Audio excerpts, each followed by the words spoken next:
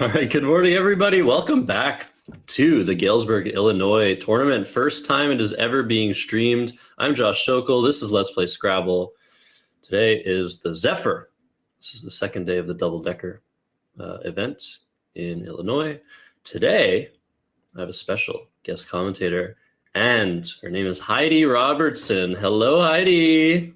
Hello, everybody. How's it going? Good to be here. I'm so excited for this. I caught some of the action yesterday, and it was a great stream. There's a lot of good stuff Every going on. single game was like super contentious, right? We're not going to get that So today, fun. probably, but You never know. still, it's great. It's great when all the games are super interesting. So Heidi, you've been watching the stream. You've been watching a lot of streams. You've been streaming a lot. You've been commentating a lot. I want to get your thoughts on like how exciting it is, at least for me. Sorry, I have some in my mouth. At least for me to just see like the growth of Scrabble streaming worldwide, but also Let's Play Scrabble bringing it to many places around North America. I will mention before I get your thoughts that Lake George is in 1 month. That's the next stream. The Worlds is happening very soon. And there's like so much going on with Scrabble streaming. So Lake George, there's also Madison coming up in a couple months, another Midwestern tournament in Galesburg today. So yeah, tell me what your thoughts are on all this. How exciting is it for you, especially who also streams? Honestly, it's super exciting, and I don't even care for myself. I haven't been streaming as much as I was before, but yeah, just to see everybody, all of the new content creators and all of the new people up and coming. Like I'm thinking Elise and Evan, like just Eric. These people are all just so exciting to see coming up so fast. And then, just streams everywhere. We did commentary on the Australian stream recently. We did New Zealand a while back. It's very exciting to see everything. And I know that Let's Play Scrabble has been really spearheading all of that and bringing all the resources together, bringing the community together so that we can keep learning from each other and making things better every single stream that we do. We improve something, we learn something. So it's incredible. It's super exciting. I can't wait to see how it evolves and what happens for the streaming community. And for the growth of Scrabble, right? Like it's going to be awesome. Yeah, it really feels like there's a lot of momentum going. It really feels like there are lots of, people such as yourself that are spearheading things like, IRL streams, just like bringing your setup to tournaments and just making people recognize that this is really the future of, broadcasting our game. And this is how we get people involved. This is how we get people interested. So if you're one of those people that's watching, that hasn't played yet, that's like, man, I wonder how it is to actually be at one of these tournaments. I mean, it's just incredible. We love it. So I heard that they have rung the gong. So they have a gong at this venue to start the tournament. And Peter Schwartzman, the mayor of Galesburg, he was also with me all day yesterday, had, I think, done the honors to start this event, the 7-game event. And we have a really amazing matchup to start things off, Heidi. What can you say about this matchup? Oh my God, I'm so excited. I believe it's Charles and Jeff Babineau, right? Yes, I exactly. got mixed up because yesterday in round 5 we saw Charles and Jeff, and that was a super exciting game. And I'm excited to see now Charles do the same. And I was thinking yesterday as I was watching Thomas. I wonder if they've ever switched out on us for any of the commentary or streams. Would we even know? Would we know? Yes. I mean, so me and a few other people would certainly know, but yeah, I've had the same thoughts before. Charles and Thomas look very alike, but they're very distinct people. In any case, I did think that, but I thought if they wanted to mimic each other, they probably could do a good job, right? Maybe, yeah. We have the player cards, just pending the fact that these are the exact players that we're going to watch. But Charles is rated 1940, lives in Madison. He has a 59, almost 60% career win percentage, very nice average score, 424, 397. And he won yesterday. So that's why we're featuring him today. He went undefeated at 7-0, but he's playing Jeff Deveneaux, who has a higher career win percentage, higher average score, and he also won a Galesburg tournament, the previous one in April of this year. And so, yeah, he is a force to be reckoned with. We saw him play yesterday, saw him win a nice game against Thomas. Their career head-to-head, though, very different. Yesterday, we noted that Thomas is 2-10, well, now 2-11 against Jeff in career tournaments. But Charles, he is, he's doing more work for the family. 6-5 is his career head-to-head against Jeff, so he's got the advantage. Jeff looking to equalize here in this first game of the day. So we're ready to show the players. We're ready to start the game. I'm really excited for this, Heidi, and Charles going first. So Jeff's going to shake the back, and Charles is going to draw tiles. Super excited! I just want to say, like, those player cards and the stats, like, I love to see this evolution and how much we're doing and how much we're able to show now. And thanks to Josh Koff for doing all of that, the advanced stats and everything. It's just so great to see. I love watching this evolution. And I don't know if we mentioned also about Charles streaming as Ancient Cosmographer, but he's just a treat too. Like, he does commentary. He's hilarious. He's just awesome to watch. So yeah, I'm excited for this. Yeah, 100%. I was going to mention it too, but thanks for mentioning it. That Charles does stream very regularly on Twitch. He built with his brother. He built the website that the WGPO uses for tournaments. He also built the game InfiniWords, which is a very nice way for people to study or just solve anagrams together through an API, and goes through Twitch. And so you can just chat in his chat room and solve words with your friends. So it's a really awesome game. He likes to feature that game as well. Yeah, super awesome stuff that he does for the community. I also want to mention Jeff is, he's been around for a very long time, but Jeff, for those that are not aware, is an incredible musician. He makes his own music. It's available on Spotify. If I can remember to just post what his he calls himself, his band, I will do so. So Perch coming down for the opening play. That looks pretty good. You could score a couple more points, Heidi, by doubling the H instead of the P, but that would open a little bit too much, I would say, danger by placing that E next to the double letter scores. So this looks very good, but Jeff has the first blank.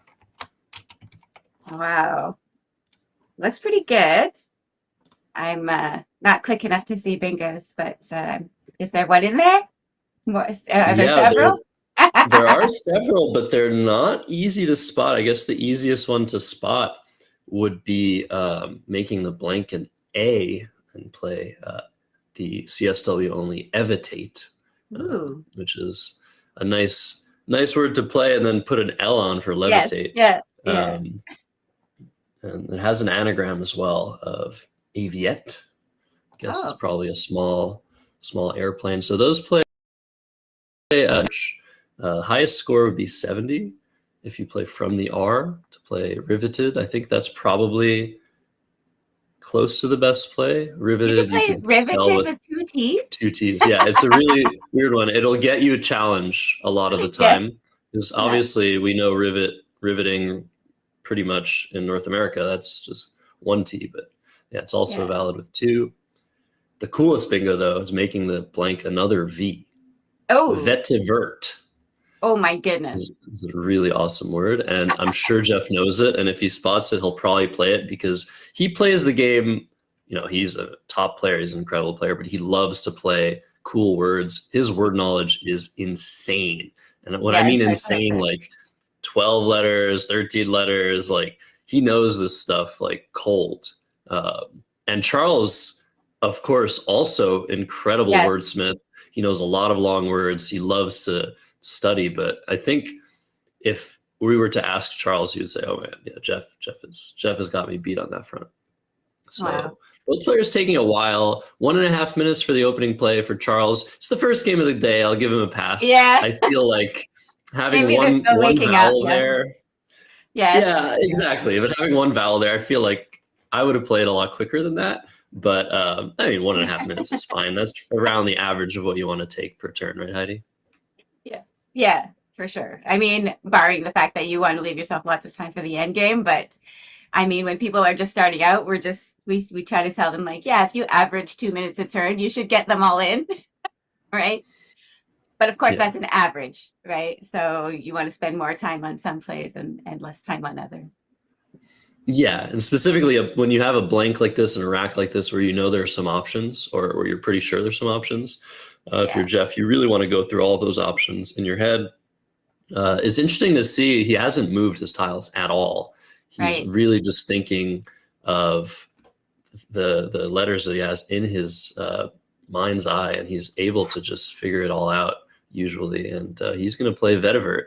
I told you, this guy is Nice. That's so wonderful. it's so cool. Yeah, this is a What does nice it mean? I 69. can't wait for the definition to come up so that I can see what it means. Yeah, I think vetiver and vetiver are like are essential oils or like something like that. Oh wow.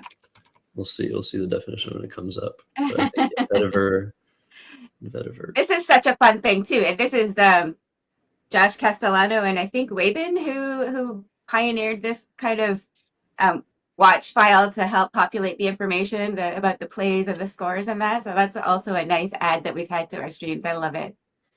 Yeah, super essential now for for anybody watching a stream to just be able to see what's going on with the plays, with everything. It's Look at that. You were amazing. right. I The mean, essential oil of the vetiver.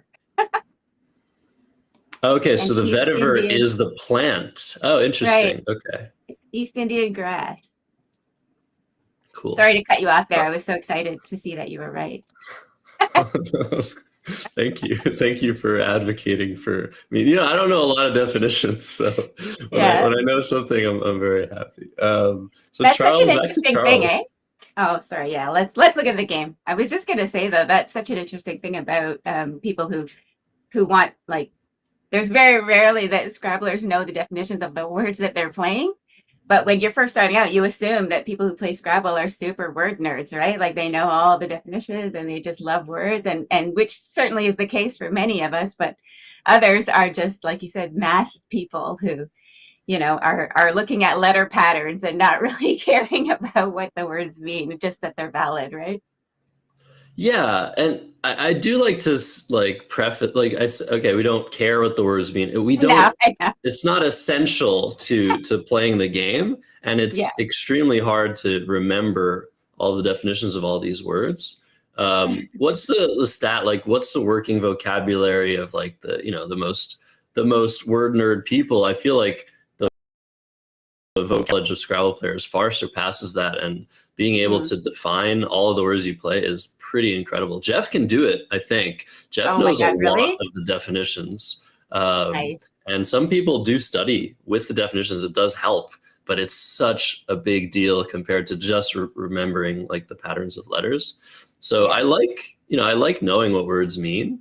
But yeah, for the most part, sometimes I'll hear somebody with a better vocabulary than me speak and say a word Yeah. that I know from Scrabble. And Yes. I'm like, oh, I've never heard that word in speech. What does that mean? Yeah, I thought you were gonna say too, like about pronunciation, because we just read them and we, imagine all these pronunciations that may or may not be correct, right? So then when you hear somebody else say it, you're like, oh, are you supposed to say that? Yeah. Okay, we see F-E-U-I-N-G, Feing, I'm trying to pronounce that, Yeah. come down.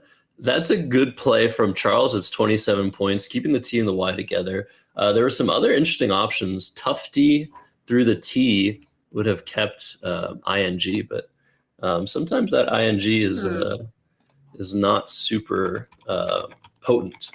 So I like this decision. Yeah. Score a few more points. Leave the board a little bit more open, I guess, opening stuff on the right side. But I wonder if leaving that P open, playing something like tufting also could have worked from the T, and maybe trying to get a bingo a little bit sooner. But Charles only down 11 after this play, so yeah, lots of interesting options on that turn. Yeah, I'm sorry we Back didn't to talk about it. I'll try to focus more on the game and let that story time. I'm it's probably missing okay a lot of because good analytical stuff no, coming no. in right Well, away here. yesterday, Heidi, like we were very much focused on the guests, and so Yes, today, like no matter what, we're going to be able to commentate the game a lot more. right. As Wowie comes down, that looks like Jeff's best play. 24 points gets rid of both W's. Yes, So yeah, don't worry. We can please we do. can talk. We can talk about Galesburg. We can talk about the amazing guests we featured yesterday. That was so Peter's fun. doing awesome stuff for Yeah. Scrabble. Yeah, Scrabble Hall of Fame in Galesburg. You heard Yeah. it here first. Well, I was listening to that, thinking about it, and I thought, like, is there not already something that exists, like a museum of Scrabble or something? And maybe that only exists in the toy or games museum or something. But I had to look it up, and I saw that Joey Kravchuk has a Scrabble Hall of Fame online, at least. That was funny. I Yeah, think I your mean, name is on there's. there. I would sure hope so. I'm just kidding. I'm just kidding. No, there's. I guess the closest thing to a Scrabble museum would be Planet Word, right? The museum that they Oh play yeah, the National School Scrabble Championship in every year, right. and maybe also the Smithsonian for people that think we're nerds. But That could is be there close to. is there a an Alfred Butts sort of thing in Planet Word, history or whatever? I don't know. Yeah, we should look into that Alfred and like Butts, creator maybe. of Scrabble, because I'm sure there's something, it must exist somewhere for Yeah, him. yeah, it's Anyway, yeah, definitely a good idea to to immortalize our creator yeah, like that. yeah, exactly. Okay, so So this is an Charles taking a while interesting again. spot. Yeah, Yeah. so Charles can score, I guess, 33 in the 30s, but keep not so great letters. He could play something like Mm, FEY or yes. GREY. Let me Yeah. try to use this Yeah. telestration. Yeah, okay. Yeah. So he That could looks play that good. I was next to thinking the that. Yeah. W and the O. He could score points, but the favorite play, surface level play that the engine is suggesting is FOGY. So Yes. like here through Yeah. this O. Yeah. And what this does is it keeps AERT, which is a very strong lead. Hmm. Yes. Charles will have nice chances of drawing a 7-letter word, maybe to the right or left of that H of perch, or Yes. through one of the floating tiles on the board. So it's What a is the very interesting score spot. difference between those? So Fogey is A and 22. It's okay. like 10 points difference. So this is a Oh, very interesting and I guess I would say educational spot in Scrabble. It's like, yes. where do we want to take the points? Yeah. Do we want to continue fighting? Because Charles, like I said, isn't really down. He is down 35 Ooh, points, this but he's is about to interesting. score 35 himself and tie the game up. So he doesn't necessarily need to go all out for a bingo at this score. So Right. it's a good idea. Um, So he did go for it points. does He open a opened that triple. triple. How nervous should we be about that open triple? Not very Not super right now. nervous. Yeah, It's a it's G a too, right? G. In the Yeah, middle of the it's a word. G. Yeah, so you can obviously imagine a lot of words like lingered will fit there, Yeah. Yeah. but it's very unlikely when you're opening two triples. One of the best things to do if you're going to do that is put a letter on that double letter score, Yes. so that sort of nullifies the damage that can be caused. Obviously, opening a triple is the best scoring spot in the game. Even if it's a G, you're probably giving your opponent some ways to score. For Right. Jeff, though, he's got an X. Ooh. And so the play of Miggle comes to mind, Miggle. And what that Mm. does actually is if you Mm. play that, that sets up the X. So Sneaky. I'll try to show it here. Like if we play Yeah. Miggle, the E comes right here, and you can put AX right underneath Beautiful. next turn. And that feels like a really good play because it not only deals with the triple threat, no pun intended, but it also sets up the X for next turn. But I wonder if he'll think of that. It looks like he's playing something similar. Maggie, same score. I think, Nice. slightly worse leave. Yeah. And he's not fully setting up the X. So probably slightly, I mean, he's setting it up actually in 2 spots. So I should Right. I Maybe, should yeah. hesitate to say that. Possibly that this is a better option just because it ensures the X will have a nice spot Right. next to it if you draw a vowel. Right. Um, And after what you were saying about Jeff, it's not like he missed Miggle. This must have been a deliberate choice.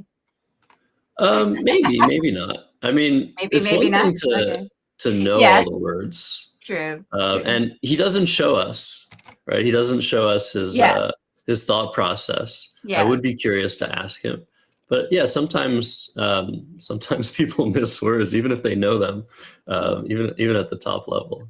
So this play was briefly held by Charles, considering Okay. challenging. If he would have challenged, I would have given Jeff 5 points if the play was acceptable. But if it was unacceptable, Jeff would have lost his turn. So Charles has drawn 2 U's, which is very unfortunate. He can play 2 things, FAUT or FUD. I wonder if he rushed this turn a little bit, Heidi. Would you have played like FAUT instead? If I thought of it, yeah, that looks better. But yeah, definitely this one looks a little bit more scary, just leaving that. I mean, it feels like you could get hit hard with that D right below the triple there. I mean, if Jeff plays axe there, it's not insignificant, right? It's a few points. Yeah, I would just say I think the leave, like playing one of the T's off and keeping DUT instead of ATTU, but we see Charles has drawn that blank. Yeah. Nice. And So of all the double letters, I feel like T's doubled are not that bad in the grand scheme of things. Of course, if you draw another one, then it gets rough. But yeah, it's really interesting. Like putting the D right below that triple, and like so many of the vowels in the bag, A, E, I, O will go there, but the U, there are fewer letters that go there. Yeah. So yeah, it's very interesting. So we see a jar. This is a great play by Jeff. Didn't even notice that he had that J as well. Yeah, he drew the J, but look, he's setting up the X potentially. Yeah. If he draws a D, X, E, D, if he draws a longer word like Xenia. Yeah, Xenia or Xenon, that would be amazing. Yeah. So we see some nice potential. Oh, he's so close to it. Zini. Oh, very, very close. No, not quite. Oh. But Jeff definitely with the advantage, but Charles to find his one and only bingo. There's only one in here. Wow, I'm surprised. Okay. Yeah, it's a common word. Is chat finding it? We'll see. There's a little bit of delay. It always takes like 5 to 10 seconds to like for chat to react to what we're saying. One word and one word only for Charles Ranke. Like I said, common English word, but he needs to do his diligence. He needs to think about every single letter that's available on the board to see if he has an 8-letter word, and also a 7-letter word would fit if it starts with a vowel next to the H of perch. Right. So a lot to think about for Charles, and see how long he takes. Ooh, nice. Is that? Yeah, that's good. Yeah, it was found by one of the members of chat. Gauntlet. Gauntlet fits from the G. That is surprisingly, it's the only bingo available for Charles. That's crazy. Pretty much the only. Amy in the chat saying his Scrabble Mount Rushmore would be Nigel Richards, Will Anderson, Josh Sokol, and Heidi Robertson. Wow, that's high praise. Long up there, but those others certainly deserving. I can tell that Damien likes CSW. Otherwise, for sure, Mac Meller would be on that list. Right. Yes, of course. But it's rough because we've had a lot of crazy good Scrabblers over the years, right? I mean, you think of people like Joe Edley, who would be in the Hall of Fame, honestly? Joel Sherman. So many people. Yeah. There is a sort of a Hall of Fame type thing on crosstables.com. Yeah, that's with fun. Like all-time leaders. Yeah. There's some players that play in like very, very specific areas of North America that Right. have a Yes. very high winning percentage because Yes. there aren't that many good players there. Right. So that's sort of a way to cheat the system. What were we going to say? Well, so many thoughts. I forget now. But I was going to say to that one, there's also people who are very, very good, but who don't travel, right? So we don't necessarily Exactly. get to see them. And so sometimes it's about there's not as much competition, but sometimes it's just they're really, really good, but they don't go anywhere else, right? So we don't see them a lot. Yeah, that's a very good point. Yeah, some players are very, very happy to just be, a big fish in a relatively small Yeah. pond. And it's an incredible accomplishment to just, be one of the best, even if you don't necessarily play worldwide, just to Yeah. have incredible results in Scrabble, I think is good Well, enough for someone to be satisfied with themselves. and I was going to say too that not only about the best Scrabblers, sometimes it's about Scrabble personalities, right? And I'm thinking of somebody like Marlon, not to say that he's not a great player, but he's also way more of a character than, right? We just have so many fun people in this community. Yeah, yeah. They're legends, they're Hall of Famers. They usually overlap. But Charles, unfortunate miss here, is playing Glut for Oh, oh 6 points. no. So yeah, just missing Gauntlet. That's very, very surprising. Yeah, it's so hard with a blank sometimes. Just, but the fact that he played there, it makes it really weird that he didn't see it, I feel. Yeah, I mean, Because he's so good look, at, yeah. I would say, like when I say the word is common English, people are like, oh, okay, well then Yeah. anybody that's good at Scrabble is going to find it. That is not true at all. Some of the hardest words to spot in Scrabble are common English, just partly because of how weird the letter combinations are, the patterns of letters in the word. Think of Yeah. like some of the hardest words to find are common English words, like something like allspice or Oh, like yeah. yeah, like Any compound word sriracha. is super hard to find, right? Yeah. Yeah, there's lots of ways So that words can be difficult to anagram.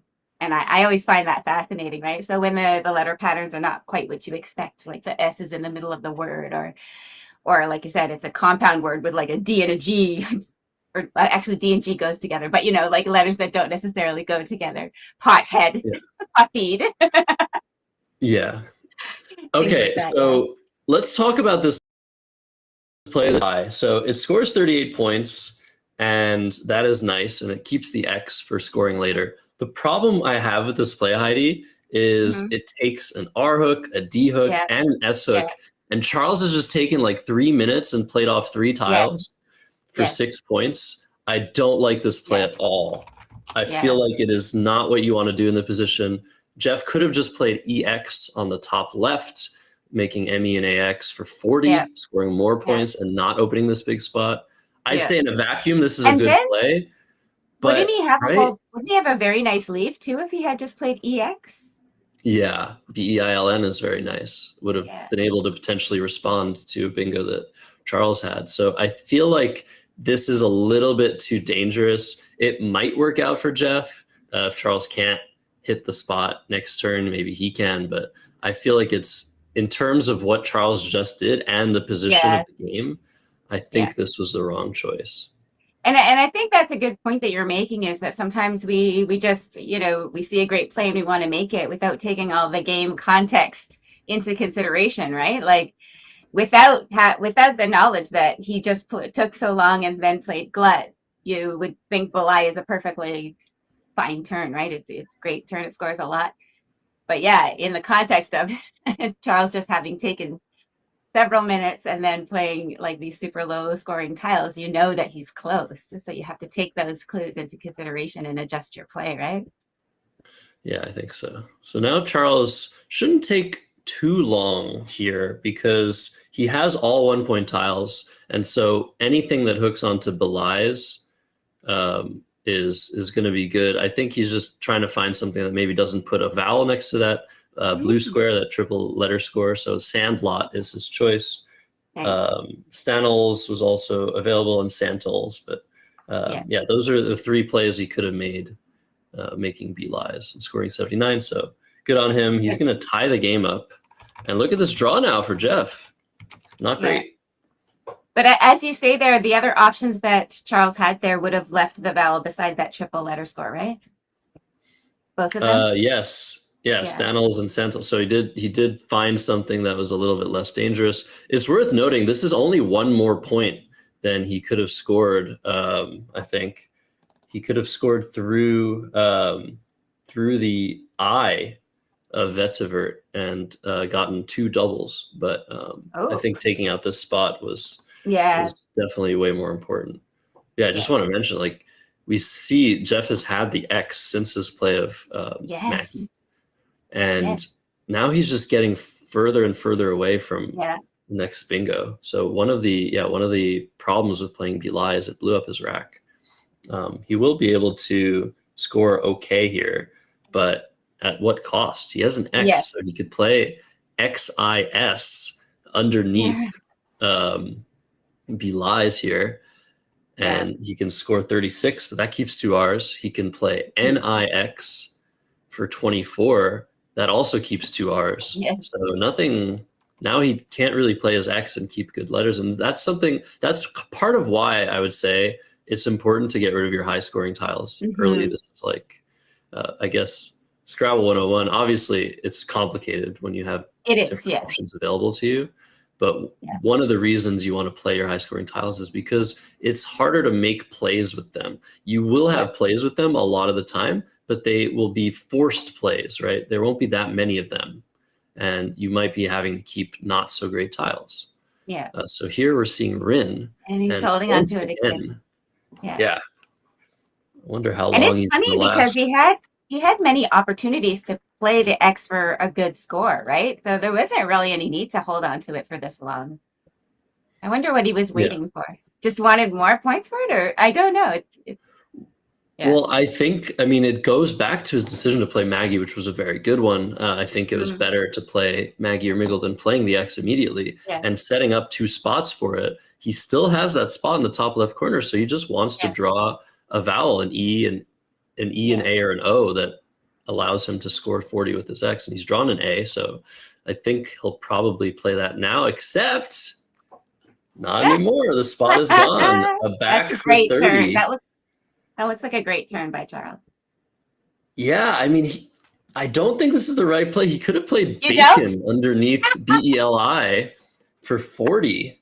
Yeah, that's even better. Oh, yeah. So that was a miss, but this actually feels like it's going to work out better for him, just because he's blocked AX for 40. Except, I guess now Vax plays in the spot Bacon would have played in, VAX for 32.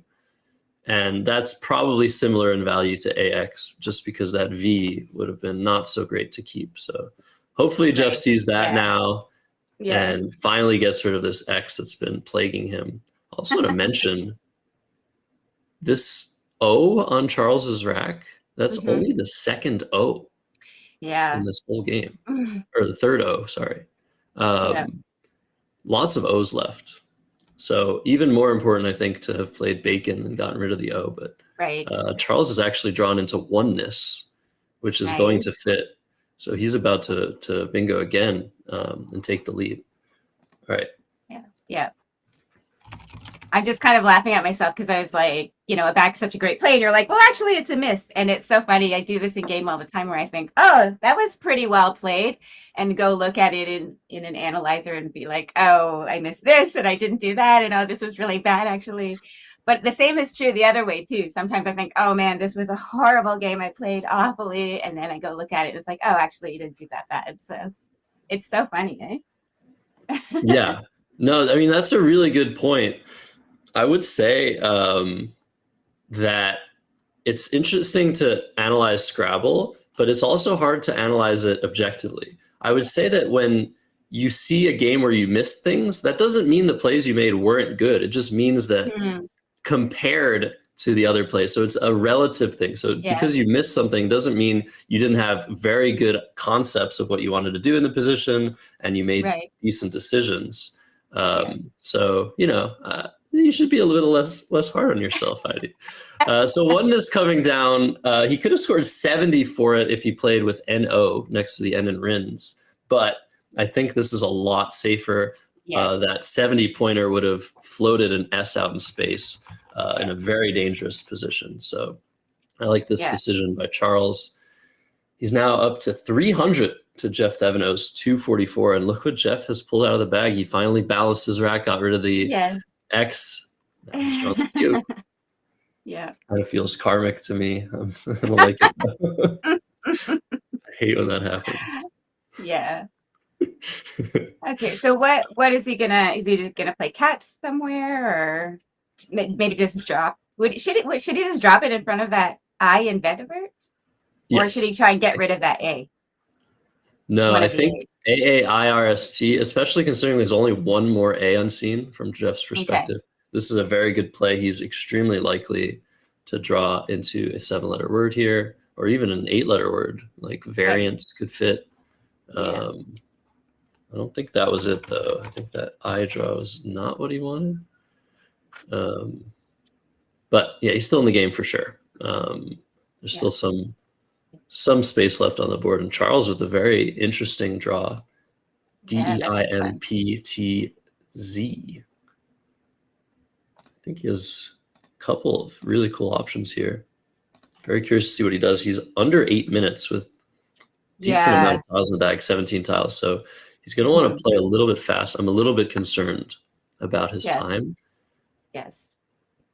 Maybe just, what do you think about just go ahead. Playing something through that I in Belize, maybe zip or something like that, just to get rid of some of those consonants. These are turns that are pretty hard to decide, like what to prioritize to get rid of when you have so many high scoring tiles and different options.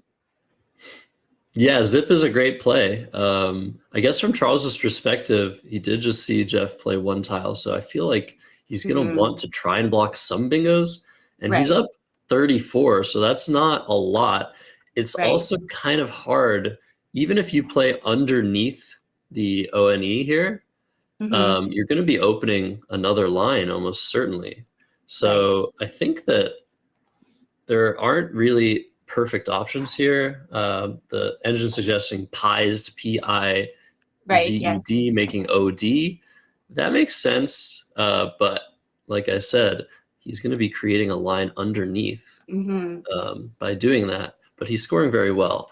He could also play Spitz from the S, but he's Douglas, fun.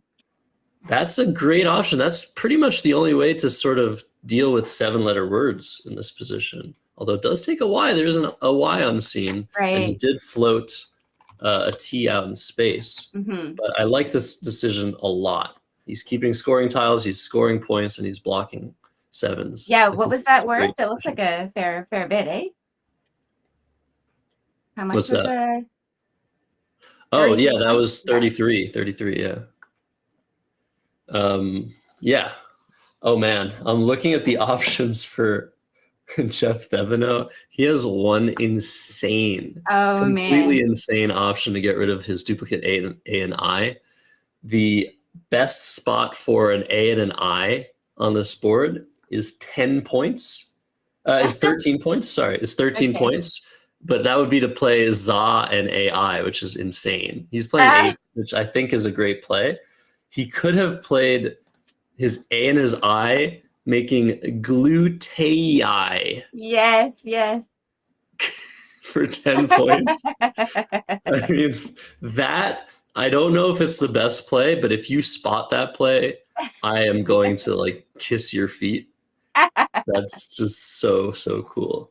But AIT opening a dangerous lane on the bottom row makes a lot of sense. Yeah. Back to Charles, who has 47-point lead here. So he's probably feeling pretty good, but it's not over, that's for sure. Right. I think you want to score a lot of points here, and there's one way I feel like that trumps everything else. and that is to play from the I in AIT. He has a really tough 7-letter word, impedor, Impedor, which scores 36 points, keeps the K to score with next turn, and really eliminates some of those possibilities from that T of AIT. I think this checks every box for Charles Ranke. I'm curious to see if he spots it. It's a tough spot though, impedor. Like it's just a weird. Oh, no problem for Charles. Awesome. Yeah. Nice. So quick too. Yeah. This is clinical by Charles Ranke. Beautiful play. Excellent. Yeah, so now there's some trouble on the horizon for Jeff Thevenot. He still has one more turn to try and consolidate and draw into a bingo, but where, first of all, and how, second of all. Exactly. It just feels like, from his perspective, being down by 84 points on this board, that is a lot. You can draw something from the T of Vetiver to the T of AIT, maybe through the I of Ditz, and he's going to have to go for probably something specific because the unseen letters are not good. There's really just like an N for him, maybe an I. No, he already has an I. There is one E that he could hope for, but it feels really difficult to win. Even if he gets what he wants, it feels like Charles is going to be able to score too much. Yeah. Look at those tiles. He's got a lot of good scoring tiles right now. Yeah, especially in Collins, right? Like KY is a word. You know, there's all these different little words that you can score a lot with in Collins, especially. Right, exactly. And if Charles has that E, he can go underneath the R of impedor. Jeff knows that impedor can only be hooked by him. He has the last S. But just this scoring spot here, I feel like you have to play there. You have to play like Oda or Adu and sort of try and block scoring. And I don't know which would be better here. Like, do you put the O there and let the Y get hooked, the H get hooked? Do you put the A there and let... I mean, now you can play underneath this now, making ARO. I think Adu would be better. Yeah, Adu would be better because you can't play ARO. But I think in either case, it wasn't going to be enough. We'll see what Jeff draws. Yeah, because he could still do ORE, right? So if he has that E, he could probably still do something pretty damaging down there. Yeah, exactly. So rough one. Here's the situation. There's one tile in the bag, and Charles is up 64. So what he wants to do is figure out what's the highest score Jeff could get with the bingo. You might even be able to figure out all of the bingos Jeff can have. I guess the highest score would be probably playing to the T. I do see that orations is possible if the E is in the bag. We do know that Jeff is drawn into Eurasian, so he's going to have... he has notaires, Notaires, underneath. There's no way that's staying open, but yeah. Probably not. But if it does play, I want to count how much that is.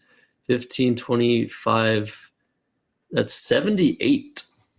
So I'm saying, like, even though, like, if Charles plays, let's say, Hoy and Yod, let's say he plays that for some reason, like right here, that is 32 points. And so he'll be up by 96. And so 78 into 96 is 18. And if Charles draws one tile out of the bag, he'll have 9 points on his rack, and the game will end in a tie. My favorite. But that's if he plays Hoy. But he can do better than that, right? He could play. Actually, what can he play? Hoky, like HOKY, and that will easily outrun everything. Actually, Hoky's not a word. I forgot. Oh my gosh. But yeah, something like holy would be enough. But yeah, if you just play underneath, What about Hoy? What's that? What does That that do? blocks no tears. Oh, And and is ARY is good too, eh? Is there anything with like ARY is Y good there? too. Yeah. Yeah, so the highest scoring move that Charles has is Hulk Okay. on Oh top. yeah. Right. But yeah, I mean, it's just there is some poison, I would say, in the position. That's what they say in chess. If you're not careful, you could lose this game. Right. And if you're too careful, you could lose this game too. If Yes. Charles tries to block something Yes. and allows something else. But in this particular instance, I really think that just going for score is the safest route. But it could be that the only playable options are like through that T on the bottom of the board, and that just blocking that T would win. But I would be very worried about that. There's nothing from the T, for example, in Vedivert. Yeah, maybe not. So Hulk is coming down. This is 53. This is more than enough to outscore everything. Yeah. We're going to see no tears come down as a response to this. Charles also down very low on the clock, so just taking his score here, I think. So Hode is good with an E on the end? No tears. IRES. So yeah, no, actually no tears no longer fits. My bad. Okay. Yeah, I was still thinking the Y was going there for Yod. I think Jeff is like, darn, I shouldn't have done that or something. But he does have, so he's lined up Senorita, which does fit, but he also has Rosinate Arsenite. There's actually a 73-point play through the T of Dits. And that's what I was saying. I didn't see this. If Charles thought he was blocking everything by playing through the bottom T, then he would have allowed Anoestri. Yes. Through the T. Somebody call that in chat. Yes. Haraz, nice one. Call that in chat. But yeah, whatever Jeff does, it's not going to be good enough. The math is the math. Yes. And Charles Ranke is going to take this nice first game of the day against the behemoth that is Jeff Deveneaux. Yeah. I also want to mention Jeff plays upside down. Right. We don't really notice when the board is turned because we have such a nice setup at Let's Play Scrabble, but Jeff Deveneaux does all of the things he does, finds all of the words, finds all the plays, just by playing upside down. So yeah, he's playing Senorita, so slight miss, 10-point sacrifice here, but it's not going to matter. I think if it did matter, Jeff would take longer and he'd probably find it. Yeah. 63 and out. And final score, 422 Charles Ranke, 382 Jeff Deveneaux. Let's pan to the over the board Mike, excuse me. 422, 382? Yeah. Good game.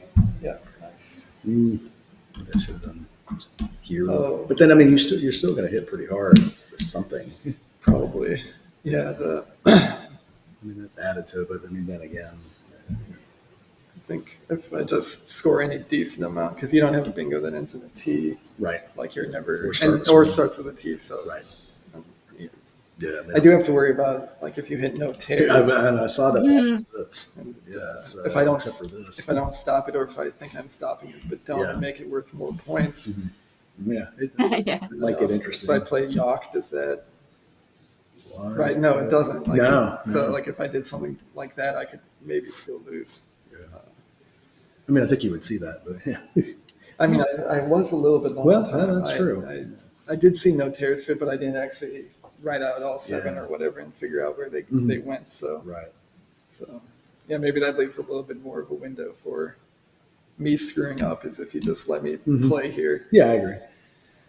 But yeah, giving me this is, especially the Y and the H go here, so it's I'm gonna have one of the two probably and punish you. So. Well, I mean, yeah. I mean, if I just do that, right? You've probably got some run there, but I mean, you're not gonna get as much. Yeah, at least have the H here for EDH. I don't know if that helps me, but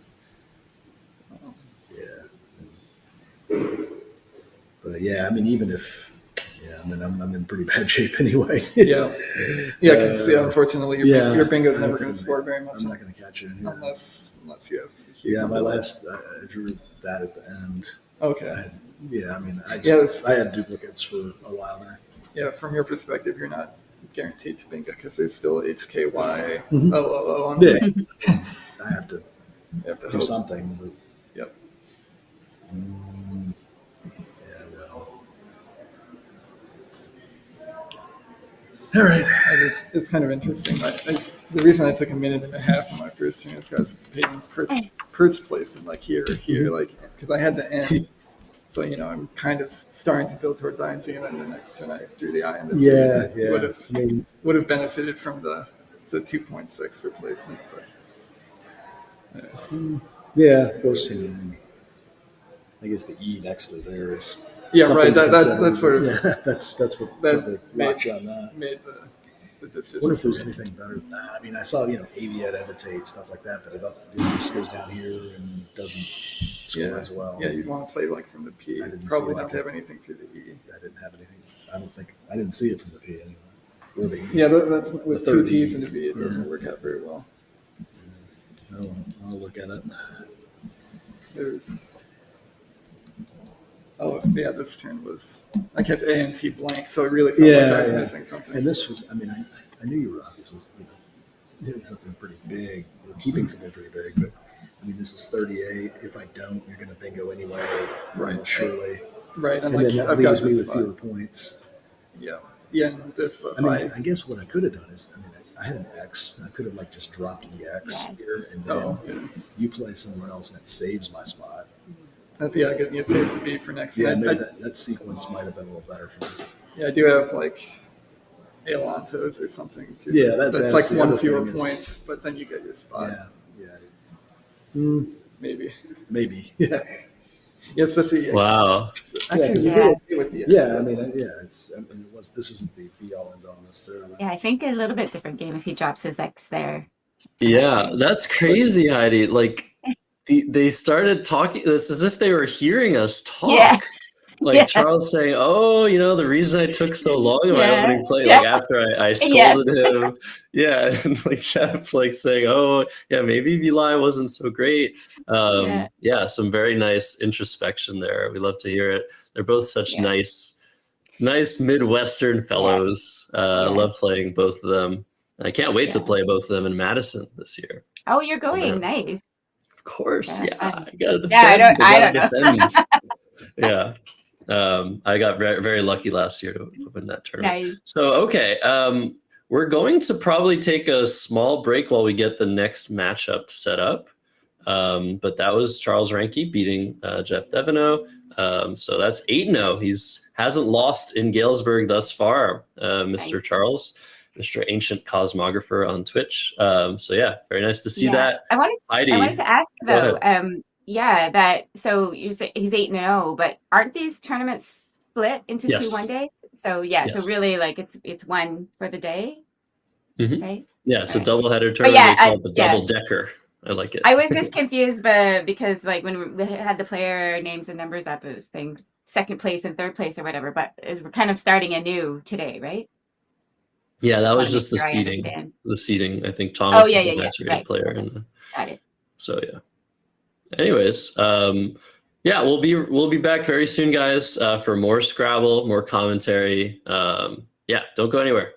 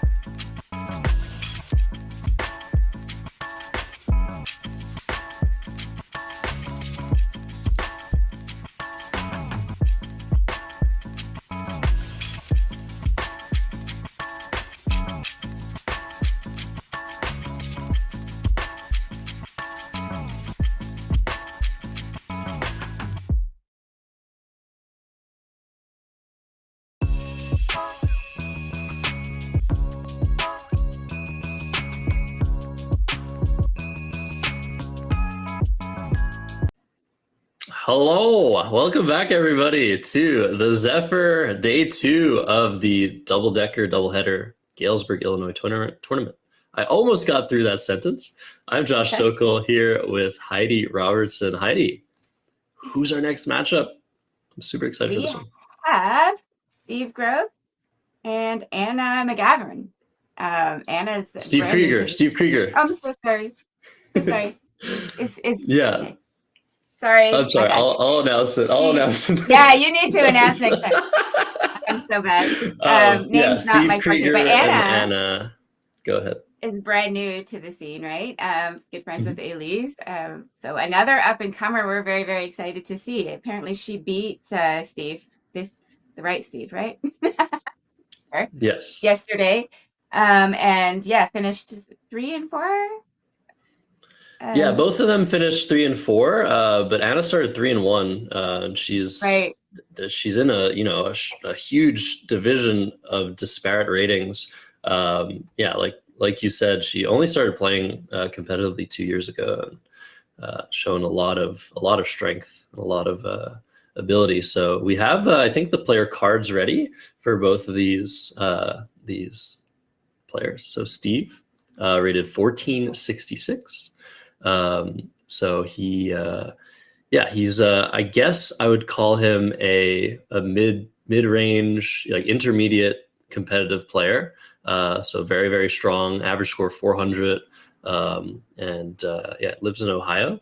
So that's pretty close. I'm trying to think about the geography. Anna living in Iowa with slightly lower average score. So definitely coming into this game, underdog on rating, but like we said, up and coming players, they can show a lot of ability, and it's going to be interesting. I mean, she beat him yesterday, so 0-1. So he's the one that needs to prove something, I think, in this matchup. Look at these average scores: 401 to 438. Those are pretty high scores. Well, that's the one game they played yesterday. Yeah, it's just it's a pretty good score. Yeah. Okay, but yeah, that's a great score. Yeah. Okay, I'm gonna let you talk about stats and stuff because clearly I have no head for it. No. But yeah, next game we are gonna show WoW for those wondering. This is the second CSW game today, but I feel like I saw Steve at a recent tournament. I know Anna was in Albany. Yeah, I played both of these. Steve to go first. Yeah. Wait, did I play Steve in Albany? I don't remember, but I definitely played him in Niagara Falls. We had a couple of really good games, and I had a nice game with Anna in Albany. So yeah, fun players, fun to play against, nice people, and this should be a really fun matchup to watch. And we see a blank. Ready? Sideways. Sideways, yeah. We'll see if he puts it right side up or not. We love seeing those sideways blanks. So yeah, both the players were in Albany, both of them benefiting from the incredible work that Bob Lynn is doing to promote CSW play in all categories of play. So CEINNU blank only contains one 7-letter word. So if Steve finds this, be very, very strong play from him. You need to make the blank an L. Very tough bingo. And I mean, if he finds this, look at Anna's tiles. She's going to be in some trouble with 2 W's, 2 I's, and a U. That's not fun. That's not fun to get those together. But at least Iwi is good in Colin. But then you still have UW left if you play that. Oh man, not fun. Yeah. It's not a great situation. If only wee were good like that. It's good with 4 E's, but not 2 I's. Worth mentioning, Anna is from the Buffalo area. We see the Buffalo Bills shirt being sported. But yeah, did I hear that she's teaching French now? Is that true? Somebody said that. Sure. Maybe it was Peter. But I know that she's super into language, and she speaks French fluently. Nice. She's been in France before, just to sort of live there, be there. Might even move there eventually. So might start up an English Scrabble scene. A lot of French words acceptable in our lexicon. So that's fun. It's a nice little advantage to have. Penumbra in the chat says she's also from Buffalo. Penumbra is one of our biggest supporters here at Let's Play Scrabble. We appreciate you, Penumbra. Thanks for being here, and thanks to everybody who's here. Let's look at this blank slip. I Oh, wonder what's he doing? what Steve's doing. Cunnies? Cunnies. Oh, Okay, wow. so this is a phony word. And I wonder if Anna's going to let it go. And it's only she's 5 points. Yeah, she's holding. I see that. Her. Hold, please. Yeah. Yeah. Very quick challenge. Okay, this is coming off the board. Yeah. I think this is our first successful challenge. Is that right? Wow. Yeah, yesterday all day, I think there was no words challenged off. So we're going to see this wordjudge.me cam. And we're going to see this come right off the board. We see a little bit of a look from Anna, like, ooh, nice try. No art graphic there, but Art Moore, designer of this online web-based challenge adjudicator. So thanks to is Art it Moore because sea cunny is a word? Is that why he thought this was valid? Oh, that makes sense. And we see an incredibly quick exchange. And I'm just like, I don't want any of these tiles, and I don't want to give you a tile to play through. Yeah. Especially when she got a free turn there. What word were you saying? I can't even imagine. I mean, we see Will in the chat talking about sea cunny. Oh. SEACUNNY. I don't actually, I don't know that, but Steve has exchanged back. He's exchanged UN. So this is going to be, so yeah, the only playable bingo for him was Nuclean. So now this is 3 turns in a row of 0 points. And we want to mention this rule if you're new to Scrabble. After 6 0-point plays, as long as you're not actually making a play on the board, if you score 0 points, the game ends on the spot. But we're not going to see that here. We're going to see Anna play Fernie very quickly, very confidently. Go ahead. Yeah, good play here. It actually doesn't end on the spot, actually. Some player has to invoke it, right? So they have to say that they want to end the game on the 6-0 rule. True, yeah. There isn't some sort of just like force that comes down upon like the Scrabble game and just ends it immediately. In chess, I guess there are tons more arbiters that would notice if 6 passes were made. But you're totally right that one of the players has to invoke it. The game can continue if this does happen, and if it does continue and it's noticed that 6 passes were happened, then it's too late. It's too fast. So you have to keep going. So Fernie was played 30 points, keeping ST. I wonder if Anna could have played FY instead for 18, keeping ENRC just to keep things a little tighter, knowing that Steve has the blank, and just to keep better leave. But I think both of these plays are very, very strong. And Anna's actually seen a nice draw here. There are 5, I think, or more words with these 7 letters. So if she studied this, she's going to be able to find something for sure. And Steve now has drawn ER to his CEIN blank leave. So even better than before.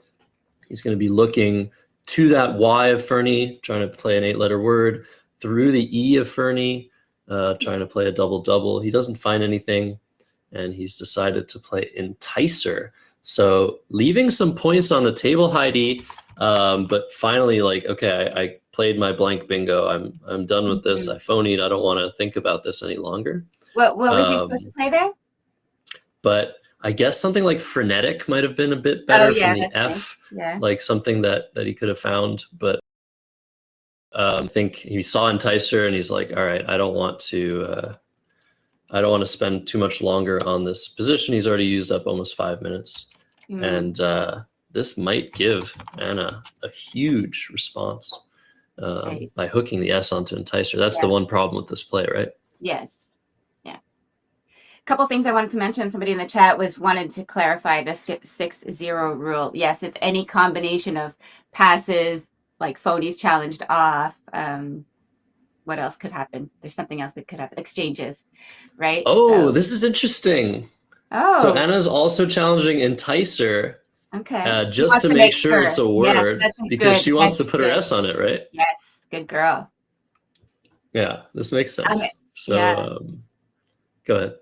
And the other thing I wanted to say just about Steve, that I had played him and he told me, I'm not a defensive player. So it should be really fun and interesting to watch to see how open he keeps this board and how, I don't know, we'll see if we deem any of his plays a little bit reckless. Yeah, I mean, it's we love to watch players that are not scared Yes. to open up big spots. I So think in fun this to watch. case, Steve might regret it a little bit. We'll see. We'll see. Yeah, she's found out bars. That is one of the words in this rack. I think it's the only CSW only word in this rack. So if you play that, you might get 5 extra points yourself. So she's thinking about it. She's not made a decision yet. I wonder what she's thinking. To Collins?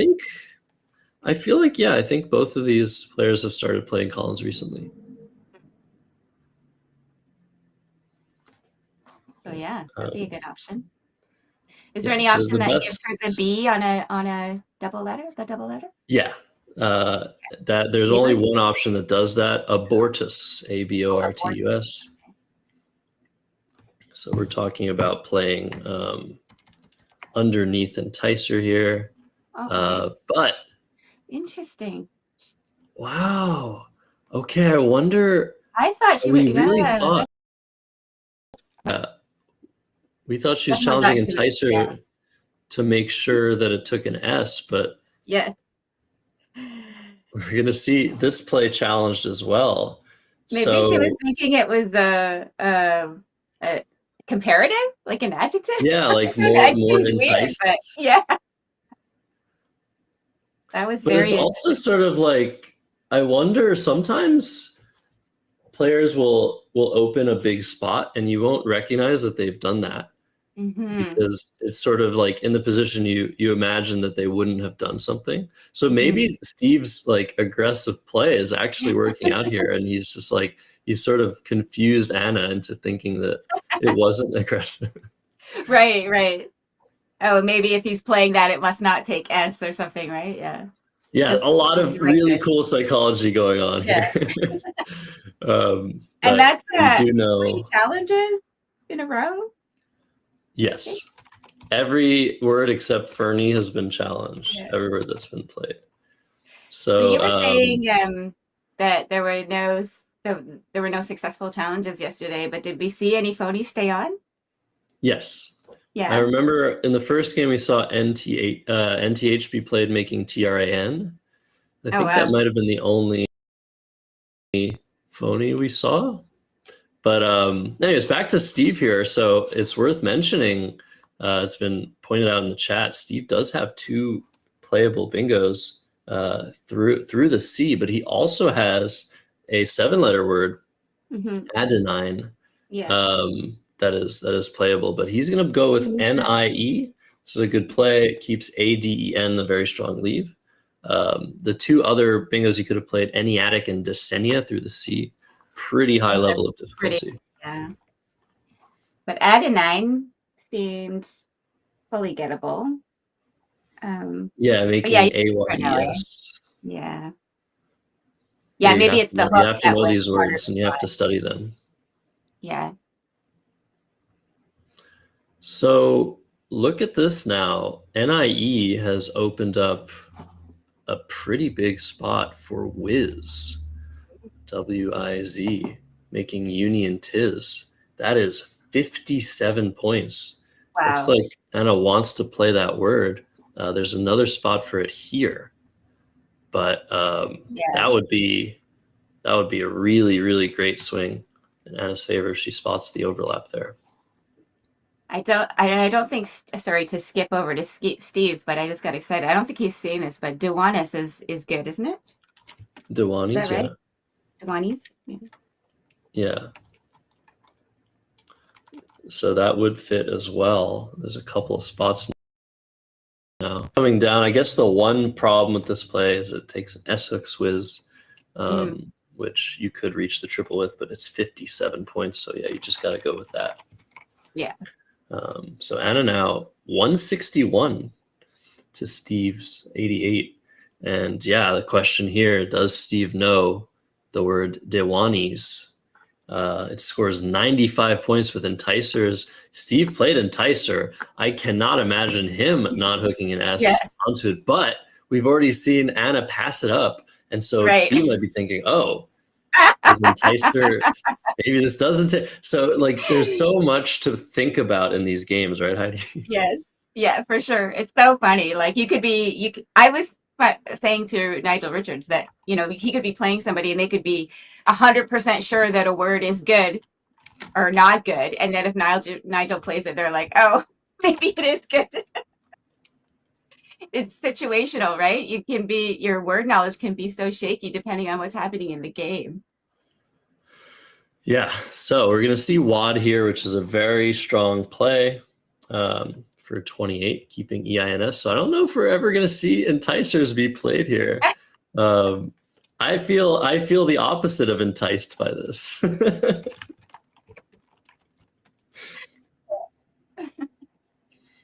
But yeah, EINS extremely strong here. Mm-hmm. This has been such an interesting game already. Like, few turns in, it's lots of fun things. Yeah. So let's go back to Anna here, who we see she's been putting her tiles in alphabetical order. She is one of those that follows the studying advice in Scrabble of just remembering the patterns. We talked about that yesterday. Yeah. We quiz each other or we quiz ourselves with words, try to anagram them with the letters in alphabetical order. She's now switched to the play of Tava she's looking at. I think she's probably thinking about playing that here, overlapping Wad. She could also just leave the T off and even play Avo or Ova in that spot to maybe keep slightly better. But by placing the T, she's inhibiting this line here, which is pretty dangerous if Steve were to be able to reach both of those doubles. So it's an interesting position. What about something like Dot? I know she's got two A's, but if she played something like Dot beside Wiz so she could obscure that Swizz hook, would she want to do that? Or is it more pressing to block off that double I spot?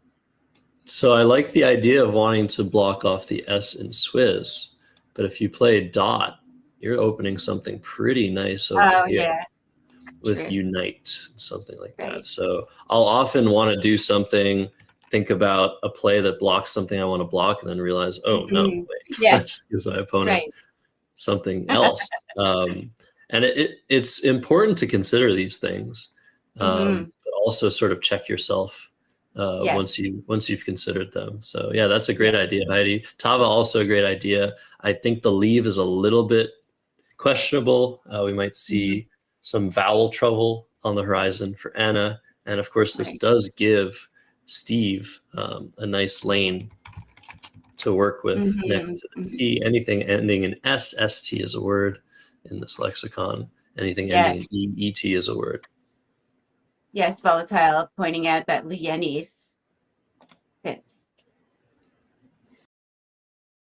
A really cool spot for it, actually,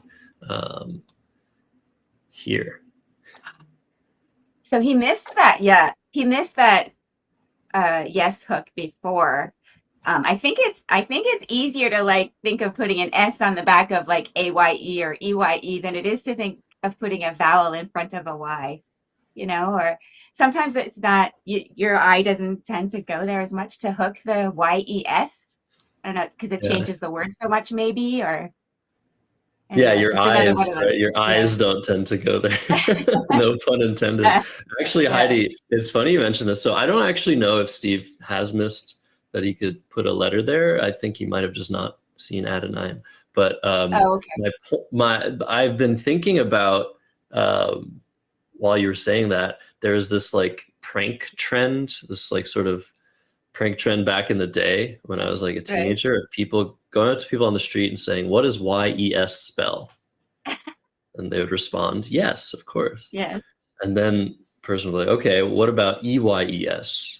And then everybody, for some reason, well, everybody that they featured in the video, of course, was just like, what? That's not a word. ES? ES? That's not a word. And it just shows, I mean, however many people fall for that trap, it really just shows how complicated it is to play Scrabble, because not only do you have to like know these words, but you have to spot hooks. It's a little bit weird. Now, if I tell you this in a vacuum, EYES is a word, you're like, yeah, of course, eyes is a word. But if yes is already on the board, you're completely changing the pronunciation of the word by hooking a letter onto it. And that can get people tripped up. So Wizen is the play by Steve. It's a nice score of 22.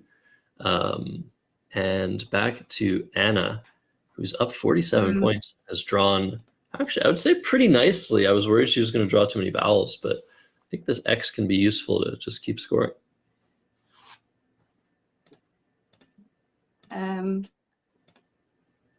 Yeah. Think about Somebody was just noticing Anna's spread, minus 132, wondering who she played in the first round. But I guess the standings are linked. For anybody watching, the standings are linked at the top. So yeah, Anna played Thomas Ranke, I'm pretty sure. Oh, okay. So kind of an quite a understandable disparate result. matchup, yeah. Yeah. So did you say that a candidate play for Anna right now? No, I'm just thinking that the X should be helpful, but the more I look at this position, the less I like her options. She could play to the E of Fernie, I guess, with like doxy or oxide. That keeps a G and a U. And there doesn't really seem to be a way to play off the X and the U and score well with it. So yeah, I sort of am going to roll back what I said. I thought this was a good draw for Anna, but it's going to be complicated to get rid of all of those bad tiles. Is there some kind of word like Cadieux, right where you're telestrating right now? Maybe with an E, Cadieux. I don't know. Or am I making it up? That would be a very interesting hook to adieu. Oh yeah, I guess. But I know that's French. Like Heidi and I were both Canadian. We both speak French, so like sometimes the French words do trip us up. Yeah, maybe I'm just thinking of the French cadeau or something. Yeah. Yeah, there's a lot of words like that. Yeah, it's another thing. Like we were talking about considering plays and then sort of considering their consequences, what they block, but also what they open. Also in Scrabble, I mean, you have to consider whether the word you're thinking of, as long as it's not a common word, is a word.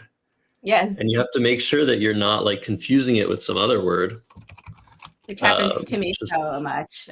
It's hard. Yeah, everybody. It's like you'll play a word that's very close to like 3 or 4 other words, but that happens to not be a word. So we see Steve has Sellies. This is a word lined up on his rack. There's only one spot now for it, making ST. And as a somewhat new convert to the CSW lexicon, the word ST to me is so hard to spot. There's a T on the board or an S on the board, just hooking another consonant to it.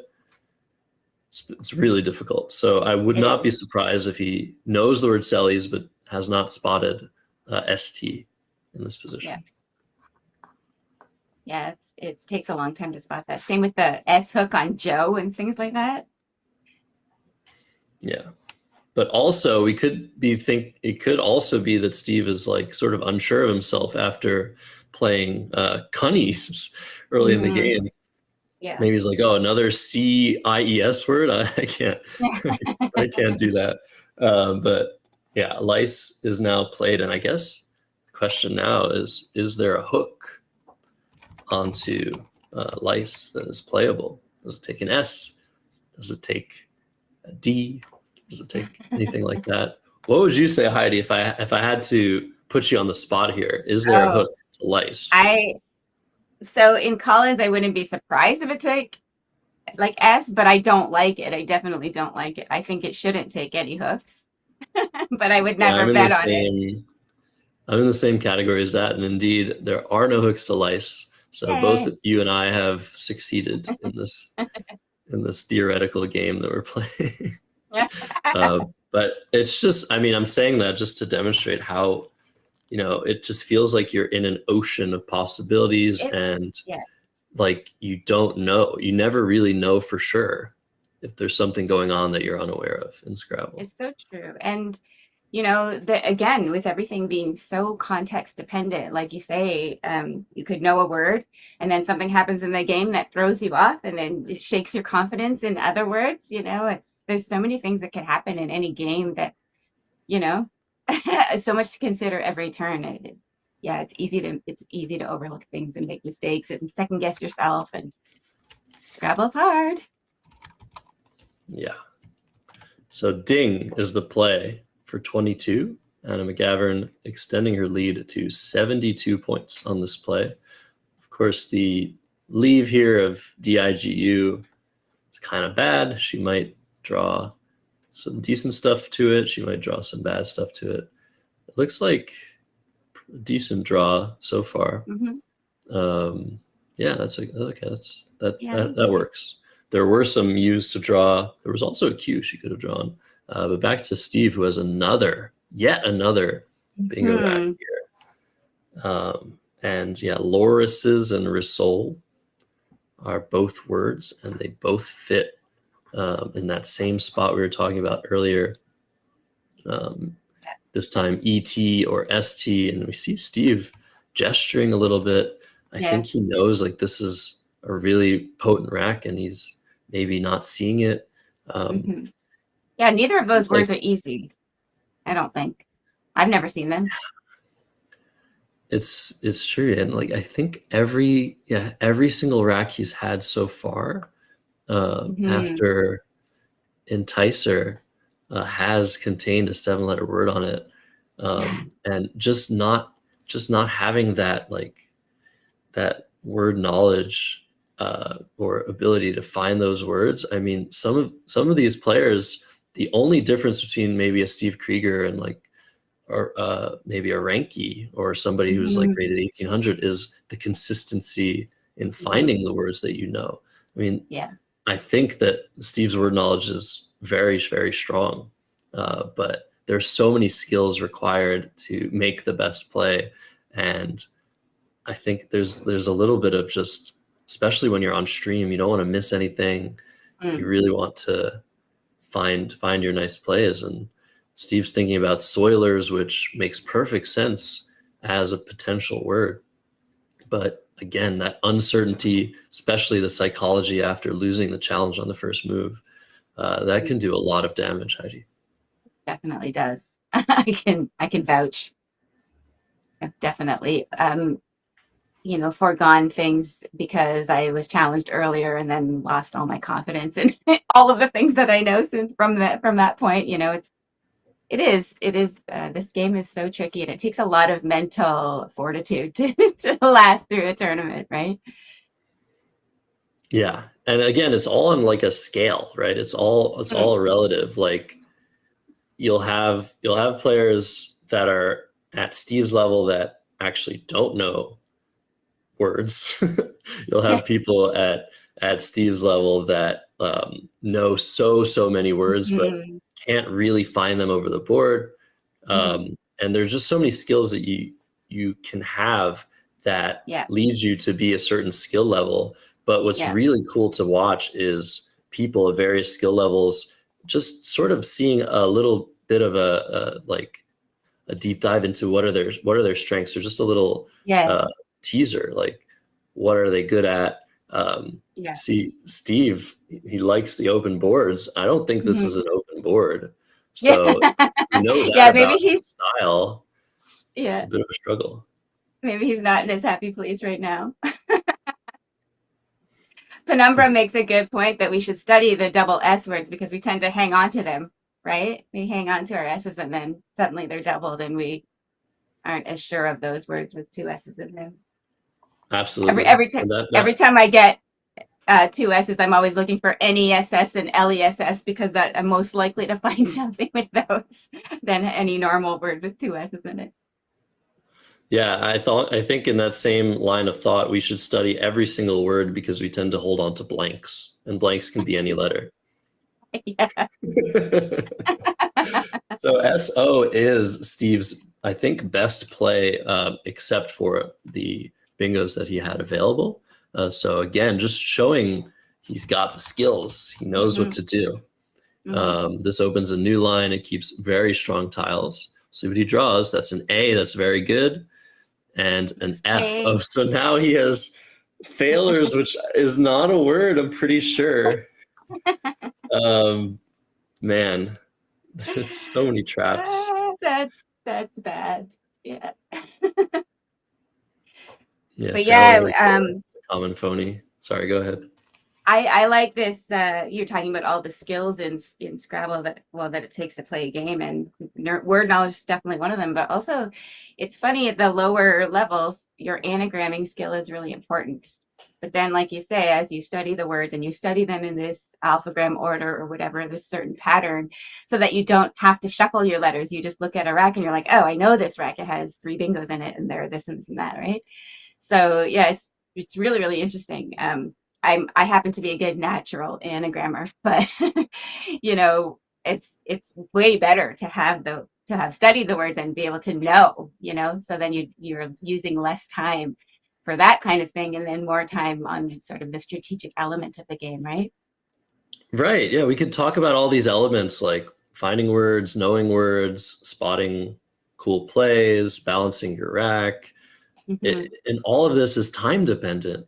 You could maybe give a player twice as much time and they'll play at twice their level because their weakness is, you know, just getting caught in thought processes that are not efficient, right? Like, so it's just, yeah, there's just too much to think about. And that's why I think that's what attracts people to Scrabble. It's like, sort of like there's just so much going on at once.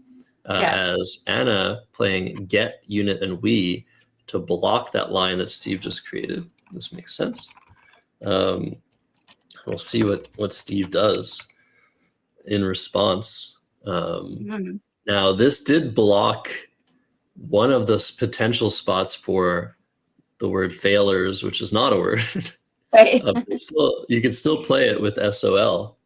But he does have, I think this is the first time he doesn't have a 7-letter word on his rack, but he has an incredible, he's going to play Fillaries, which is very, very nice. So this is a word, 76 points. He has 101, Heidi. Wow. Oh, what does he have? Air leads.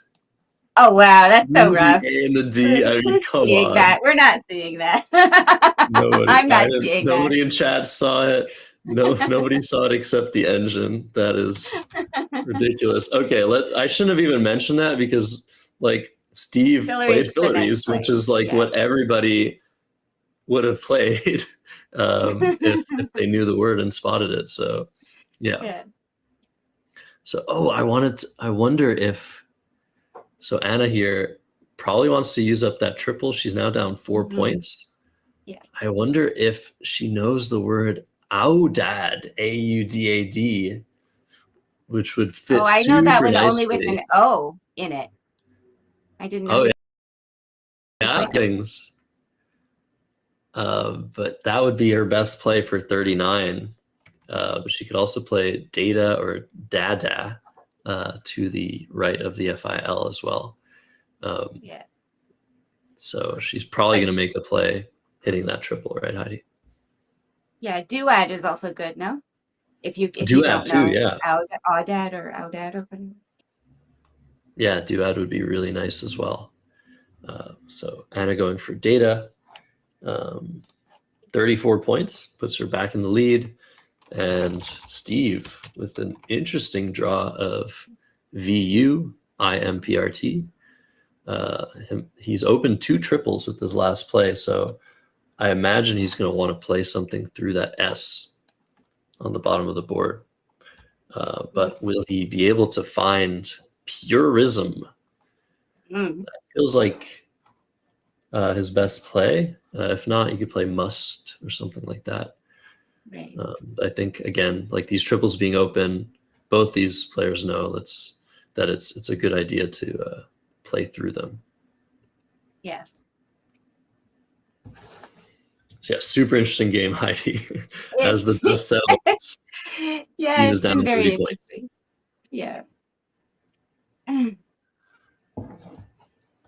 All right, He's gonna go with so five. must coming down. Again, a lot of those bingos haven't been easy, or turns haven't been easy, and purism, again, it's not obvious, right? It's a hard spot. Yep. We have the options available to us on the screen. Yeah. Yeah. Even These two are Alex on their own. Seaholm, our current Collins champion right now, says, me seeing purist and prism, but not purism. So there you go. Yep. It was a tough It's one. very tough one. All right, and this game is a tough one. There's still a blank out. Oh man. And yeah, some scary stuff left in the bag. So I think whoever draws this blank is going to have a pretty good chance of winning. But before that, decisions need to be made. And Anna, look we're almost tied again. We were talking, you were saying we probably weren't going to get that again today, but here we are. The game is virtually tied, and we're having another banger. every single game. This is the 9th game in a row that has been really, really close. Yeah. Super awesome to see. I think Anna wanting to play off the HUI on her rack, which is a word, HUI. There are a couple spots to play it. I think the one that maybe makes the most sense, actually, I'm not sure. You could play it with, okay, where is she going to play it? Yeah, this makes a lot of sense. Okay, so she's overlapping for 17 points. There was a couple spots that scored around that amount. And she's keeping DEIT. I guess the problem is now if she draws a 7-letter word, it's unlikely to be able to fit on this board. But yeah, she's. And how many points was that? That was 17. So there was a really tough play. Oh, she drew the Q. Oh, Steve is playing PUR and PRIMO very quickly. Okay, this is a great play. This is actually top play recommended by the engine for 31 points. Could have also played preemie, but keeping that I is much better than keeping an O. There's still 4 O's unseen from Steve's end. So yeah, just capitalizing on that spot really quickly. So yeah, he does play quickly when he knows what he wants to play and has a spot for it. That's what I found playing him very fast. I was wondering about Anna's previous turn there. What if she had played something like I'd? Would that be not great? Or beside get? So IDE there was a pretty good play. It scores really well. The leave was just horrendous. And it would have kept a U, and maybe drawing the Q after that would have been a bit more palatable. She did have, I think her best play was extremely hard to find in this spot, TEIID. Oh, yes. Right. Which is that's a great play. Actually a couple of my students, I taught them that word this past week. And I told them, learn all of the words that have 2 I's in a row that are 5 letters long. Those are super important. There's radii, there's Tia, there's modi, filii. There's so many that are incredibly important to find. Yes. So now, I guess the question is where to play the Q. I really feel like you want to play the Q here unless you have a high-scoring play. And I guess Anna does have a high-scoring play in that same spot, Deshi, DESHI, which is really hard to find. Yeah, that's another hard one. She's looking at Ed, it looks like. Yeah, do you keep the Q here? There is a U to draw. Yeah. She could literally just tie the game. She drops the Q right here. Yeah. And she ties the game. I love when the game is completely tied. She could also score 34 points by playing QIS with primos. And I guess there is a worry that Steve has the last I or even the last U to use that spot. Well, what about she's making spur? Yeah, definitely. That's a great point. she's here for 30 is a lot less dangerous. But Anna likes the other 6 tiles on her rack, and I don't blame her. QI for 11. Even if she can't play a bingo here, I feel like it's such a good lead to have. So Steve putting down Kevel very quickly, and he's hesitating. You know why he's hesitating? Oh no. Because he doesn't want to set up an S hook. Right. He's taking this play back. If he thinks about it, he has Quill, and he's found it. Look at that. That Q giving him perfect overlap of Quill. I guess not perfect. You're keeping a K and a V, but this is 34 points. This is a huge play for him, and is not going to give back the counterplay, the sort of counterplay that Kevel gave. And this is also belying the fact that he told us he was not a defensive player. You know, Heidi, you know better than anyone. There's defensive, there's wanting an open board, and then there's just completely crazy. And I'm not saying Kevel is in that category of completely crazy, but I think anybody will if they see that there's a big spot for just one tile, they'll sort of have some sort of hesitation there. Oh, and he's drawn the blank. Wow. Yeah.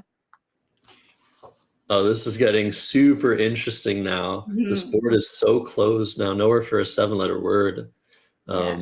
Hannah notices cited on her rack, but there's just nowhere to play that. I wonder, man, she's just 1 letter off of, I mean, because of fair leads earlier, I'm looking at like heads words. There could be something like she's 1 letter off of gilt heads.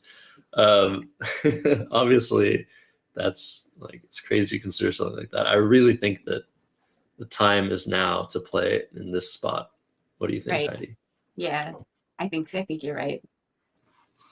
There's really nowhere else to score a decent amount of points, right? I guess she could hook her or Quill like we talked about before, but then you're just opening everything up. So she doesn't necessarily. I don't know. This is a good question, Josh, because she's behind right now. Oh, it's probably not going to be enough points.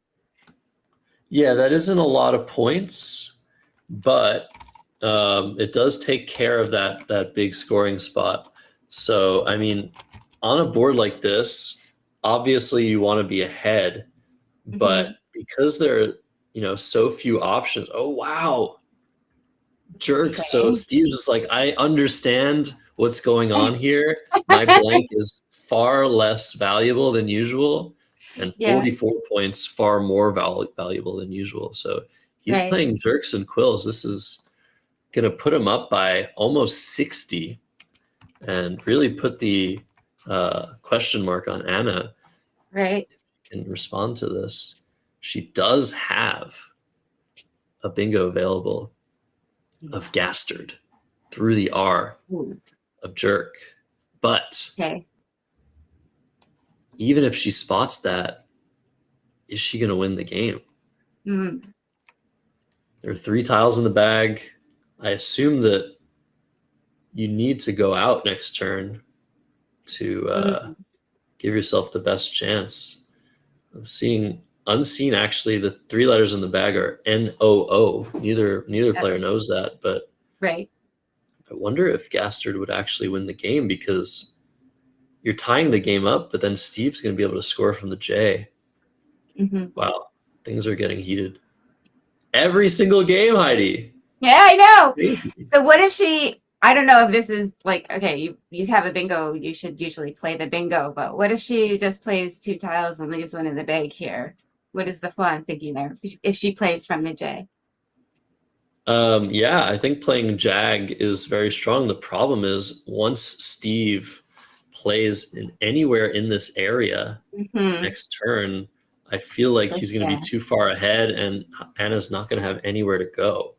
Right. So I think if you're going to not bingo here, you have to try and open something new. Like, do you play something like Ego? That could run into you just getting outscored with the huge play up here. Yeah, Steve would maybe respond with Po' Boy for like 50 something points. 60 actually. Oh man. This looks really, really tough for Anna. But if she just plays Jag, oh man, I don't see it. I don't see it. She's looking at D stage, What maybe if she D plays stager. Geo? What if she just drops her G or something? They're making Geo. Does she have any possibilities with like hooking it with an A or something? Yeah, I don't know. maybe, honestly. I mean, those letters are so good. It's just that the unseen letters are so bad. Yeah. Yeah, this is an incredibly tough position. So I think Gastard would make things very interesting, but I think Steve would still win the game. Thinking about what he can do in response if he just plays Somebody body. just suggesting we and he's. What do you think about that? Yeah, I'm looking at the score, Heidi, right? Like, Yeah. I know this is a nice score. This is 29 points. Mm-hmm. But then if Steve just blocks the E and the R and jerks, Right. I don't really see. Is there how a you're coming viable back from pathway for Anna here at all, do you think? that. Certainly. I mean, it requires playing Jag, for example, and even playing the bingo requires Steve to be pretty precise here if he wants to win the game. Like if he plays something like obey through the E in jerks, he's now giving back potential bingos for Anna. But that draw of OO, we really would have liked ON. ON was 2 out of 3. OO was 1 out of 3. But yeah, he's just going to play hey very quickly for 38. But that's a lot of points. Yeah. I wonder if he's letting something potentially play on this board. Yeah, I wonder if there was a possibility of Anna bingoing out here, but maybe not. Maybe he had it all figured out. Because yeah, I'm not seeing anything she actually could have had. So this looks like a winning play. Steve up by 62. He does have some clunky stuff, but Anna has only 1 minute to make the rest of her plays without incurring a time penalty. So yeah, very unfortunate position to be in after jerks, but it just shows how strong of a play that was. Yeah. So we're going to play Tool for 24. And I guess Steve should also be a little bit careful to not give something huge up. But yeah, this looks over, Heidi. Good game though. Look at the scores. Yeah, it's going to be very similar to their score yesterday, but even higher. Yeah. So Steve looking to play VO off. If he plays vote, Anna's going to be able to respond with a voted play or a votes play. If the score was any closer, I'd be a little bit concerned with the play of vote. But I think Steve, as long as he plays something that scores something here, he'll be fine. Yeah. So we mentioned earlier our next matchup is going to be in the WoW division. Well, there's 2 WoW divisions, I think. There's only 1 CSW division. So we're going to be featuring Steve Grove, who we didn't feature yesterday. I don't remember who the opponent is. Let me look at that. Thank goodness I didn't totally make up Grove from nowhere when I said Steve Grove. At least he's in the mix. Oh, he's yeah. in the room. Yeah, absolutely. We get each other. We get each other. So Steve Grove versus Peter Schwartzman. Okay, that's a big matchup. So Peter was with me all day yesterday commentating and interviewing local people from the Galesburg area.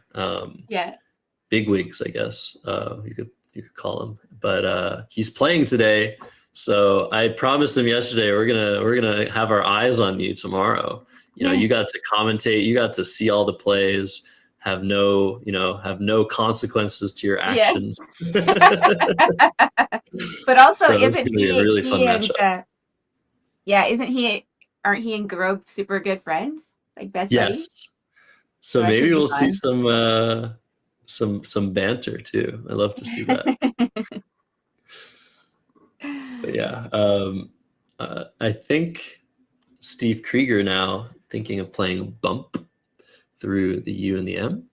That would score 13 points and wouldn't give back the same damaging counterplay.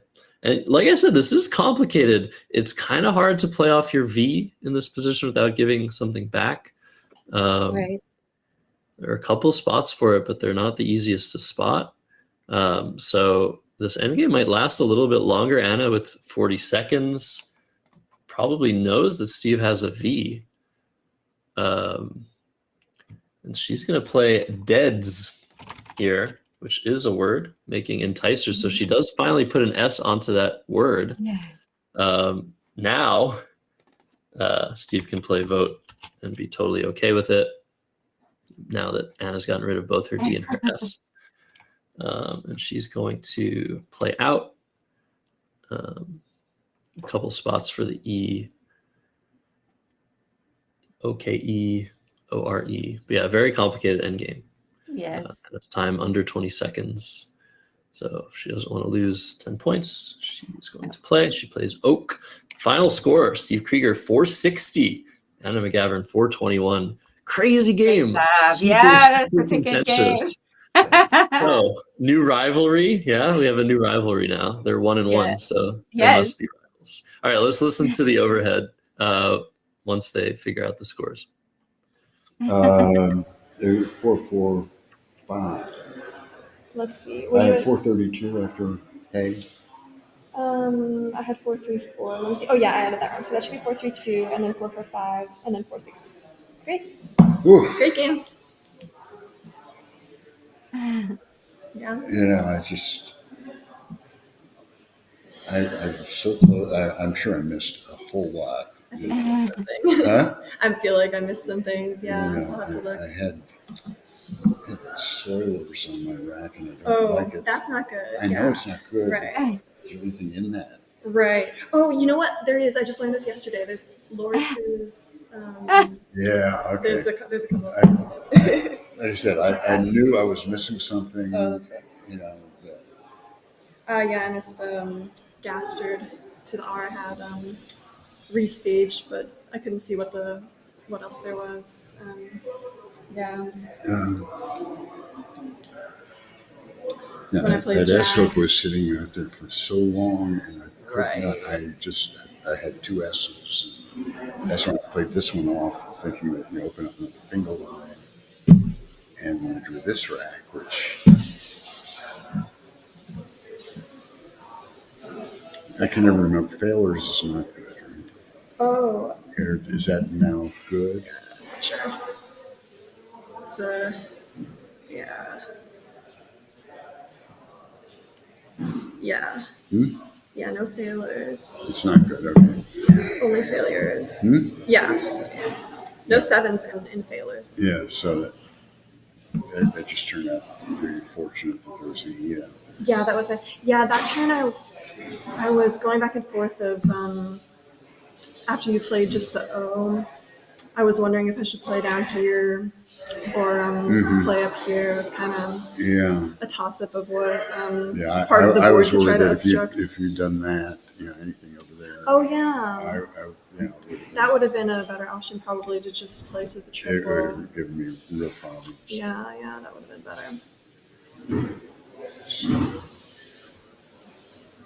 Ooh. All right, good game. Good game. Sure.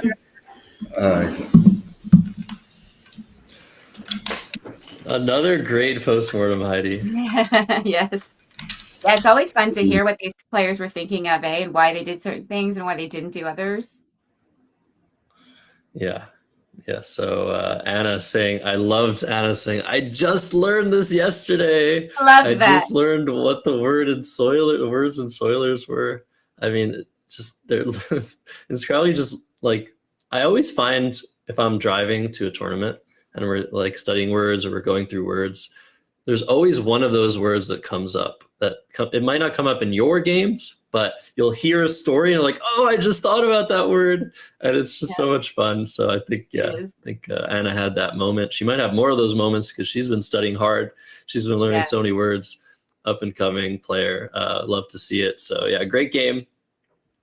We'll see more of that sort of game in the future. We'd love to feature as many, I guess, skill levels as possible, just to show you guys we're all at a skill level and we're all having fun playing Scrabble. It doesn't matter if we're at the top, if we're at the bottom. It's just such a fun place to be in. Scrabble tournaments are where it's at, Heidi. Yeah, I was going to say, before we were talking about all those skills and how there's so much going on in the game, it's like you can literally play this game at any level and enjoy it and master new skills every time, from like, whether you're 8 or 80, whether you're like just beginning or a super expert, there's always something more to learn. So that's why this game is so brilliant.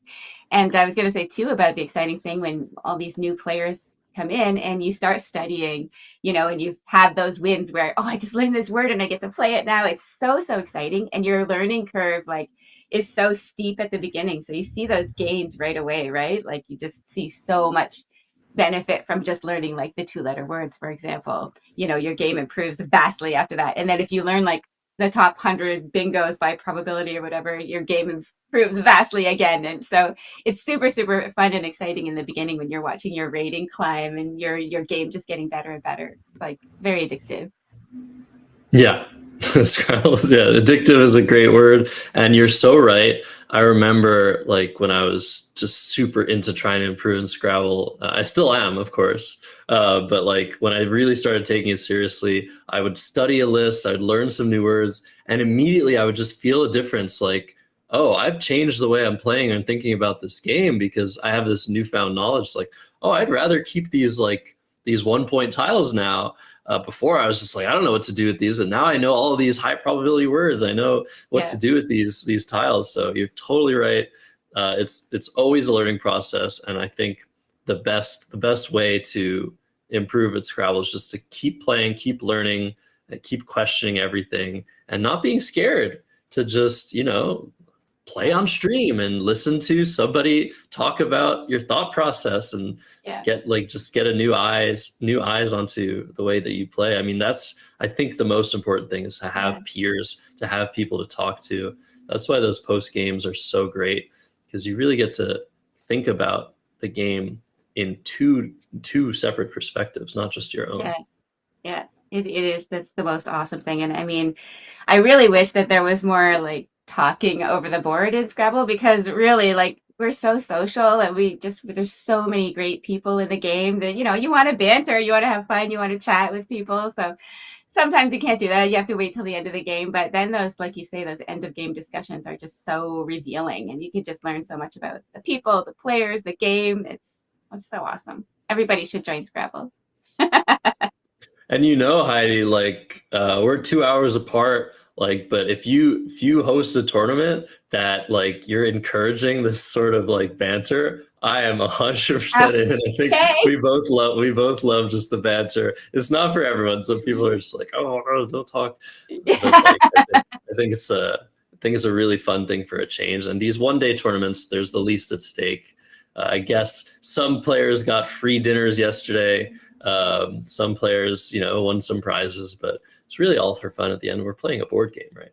Yeah, exactly. That's why I love the pub tournaments that you run. You were running them every month. Are you still doing that? Or it's just slowed down a bit? Maybe you're too busy. Too much in demand. Yeah, pub tournaments, I mean, those are the best.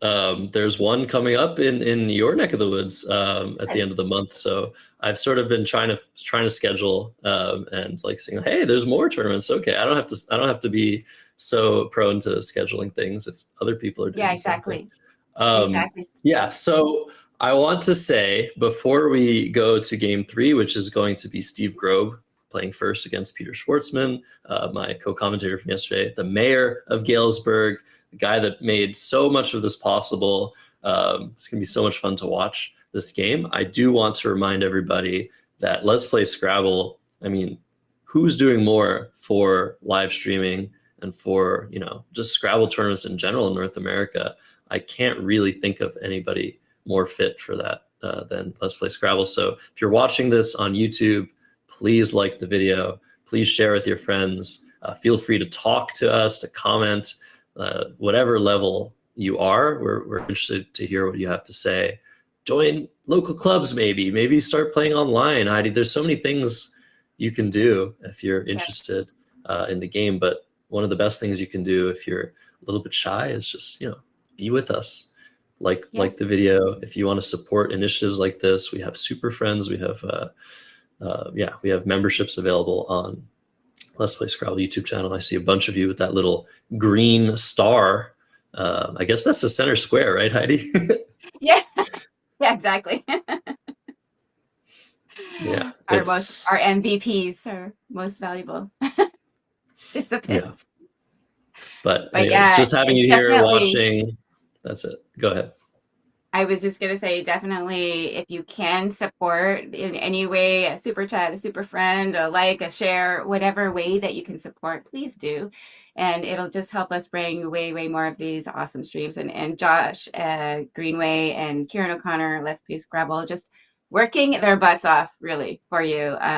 Often taking a loss on these streams. So people don't talk about that, but we put a lot of our own resources into these things, and so it's a labor of love. And if you can support, please do. We really appreciate you. We want to bring you more games. We want to build the community even more. So yeah, also I want to mention, Heidi and I, we do IRL streams. We bring some sort of setup that fits in our backpack or just in a laptop case. But Josh Greenway came all the way from Toronto to the middle of the USA in Galesburg. He took a plane, he took a train. He has this humongous suitcase with all of his setup in it. So it's so cool. Are you sure it's just one? It could be 3 boxes, three different. 5 laptops in his backpack. It's just, oh my goodness, there's so much that goes into it. And it's just so cool to see all these initiatives. So the players are ready. We have their cards. I guess we'll start with Steve Grobe. Let's look at that. Rating 1807. He lives in Michigan. He's played a ton of tournaments. I've played him a few times. He has a very nice 56.5% win percentage. And he won a Nightbird at the Scrabble Players Championship. So he's ranked 25th in North America. So super strong player. Glad to be featuring him. And Peter, not to be messed with, ranked 73 in North America. And he's in it to win it for sure. This is his hometown, his home court advantage. So can't wait to see how this game plays out. The head-to-head, though. Ooh, you said they were good friends, Heidi? Yes. One of them is wanting to win a little bit more than the other here. Yeah. Look They at this. both want to 5 win. wins in a row.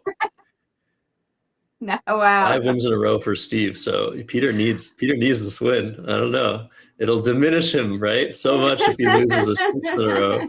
We all know that quote, nobody beats, I forget his name, 17 times in a row, the tennis player. I feel like Peter has some some desire to win this game. All right. He looks very serious. I thought he was going to be more bantery. I thought he was going to be cheery, but I didn't realize he had lost his last 5 in a row, Heidi. Oh yeah, that's rough. I mean, that's going to wipe the smile off anybody's face for a bit anyway. It's hard. But, I mean, you learn to get over it, but for a moment you're like, oh man, that sucks. Oh, GRO, look at Steve. He's he left this GRO on his rack just to show people he almost drew his last name. That's hilarious. And is Peter with GOAT on his rack. he's gunning to win this one. He wants so they might not be bantering like we do to each other, but they're showing us how they feel on their racks. That's our God. Yeah. Full GOAT. That's funny. They're this is fun. But they look so serious. More messages. Yeah, I know, it's so funny. All right, so we'll see if Steve understands how bad the G is, and it looks like he does. He plays Pargo. This is a very strong play. Couple plays similar to this one, but I think, yeah, first order of operations is to get rid of that G, score some points. This is a defensive option too. I like this play a lot. So Nice. over to I Peter. would not have known that was a word. Catalog. Yeah. Yeah, but put it into existence. He Yes. almost has catalog, but he can now play that just through the A of Pargo, hitting both double word scores. That's 40 points. Hopefully he won't be too distracted with almost having the word catalog to miss that he actually has the word. Yeah, exactly. He's looking at his rack though, and not at the board. So hopefully, okay, he saw it. Good. Yeah. He saw it right away. Yeah, he was just making sure he didn't have an 8-letter word, but he took us for a little bit of a loop there. We love it. I liked what he was doing there. Like, it looked like he might have been looking for compound words, which, if you forget to do that, sometimes you could miss stuff, right? Like, he had coat log. Maybe that's not a word, but maybe, there might be something close to that, or, some coat word or whatever. So yeah, it's always good to look for those compounds because they can be sneaky. Yeah, and for the second time in a row, look how a play. I mean, Steve has Hodad lined up. That is a word. It's been willed into existence. He can now score almost 40 himself for Hodad. That's 38, making OH right here. So I feel like that looks like a great play, but he might not want to set up an S hook. I think maybe he's thinking about just playing hold instead. Which makes sense. He also has a really cool option of Torah, Torah, hitting both of those triple letter scores. This is a super defensive play, but it leaves him with 2 Ds, so I'm not sure that's the right play. Yeah. What would you do here, Heidi?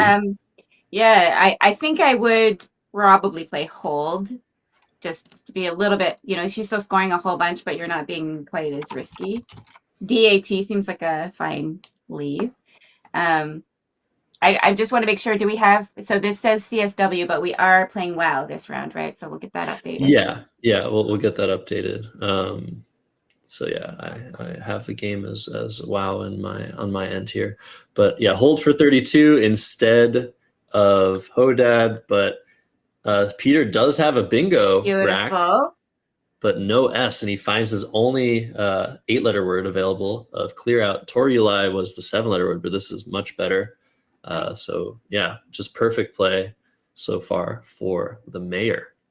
Mayor Peter. Good job. So many nicknames. And for my edification, what are the hooks on Pargo? Just an S, I think. Just an S? Yeah, no D like we were talking about earlier. I know. There's no Spargo hook either, by the way, if you're wondering. I never know, maybe it's a weird word that takes a T, I don't know, I don't, so because I don't know the word. I just wondered if there was anything else. Yeah, I'm pretty sure. Yeah, just an S. So it's a C bream. But yeah, no Spargo. we love our friend David Spargo, but yeah. So you said you would have played hold. I think I would have gone with Hodad myself. And I'm trying to sort of not be results oriented now that Steve's drawn an S. Yeah. I think that, I don't know. I might have done that. It's probably very, very close between the two, but this was a bad draw. He drew an S, but he drew a U and a W together. I'm always just looking to play the word WUD when I have a W and a U. And I think it was Matt Graham, legend of Scrabble, who came up with the always play would adage. So if you have it, it's probably the right play.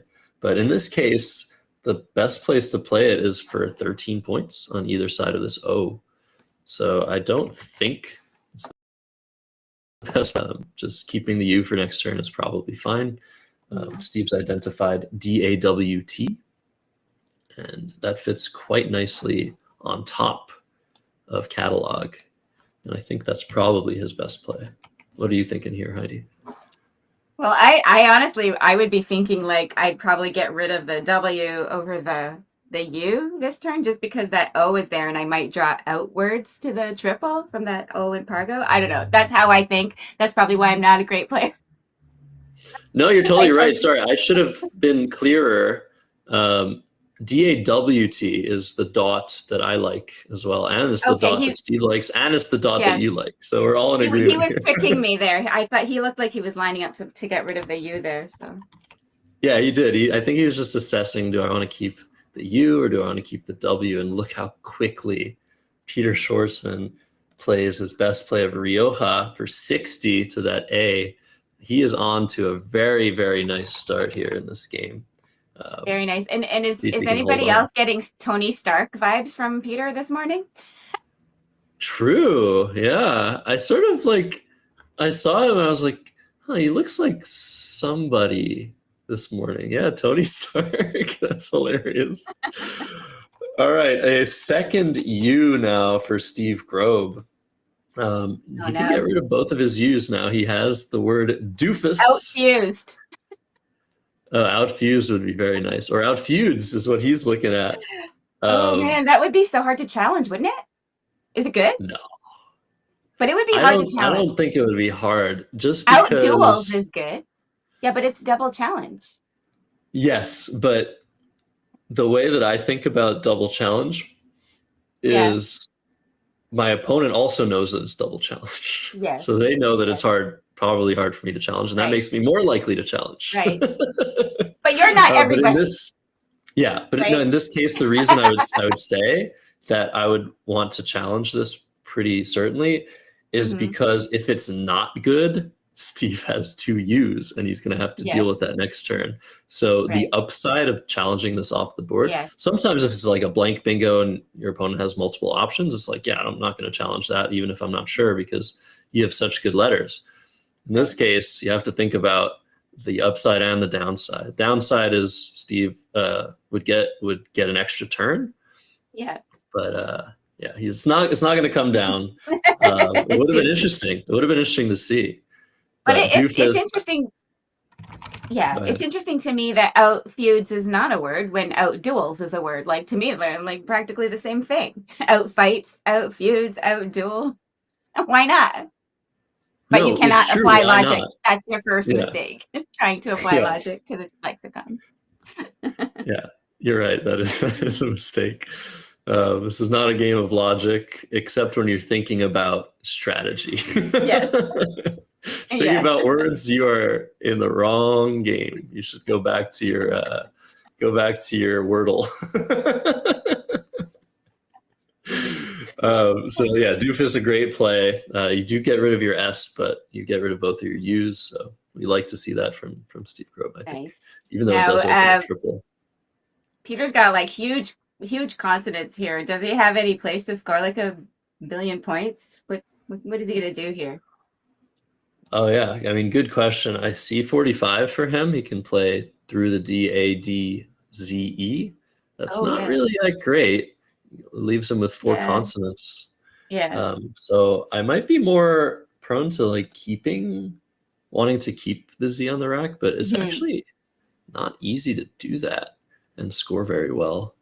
So I'll be curious to see what Steve comes up with. I think he's going to take a little bit of time here. He might be satisfied with just playing ads. I guess the benefit to playing A-D-Z-E is you're keeping the letters for think next turn. So if that I stays open, at the very least you'll be able to use them. And if he draws, go ahead. If he draws an I, he could play KHI beside the out in clear outs. That would be a whole bunch of points, wouldn't it? Oh yeah, that's another benefit. And this is extremely good thinking on display here by you, Heidi. Like when you're thinking about a play, you shouldn't just be thinking about the letters that you're keeping in a vacuum. You should be looking at the board and seeing where do those letters go and what are the likely draws. I'm likely to draw an E always. I'm likely to draw an I. And actually, there's only been 1 I played. So the likelihood of Peter drawing into KHI that you mentioned, super, super nice play next turn, makes me think that ads is by far the best play here. So I erred in my judgment. I was a little bit, and we all do this sometimes. And that's a great point by you. I think ads is fantastic because of that. I want to mention doofus. I really want this banter between the two of them. I feel like playing doofus on your good friend is probably better than playing a phony. Yeah. Yeah. Yeah, it would be so much fun if you were able to do that sort of table talk, and we could hear these two best friends or best buddies talking throughout their game, making jokes and Nope. having But a good look how time. serious they are. They're Yeah, I still playing. know. Why are Like, they so it serious? almost feels like you're watching them and you think they don't even know each other. I know. Yeah. But when you know that they do, it's so much funnier. Oh man. So Steve to act now. He has 5 vowels, including 3 E's and a V, and he's found a nice option of evited. The problem with this play, Heidi, is it's so dangerous. Look what he's opening up. Yes. He had another disconnected play available of Velier through the L and the R, which would have been better, but that's very hard to find. This is a good play, but it's dangerous. And we see this draw from Peter. I feel like I would be very scared to make this play there. I'm not generally overly scared about opening a triple, but then you putting an E, like the best tile, and it's right, near a double letter score of the triple, like it just looks so dangerous. Yeah, the only thing worse than an E in the 6th position, and I'm saying 6 because there's 8 squares here. Mm-hmm. The only thing worse than that is putting it in the 7th position. Yes. So super dangerous. I normally tell people, don't be too scared of triples. Don't sacrifice too many points not to open them. But we're always going to remember the times we get burned. We're always going to remember. And also, depends on what's triple, like what level. And this is a very, very high level of danger. Should Peter play hotkeys right now? Yeah. That would be hilarious. That's not a word, is it? Is it not valid? Come on. What? Not valid. We're streamers. We think this is a word because we use them. Damn. I was sure that for sure it had come in by now. Oh, okay. It might be good in CSW, but I don't think so. No, but it's a good question. Do you cover that triple? Because Peter can actually play hotly for 40 here through the L in clear outs. And that is a great play. But one problem is it leaves this huge spot open. And that's the thing. There's going to be a large amount of the time where, Peter's best play is going to be through that E, if you're thinking about the play of Evited by Steve Grobe, excuse me. But the times that Peter's best play isn't through the E, he's going to be worried, is he going to sacrifice points to block it? Right. I mean, it's such a huge spot. So I think here, Keno or Keto through the E is probably worth doing, especially given that Peter is up by 85 points. The most likely way for him to lose this game now is for a triple to come down. So I think we're going to see him block. But if he doesn't, oh my God, it's a badass.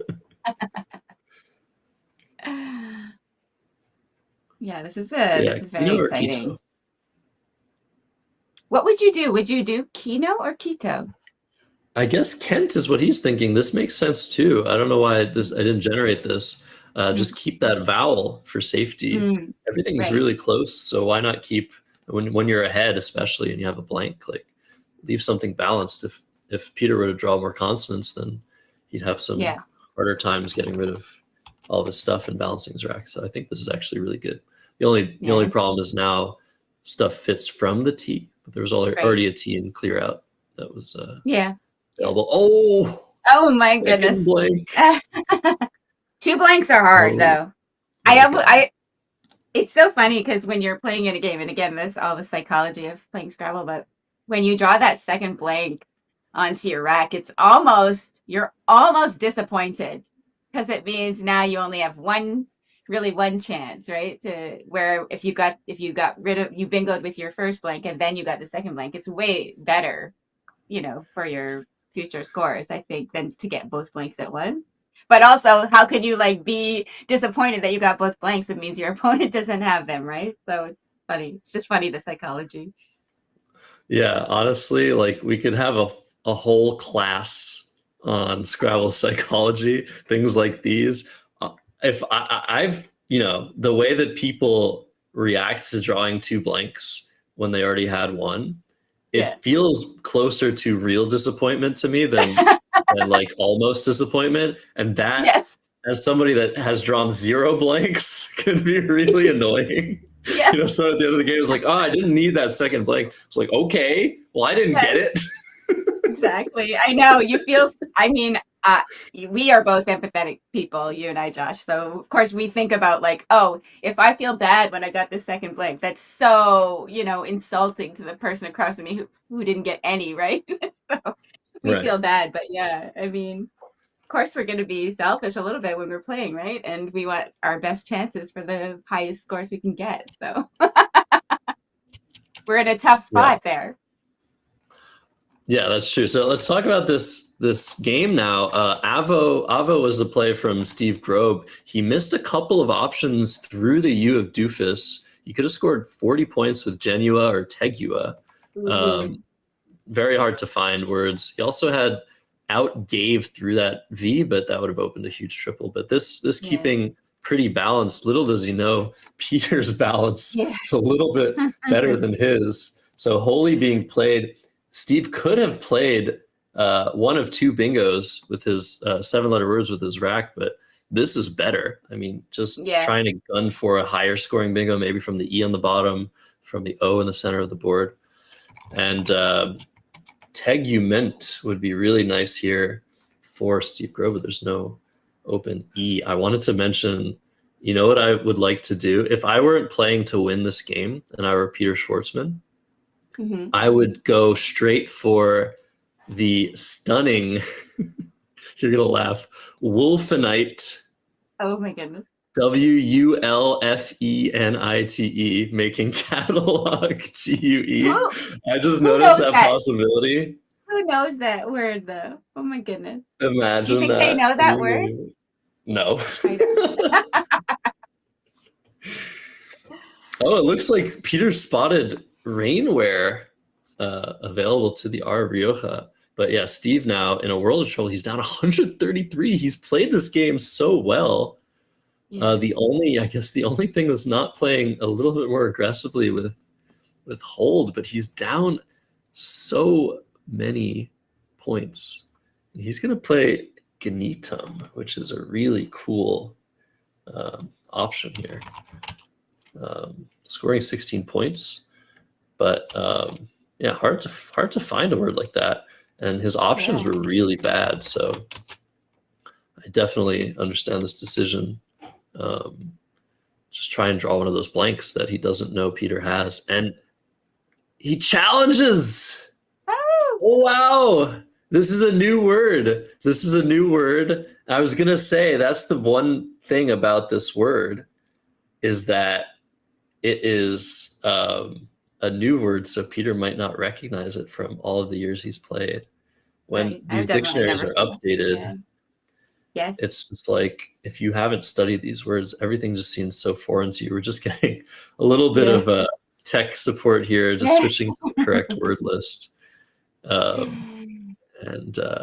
Peter's just gonna have to sit there. And he's probably pretty confident this isn't valid, but surprisingly it is, and he's gonna lose a turn. So this is a little glimmer of hope for Steve Grobe. There we go. It's valid. We love this challenge cam. Brought to you by wordplay.me. I'm missing the art graphic, but thanks to Artmore for that one. Obviously, Steve here now wants to draw a blank, but he's going to draw a blank on drawing a blank. He's going to draw 6 tiles. They might be good tiles. They might be terrible tiles. There are 7 unseen eyes, 4 unseen ends. There's a Q, and he's just seen the Q. Oh my goodness. So maybe not what he needed, but let's do the ends. Thanks. And an A. Okay. So Steve gets to go again because this is the double challenge rule. But that's right. This is sort of the rack that you don't want to do anything with. You just want to just toss it out the window. Try again. But yeah, anent is what Steve is looking at. This would fit very nicely to the right of the play he just made. Take out the scoring spot, but he keeps the Q. There are no U's to draw. Oh, man. Ugh, it's got to feel terrible, Heidi. And it's the hardest moves in Scrabble is when do you play the Q? Because he can play maybe QI, but that would be terrible to block that R. You could play something like Quate, but that would leave terrible letters as well, duplicates. Ugh, these are the hardest moves in Scrabble. Yes, brutal. I don't. There is just really no satisfying place to play that Q right now. And yeah, if he doesn't take this spot out, then maybe Peter's gonna hit it hard. So yeah.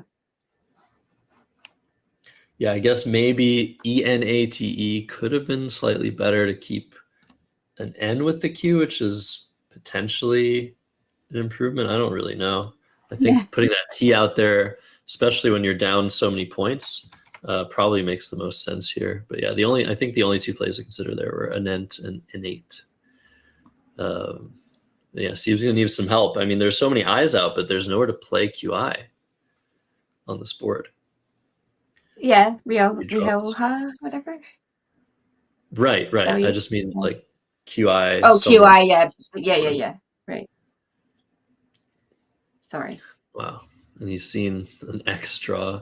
We saw that in reverse with game one of the day where the X was kept on the rack and then played the X and drew the Q immediately. So rainwear still was the word I think Peter spotted earlier, but now he has another letter to think about, that T on the bottom of the board. And he's looking for WARE and WEAR words. This is a great thing to do, Heidi. You have two blanks. You're never going to be able to think about every possibility. So you're going to narrow it down to, can I make a word ending in this suffix? Because that would double the W on this double letter score. That's a lot of doubling. This is a very, very good strategy when you have blanks or just one blank. Even if you don't, starting by sort of narrowing it down and then maybe expanding your search if you don't find something. That's a very mature strategy by Peter Schwartzman.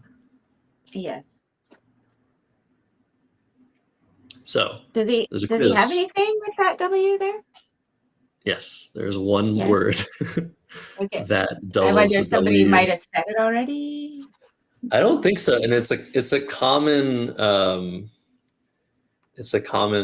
word, but it's really, really tough to spot. Somebody has mentioned 9-letter words are available, unawarded, metalware. Those are 9-letter words available in this position, but you want to hit that triple. You don't really need to flex on your opponent at this rate. Sometimes people find that hard to resist, playing the fancy play. Oh yeah, I'm one of those people. I think you too as well. Yeah, Matthew O'Connor was looking at one of my games and he mentioned something. I was like, oh yeah, I like that when it does whatever, this and that, and it's fancier too. He goes, who cares about fancy? Hey, you only get to play certain words once. Yeah. Like you might never play this word terawatt. Oops, I said it. In your life. And it's also pretty fancy, but you'll never play metalware. But yeah, you gotta. Terawatt is gonna be like super hard to spot because like you wouldn't think playing from the T that you're gonna make your two blanks both T's, right? That's crazy. Yeah. No, it's like these are the hardest positions to find your best play in, just because both of those blanks, like it's impossible to compute. You really have to rely on your intuition most of all. Peter could take 50 minutes here and probably spot terawatt, but like if you have one blank, you have 26. Oh, tap water, but that's not a word. I was gonna say it's probably not a word, but it'd be. That would be interesting to see if Peter loses. But yeah, it's a tough situation. says. That play anywhere? With one blank, there's 26 possibilities times all of your my other God. letters. Two blanks, 26 Yeah. times 26 times all of your other letters. Like, it's ridiculous. But yes, Peter taking his time. He does have time. He's decided on a play. Let's look at that blank So- slip to see what he's circling. Yeah. Um, I don't it know looks how like- dumb this would be. I make these kinds of bad decisions all the time, but I might just drop AW, making Ran an O on this turn. Yeah, that's 30 points. I was actually thinking about that play when you were talking about the fancy yeah. plays. But I think at this point, practically speaking, just getting your bingo down and now just being able to focus on not having two blanks for the rest of the game. Yeah. It's probably a wise choice. But WE definitely, or AW definitely, really fancy play through the letters already on the board. Would have been pretty nice as well. But it also scores 30. Anyways, yeah, I know. I have to get over that kind of thing.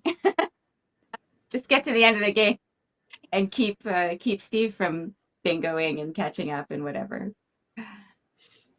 Yeah, and I mean, look at the score now. Steve only around at half Peter Schwartzman's score. He still has that cue. There are no blanks for him to draw anymore. If he wins this game, oh man, content.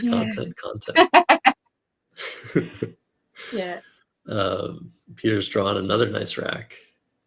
So, yeah, if you're Steve now, I don't even know where you start. Your QI spot, you're mentioning there is a QI spot. Now it's gone. Do you just cut your losses and play EX on the top left? Do you exchange? Well, I don't. Oh, yeah. There's no U's to draw. It's rough. Because I was wondering how bad is it to play Nix from that N and Ent. And IX. Yeah, that's pretty good. That's pretty good. But I guess you want to leave that T open. So there was mention of XI here, which the biggest benefit is that it sets up QI. Oh, right, yeah. So that's a great idea. That might have been better, but it does score a lot less. Right. So Steve Grove at 233, Peter at 362. He doesn't actually have fantastic options. He can score a little bit by playing BEE, but if you look at the remaining tiles, still 6 eyes. If I'm Peter, the first order of operations here, well, first make sure I'm not missing a bingo, but get rid of that eye at all costs, and probably not play a lot of tiles either, right? Right. There's nothing really great to draw. He has an S. That's great. He doesn't need another one. He has an E, he has an R. Just keep things tight and just try not to draw the worst possible stuff is what I do. So maybe OBI somewhere. I guess he could play OBI here. I think there might be a slightly better spot for it. Just a little bit higher up. And he doesn't really need to worry about getting bingoed on multiple times here. But that is, I guess, a consideration. I don't know. What would you do here, Heidi? You have to play your eye, okay? That's my one caveat. Okay. I think OB making tab and uni, maybe. No. Yeah, that's a little bit less dangerous than the other one. So I like that. I like that idea, especially now that the X is gone. But Peter doesn't really have to worry too much. But in terms of, I think it's so unlikely he's going to lose. But I guess he sort of wants to prevent himself from drawing the worst possible letters. So even keeping the B is interesting, just to keep scoring in the future. But this does make sense. It's the highest score you can get, other than hooking that R with beer, and it also blocks 9-letter words from RE, which is actually at this score line something to consider pretty strongly. But likelihood of him drawing another I is pretty high. but he misses. Oh, wow. He is untouchable. What is Alex saying? Yeah, dang, there's no support for the Q in that pool besides eyes. Yeah. Yeah, there's nowhere to play Yeah. the Q now. I think you just exchange it. But it just feels so bad to not score anything here. You have 233. Right. We saw Steve's average score in the 400s. He's only like barely halfway there. But it looks like he's thinking about exchanging QII, which is extremely smart. You actually don't want to keep an eye here. There are 5 eyes to draw out of 13 or 20 unseen tiles. Right. That would be a really great idea if he does that. You know, it might matter if the score was closer.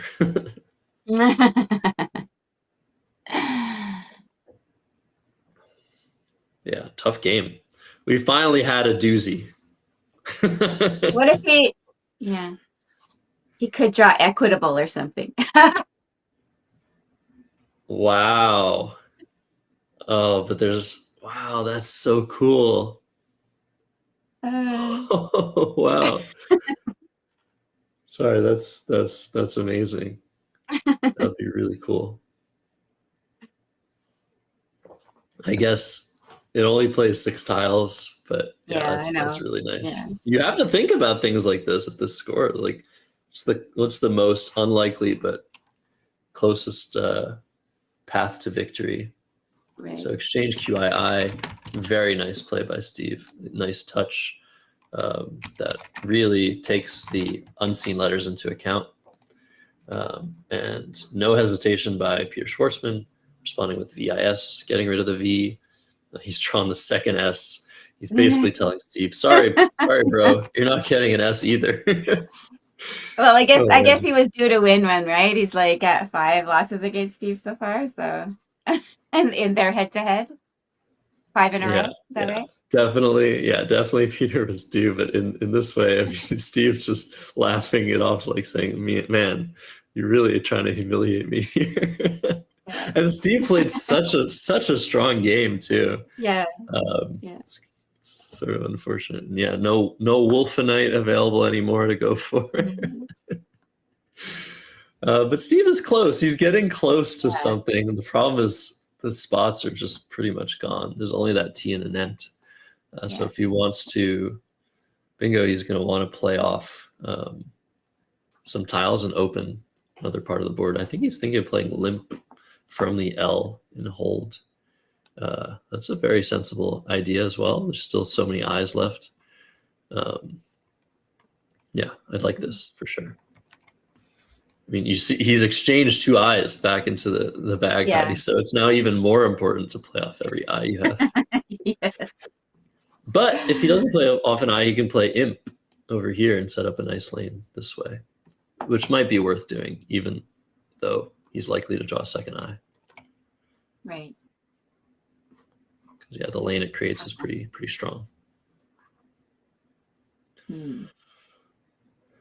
So yeah, Steve's still fighting. I mean, that's the thing. Like, even when you're pretty much never going to win a game, I mean, at this point, it's just over. But it's still important in these tournaments, especially early on, to make sure you lose by as little as possible, because the factor of how much you win by, how much you lose by, that's the tiebreaker in these events.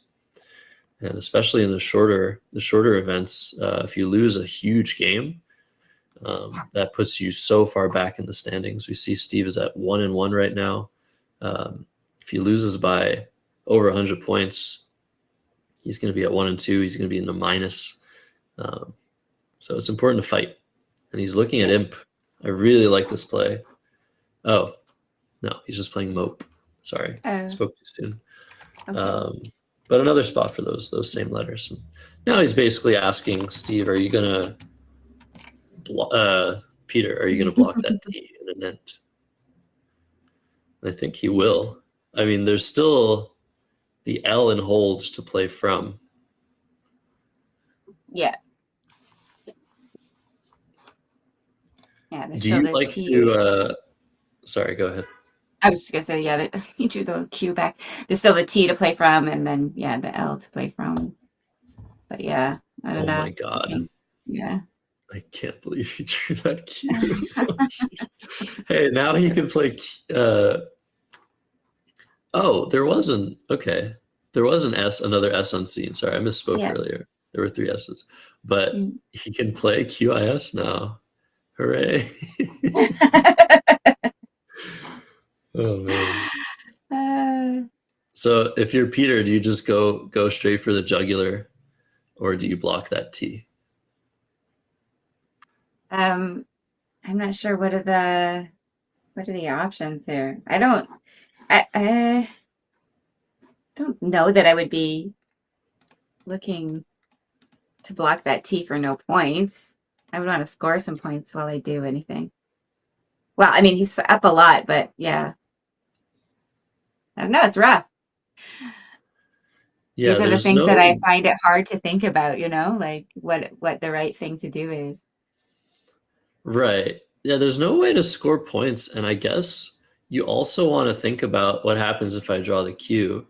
The difference between, keeping a spot for QIS and not keeping a spot for QIS, if you get the Q and you get stuck with it, is humongous. I mean, Peter is probably not worried about losing, but if he ends up drawing the Q and not being able to play it, that's going to give Steve a lot of spread, a lot of point differential.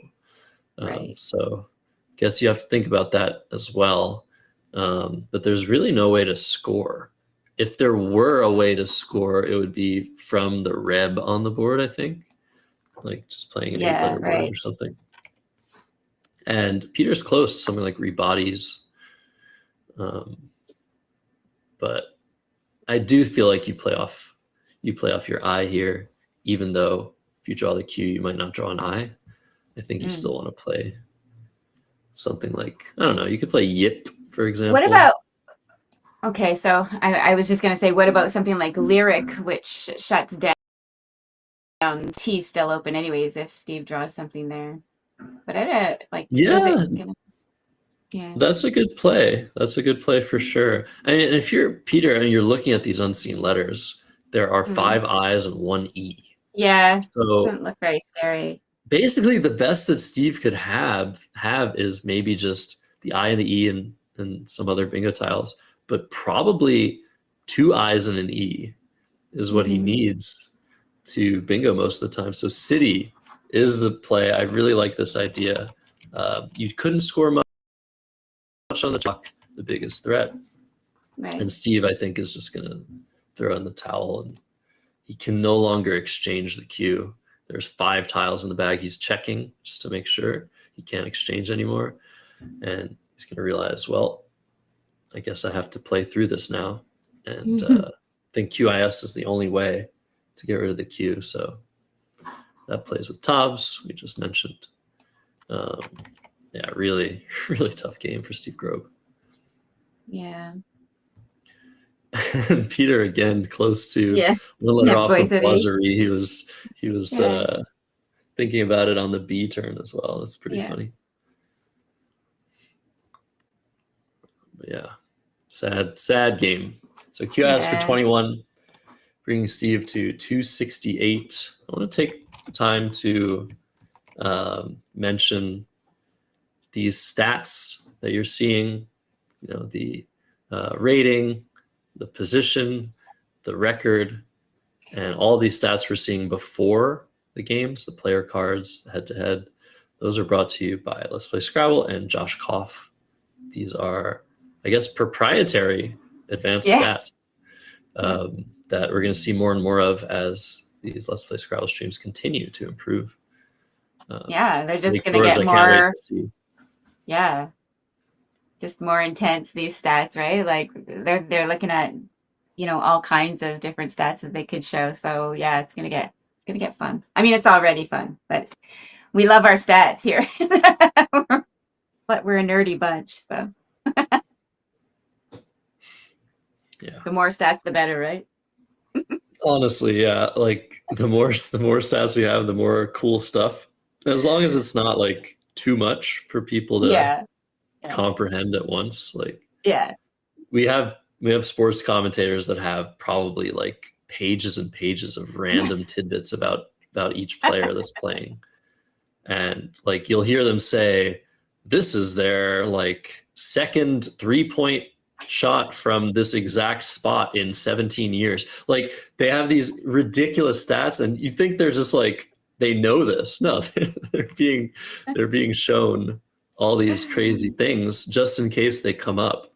Yeah. We can do that for Scrabble. Yeah. Peter Schwartzman has played Boiserie in 2008 in a game against like X. Like these are really cool ideas that we can use. But yeah, if you're Peter here, under 4 minutes, not really worried about the time. You don't want to go over, of course.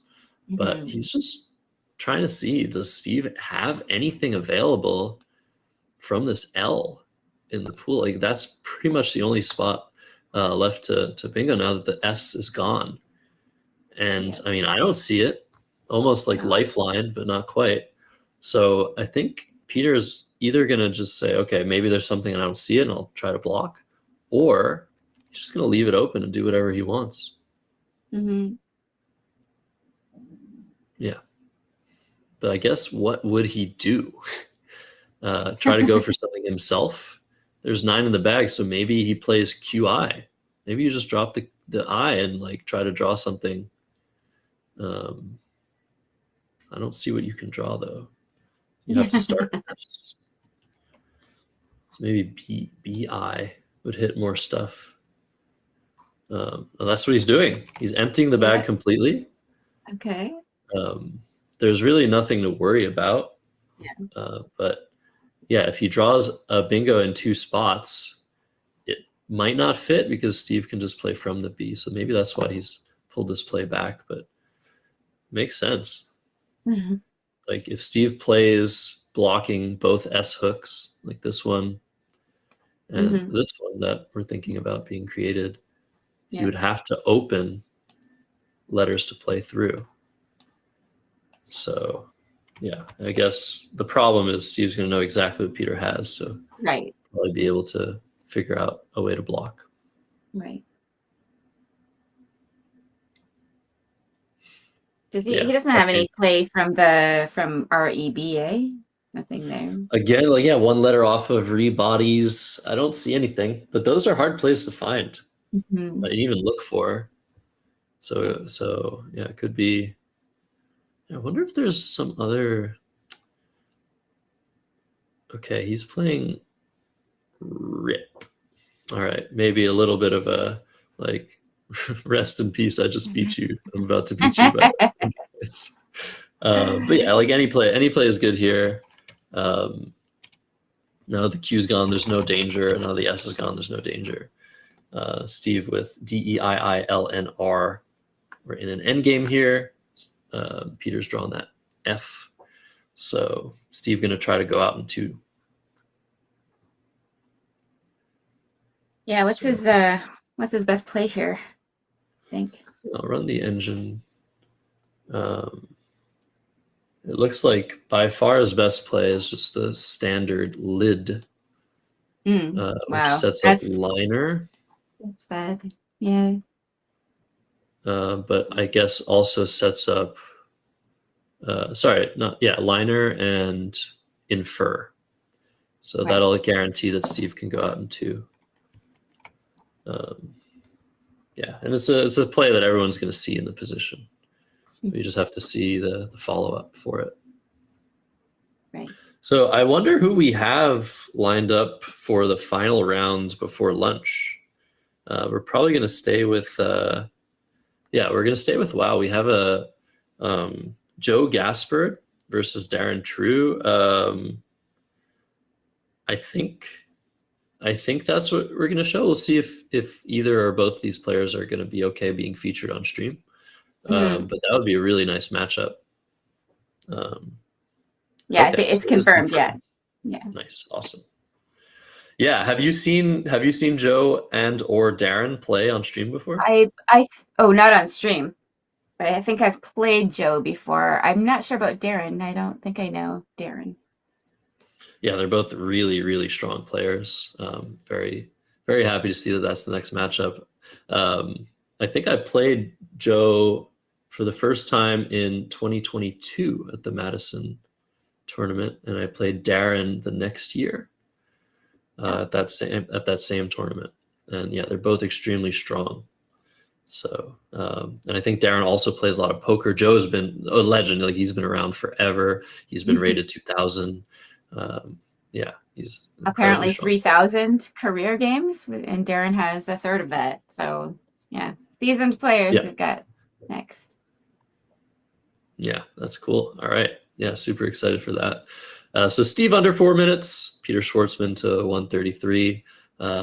If you're looking at that in a vacuum, you might think the game is close, but it's just a matter of, just not being able to figure out what to do. Rebinder. So rebinder, that's a great idea. Yeah. Peter's like, no. Yeah. He tries to stop the clock, but that's what we call an Insta challenge. So that is the second challenge of the game. I mean, it's crazy that Steve, like, he won a challenge earlier with Gnitum and is still in this terrible situation. But yeah, a good try isn't going to work out. So yeah. What's crazy now, though, is this does not block Peter's out bingo, Heidi. Oh, wow. But the fact that it hasn't been lined up, the fact that he hasn't put it on the board yet, and the fact that it's an incredibly hard word to spot.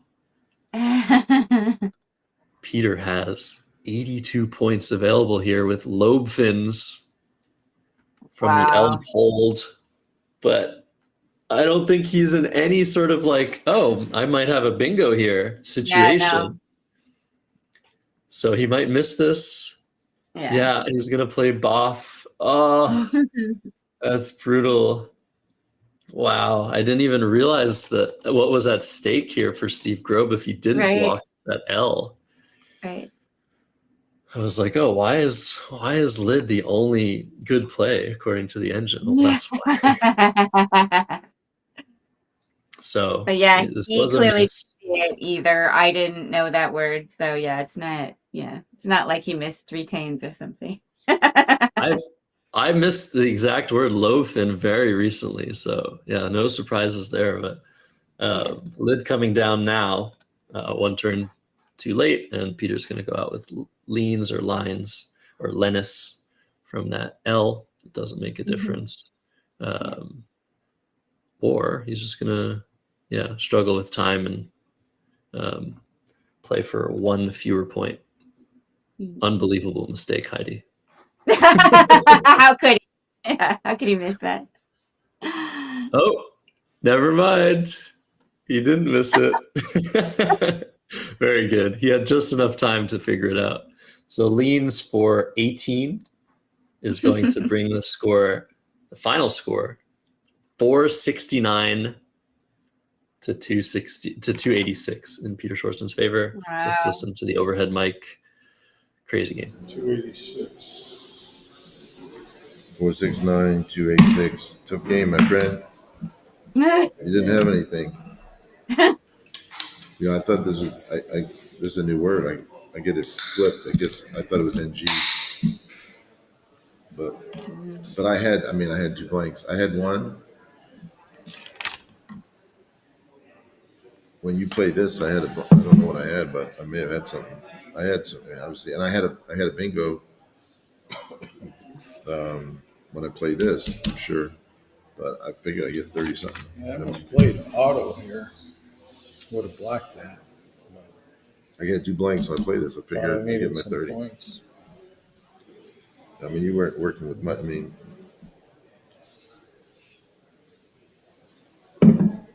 Yeah, it was 6-4 double blank. Apologize to.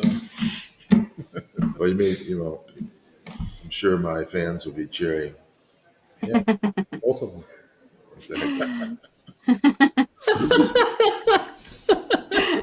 is. I gave up my 2 vowels, but I didn't have blanks at that point.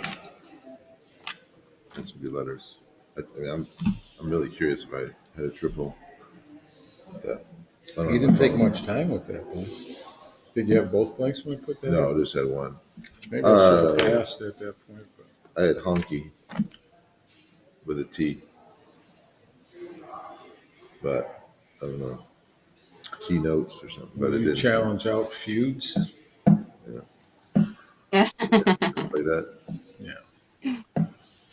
Somewhere down there. I mean, I had probably some really sexy bingos, but is tap water and tea water? Those are both good. I don't like them. Either one of them. Did I you have a say phone. tap water and Where's your tea phone? water? Look it up. Yeah, he was thinking of both of Well, I've had your those. number, guy. And Steve, like, I don't like either of them. That's I would not be that sure of tap water anyway. I had you with an O. I don't know. Are there 8 O's on this board? Couldn't count. Let's check. Tap water and tea water? So you had water. What was it? Water and tea water? It might be. What was this rack? All right. Is there other? So, Count 8. yeah, Peter, avoiding a little bit of traps there, talking about, tap water, tea water, neither of them valid. Yeah. Heidi, we're going to take a small break. One more game before lunch. But yeah, Darren True versus Joe Gaspar. I'm super, super excited for this one. You at home or wherever you are watching from, don't go anywhere. Oh, Sorry. I thought you were talking to me. I'm like, yeah. Oh. No. All right. We'll be right back, right? Yeah. Okay.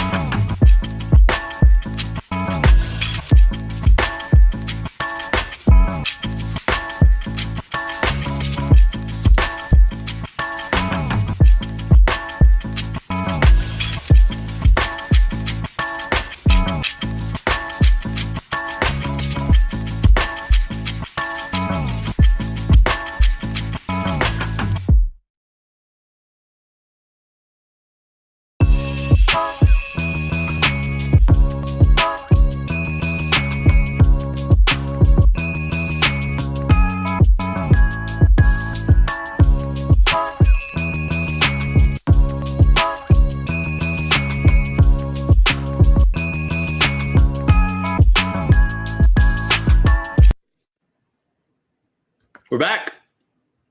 Yeah. Heidi, thank you for commentating with me all day today. It's always a pleasure.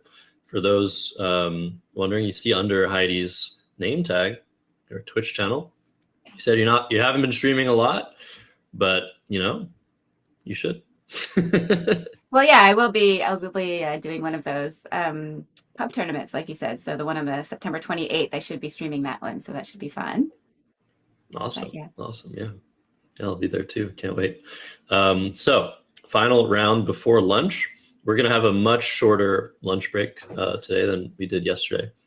There's actually some catering going on, I think, at the tournament.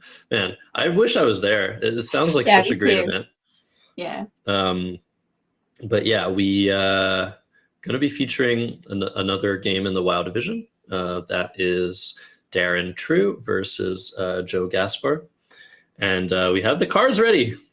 Yay! So Darren, that is an old picture of him. That's awesome.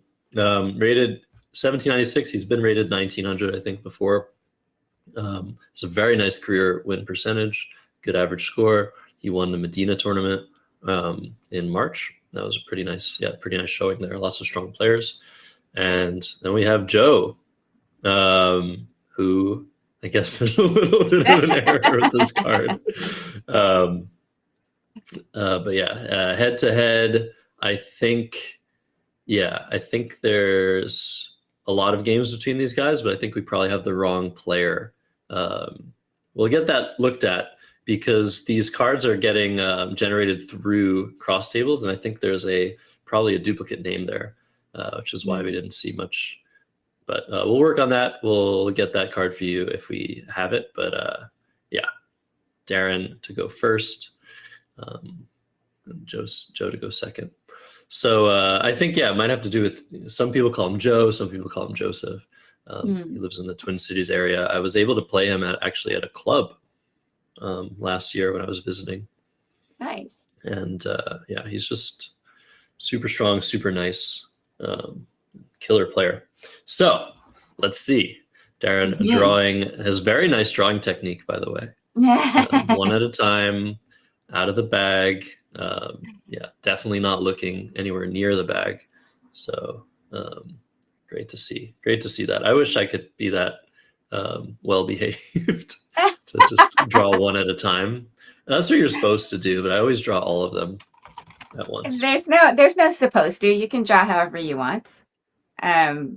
Yeah, you can take a handful out at a time. You just don't want to overdraw. So that I think people just do one at a time so that they make sure that they don't overdraw or something. Yeah, I think it's a suggestion, like an etiquette suggestion, like in the rules, but it does mention drawing one at a time. But yeah, this is one of those. Yeah, this is one of those opening racks where you're so close to something, but because you're not there, your options are kind of trash. Yeah, those are rough to deal with. It's always hard to know what to do with them. Do you play long? Do you play short? Yeah. Yeah, like how short, how long? Yeah. Yeah, sometimes you want to exchange these, so you could play off LUD, LOUD, ALOUD. I guess maybe in that order in terms of lead value, but allowed here for 16 makes a ton of sense. I would probably have played this too. We don't have an S to hook onto this anagram of allowed doula, so yeah, why create one? So yeah, I think this is the best play. Yeah, great opening play. And now over to Joe, who has a lot of consonants, but he should be able to score decently here. I don't see a way of getting rid of the X, actually. There doesn't appear to be any X word except COX that's valid on his rack. So maybe you keep unless the you X. just played like ox under allowed. after the D there, but yeah, that doesn't seem Yeah. very inspiring. No, you're totally right. That is a word with an X in it. Yeah, my bad there. Yeah, so COX does play with AX. The engine likes CHON, so Mhm. that would fit here. Oh yeah, And it's pretty defensive. Yeah. LO is kind of hard to underlap, but you have the X for it. So I think I like that play, but it's a really tough spot where it feels like you maybe should have something through the U, like almost lunch or tunch. Tunch is not a word. Maybe something to the D, maybe something through those vowels on the board, but yeah, nothing great. You could play non-tax, I guess, and keep the CH combination. That's pretty good, but yeah, he does, Chon looks so great. Good job. Yeah. Yeah, I like this a lot. So taking a small lead, but see the draw from Darren, and he was probably not going to get stopped there. He has Ordinate he's going to play. Okay, he could score a couple more points with Rationed, Anointed, or Derationed. Those are the three anagrams, but those would all open a triple. So I think sacrificing 2 points here makes sense, right, Heidi? Yes, I think so. No need to open it up. You don't have to, unless it was significantly more points, right? It's not. Yeah, it's not. And I see the poll, sorry, in the YouTube chat. I'm distracted. 64% of you draw in random clumps. How do you know how many tiles you have? You All just right, draw a few at a time. I do that. I draw a couple and then I put them down and count them and then I go back in for more. But I it's don't really know. fun. It's really fun to see how people draw, right? Like, I mean, you see Jackson on stream, he's got the bag like behind his head, you know, or how people play their tiles on the board, right? Like Matthew kind of in like spots. I don't know, like he plays like the first tile and then the seventh tile and then the second, you know, like. So yeah, it's good. Yeah, it's good to have variety. I just, I'm judging you guys. So over to Joseph, but like Darren has drawn another bingo, and it does play in one spot only, I think, through or hooking onto Ordinates. But Joseph can play Moxa, I guess, to the right of Ordinate for his highest score, but that would set up huge counterplay. Right. So I think go ahead. Sorry, I get so excited. I'm like, if he has no way to know that Darren has just pulled a bingo out of the bag, so it seems less dangerous than it normally would to play Moxa, because you're like, oh well, he has 7 random tiles, right? So yeah.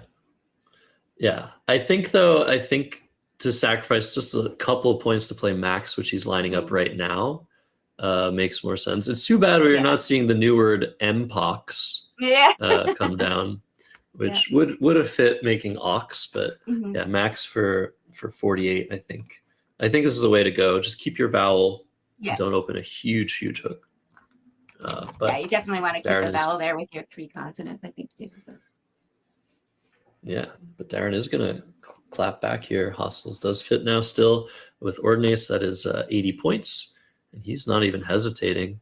There's not really much else to think about. There's no new hook that was given to him that he has available. AM doesn't take an S. So, yeah, this is off to a great start for Darren True. And I'll be curious to see how Joseph responds. He's a very deliberate player, by the way. He doesn't let like time pressure get to him. He's just, you don't see his tiles yet because he's just making sure he has the scores properly added, making sure he has all of his tiles tracked, which we were talking about yesterday. A very important aspect of competitive Scrabble is to track tiles. Speaking of tracking, let's add that score for Darren, 164 to 71. And yeah, Joe can draw something good here. He could draw a 7-letter word. He's drawn an S. That's a good start. Nice. But he needs a vowel, and that B, I think, is going to be the death of him. Well, on this particular rack, but he'll be able to play. Yeah. Yeah. What are you thinking? Well, first I'm looking through the in the triple around Costals to see if they've got anything good there. Also, maybe this making. Oh no, that's not getting. Never mind. Thinking about EXO, but that's not good. Yeah, that would be nice. Yeah, EXO not valid here, but yeah, there are 2 plays through the S that are reasonable. Bosk. I was going to say it's the harder to see. Sure. Yeah, it's one of those BASK, BISK, BUSK, BOSK. Okay. Cool. Actually, I remember. I think I've told this story on stream, so I'm sorry if I'm repeating myself, but I remember learning the definition of bask somewhat recently, I don't know, maybe 10 years ago. I didn't know what basking in the sun was. Oh, wow. I was missing out on life. But again, just showing I knew how to lay down and take sun in, but just showing some of these words, you don't know what they mean until they actually come up in the real world. I think it came up because I was in Florida visiting just a nature preserve, and they're talking about how the alligators just bask in the sun. So look at this amazing bingo, bango, bongo. We call it from Darren Shu. That is a blank I, twiggin. Really nice word. So, man, what a huge game so far for Darren. He's doubled Joe's score. So, yeah, between Bosk and Nosp, I don't know. Feels like PNST is a better leave in keeping the B. But we'll see if Joe draws 2 consonants here. He's going to be in some trouble. He's already in a lot of trouble. Sorry, what was the other word instead of Bosk? KNOSP, really hard to spot. But that would have scored 3 fewer points. Okay. But gotten rid of an extra consonant. Right. So we see an E. He really needs a good draw here. The V. So prevents not going to fit. Oh, this might not be it. Yeah, wow. So how hard V is it not great. How hard is it for you, Josh, when your opponent opens with 3 bingos in a row? Practically. I never let that happen. No, I'm just kidding. It's the hardest thing to face, other than 4 in a row. But in this case, you got to sort of just keep scoring and just keep doing what you can. Yeah. So Vamp looks fantastic here. I guess the one problem is there is an S out, but 2 Ys as well. Vampy is a playable word, but I think that something like that, or even just Tav. I'm just thinking about, how do I set myself up to bingo next turn as best as I can? TAV only takes an S hook in the WoW lexicon. So I'm thinking about the score, but I'm also just there's a lot of game to play. Let's see what my best move might be here. So I think if you're thinking about playing Tav, you need to think about, do I draw a bingo with an I, with an A, with an O, maybe an R? So that'll help you sort of determine how strong playing 1 tile is. And I think it is very strong here. But it could be that playing Vamp, getting some extra points, setting up an even stronger S hook is worth it here. I'm not really sure between the 2. And again, supposed to be 7 random tiles on Darren's rack. He just bingoed again, but of course he drew that second blank. So, yeah, a little bit rough for Joseph, I think. Yeah, it's definitely very, very, very rough. So I'm looking at the stats here. At this score, at this part of the game, the engine's suggesting that Joe is well under 10% to win. But I think, he's going to play Veep. I feel like he's leaving some chances on the table with this play.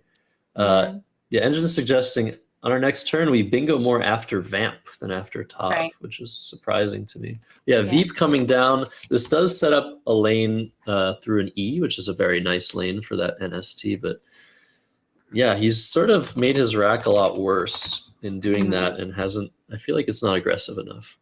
Right. And Cod is going to come down immediately in that spot he could have played in. 40 points. This is huge for Darren. Keeping the blank. Boy. Yeah. Well, maybe Joe has drawn into something with an I there, or I don't know. What could you do? Anything even? Bingo ending in an I. I don't know. Yeah, ISE would fit. So yeah, we could see. Okay. No, we could see something happen like that. But yeah, again, Joe doing his diligence. Darren's title. Oh my so goodness! dreamy. Wow. Yeah, we're getting some rough games. So AAD and STU. So AAD, you the pull for Joe Gasper. This is not it, Heidi. Sad to say. No. There's no bingo here. You're just one letter off. But I really think that Joe had chances on the last move to improve his chances this turn. Still, you have to keep fighting. Yep. Even though your score is doubled. Yeah. But so there's just nowhere to score. Yeah. What is the best thing to do here? Because this is again like where it's really, this probably separates the experts from the non-experts. It's like these kinds of racks. It's close to a bingo. You're down super far. Like, how are you going to give yourself chances to get back in this game? Yeah, no, good question. I would say for me, what I'm concerned with is this part of the board is open. This part of the board is open. Yeah. Part of this part of the board is open. So I don't really want to play anything in these parts of the board. I want to play something somewhere else, keep good letters, and just try to leave the space open. So maybe something like a do.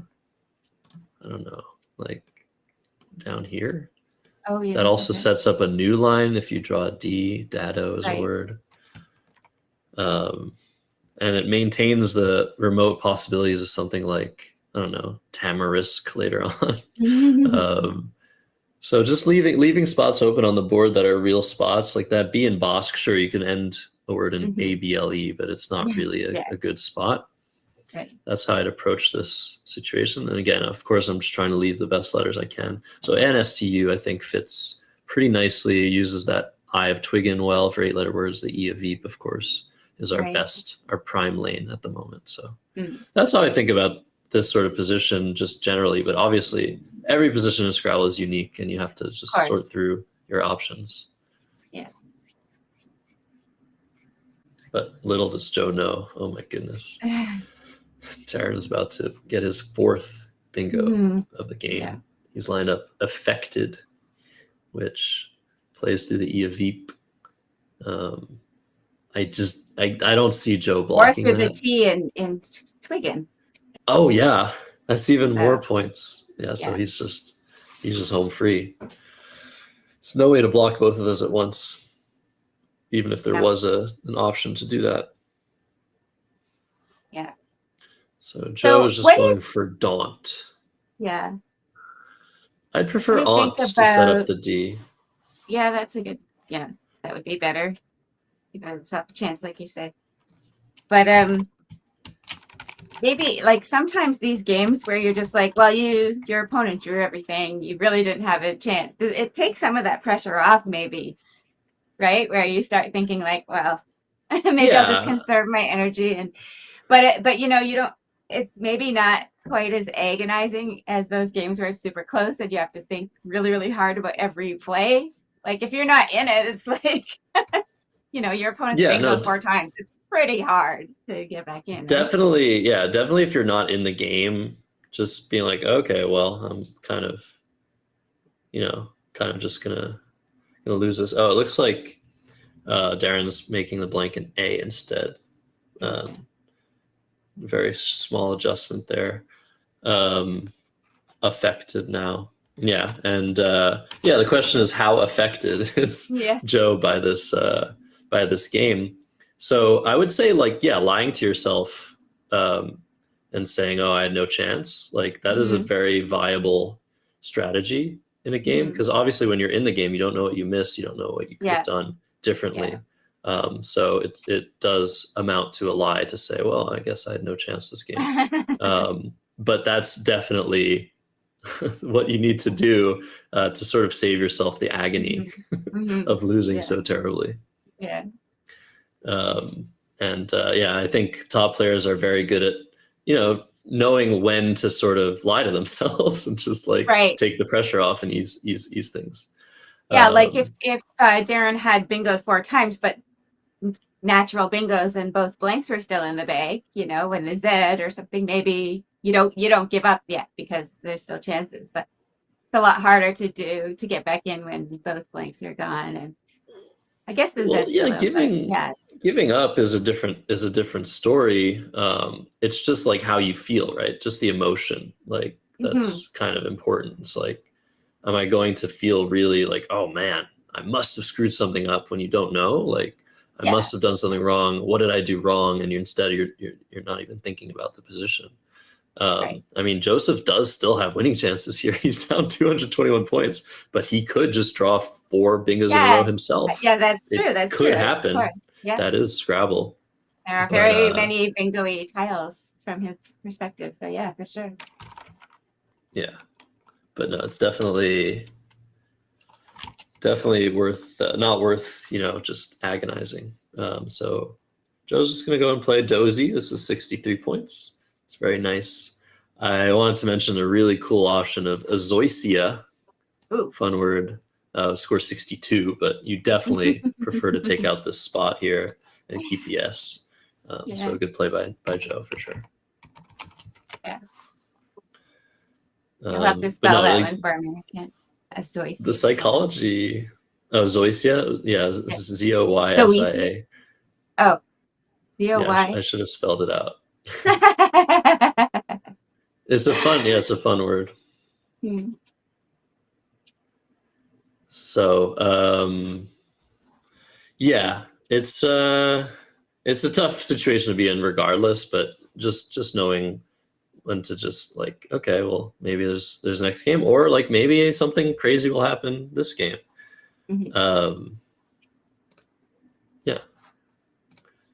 So back to Darren, who has actually not so great letters. He's got 3 duplicates, 2 E's, 2 N's, 2 R's. He's going to want to play one of each of those, I guess, if he can. So ERN somewhere. He can play the word Reno in a couple of different spots, but maybe something like Freon from this F in affected. It sort of makes sense. There are 7 spots available. Yeah, I know it's kind of which F to play from, but there are 7 spots available on this board if you start with one of the letters of affected. So blocking those lines is probably a good thing here. He's looking at Neon, which is very nice, scores nicely, and does the same sort of trick, but does keep 2 R's. I think any of these plays are very strong. The problem is there are 3 more R's to draw, so I'd probably prefer playing off 1 at least. Yeah. Not too much to worry about. The board is sort of contained in a way. Like if the board was more sort of contained in certain quadrants and there was a lot of space open, I'd be a little bit more keen on trying to eliminate that space if I was Darren. But because there's plays on every quadrant of the board, it just feels like there's going to be what we call board exhaustion eventually. Right. Is engorver a word? No. So engor is a word in the CSW lexicon. Oh, okay. Okay. But yeah, it would be nice. He's close to engorge, a couple things through that G. That's the first place I looked at as well. But yeah, it looks very goner. promising. Okay, yeah. So possibly not seeing the 5-letter word from the F, which is a weird one, Freon. But yeah, goner is a very good play anyway. Yeah. And Joe, he's drawn okay. He still hasn't bingoed this game. So yeah, he's just got to wait and see what Darren does.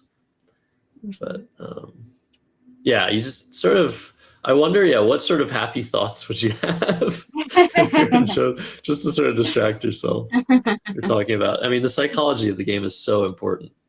Yeah.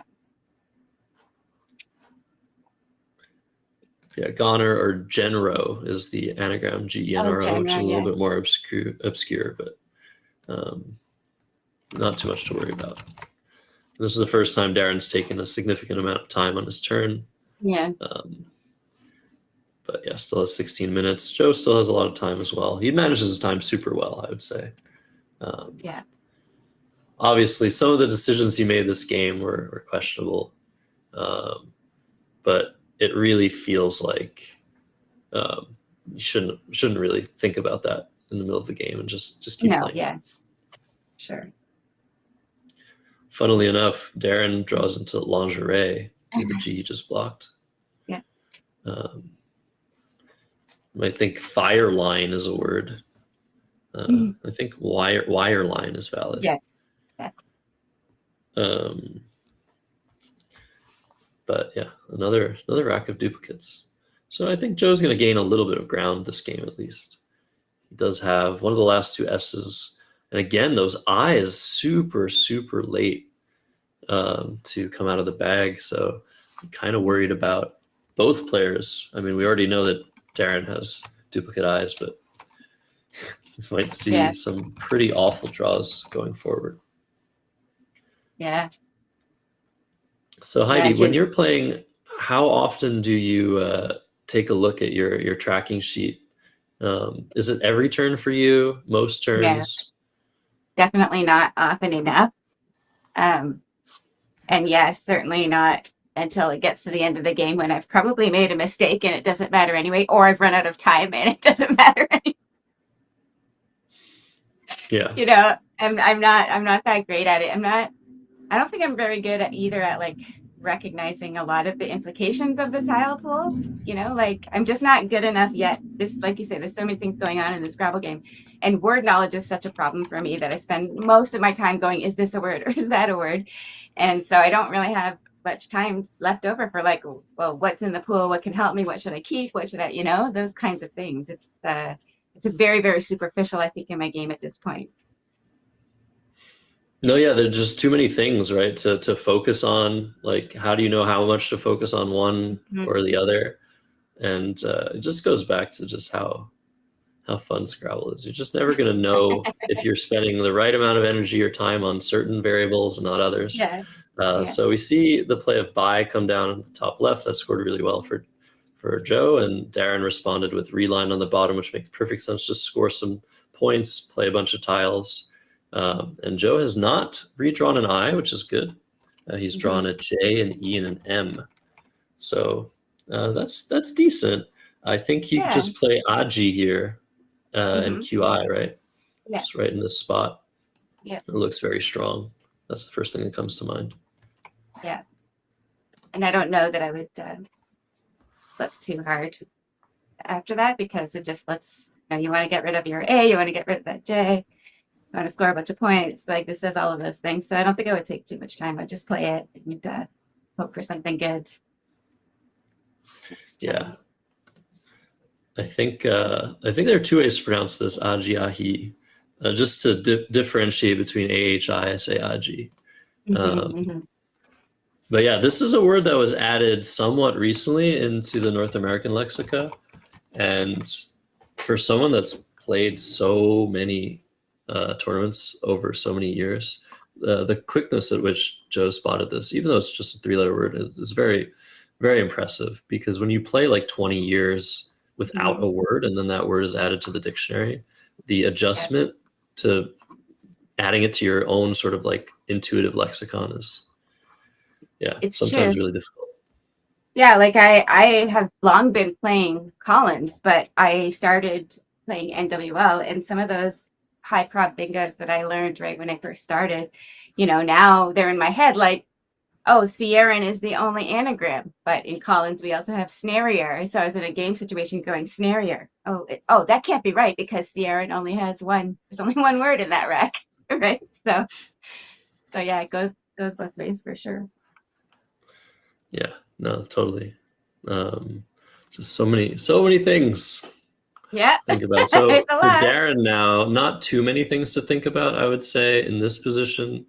You're ahead 122.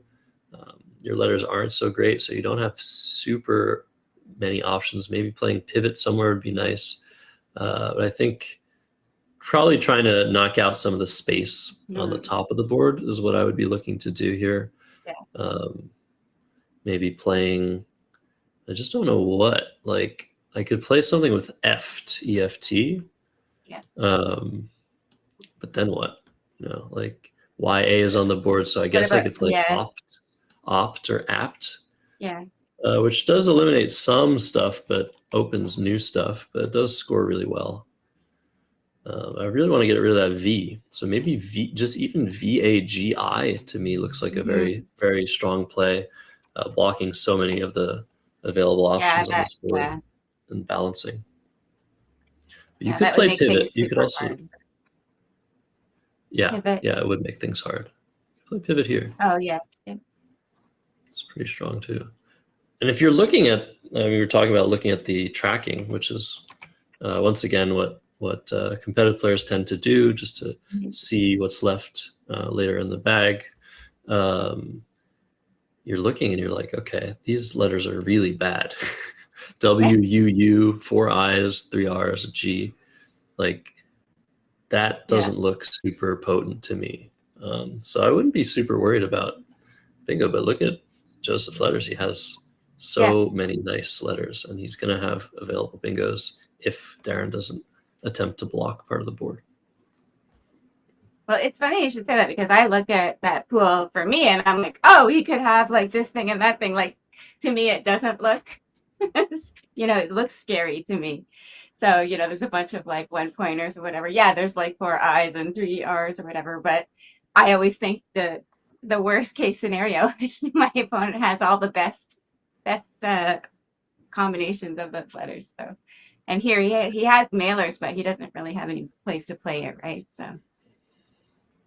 Yeah. So no, you're totally right. Like, maybe I misspoke. Like, I think generally the pool isn't very good, but there are definitely things that Joe can have. And actually, part of what scares me sometimes with these, it's seemingly like it's balanced in values of constants, but there's a lot of duplicates, is like, well, my opponent is not going to be like keeping duplicates. My opponent is probably just like balancing their rack every turn. So if they do have something balanced among these letters, well, that makes the other letters even worse. So I don't want to draw all of that, but you're seeing opt come down. That's a very nice score. It's 29 points. And I think we're going to see Joe finally get a bingo down. He has a bingo to the N of Daunt and 2 bingos through the E of affected. And maybe part of me knowing that was like, oh, you have to play VAGI, VAGI, because that would have blocked everything. But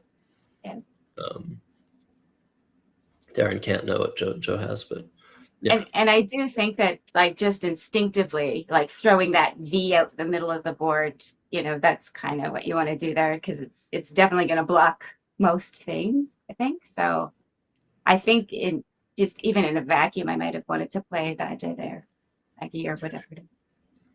Yeah, and it's also worth mentioning, like, I wonder how people, because people think about Scrabble so differently.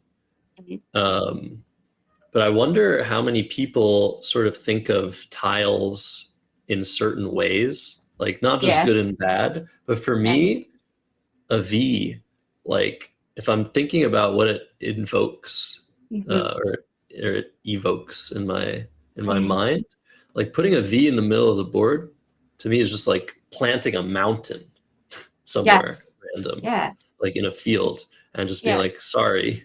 Yeah. I don't know about you. Stuff like that. It's sort of fun to think about letters in that way. But look at the score now, Heidi. Oh, wow. A little bit worried for a second. If you're Darren, like somehow Joe's only 80 points behind now. And look at your rack. Yeah. Sorry, I stopped your thought there. No, that's okay. But then you look at that pool and you're like, well, what can he have? Really? Can he have anything? Doesn't Right. look that scary now. Yeah, no, I think knee-jerk reaction is what I'm sort of thinking about. So Joe drawing 7 out of the 8 tiles in the unseen pool. The W is the last tile in the bag. Yeah. Darren would actually like to have that W right now. He could play Wave, W-A-I-V-E, in the center of the board. But yeah, if you look at that, it really doesn't look very good. Yeah. You have to just sort of double take and make sure there's not something lurking that you'd want to deal with and block. But yeah, I think knee-jerk, like I see my opponent score 70 points and I see 3 I's, a U, and a V on my rack. I'm like, wait a second. For sure. Can I lose this game now? I have this weird thing, Josh, where I'm playing a game and depending on like how difficult the turns have been for me and things like that, like I could fully feel like I'm losing the game and be like tied or even winning.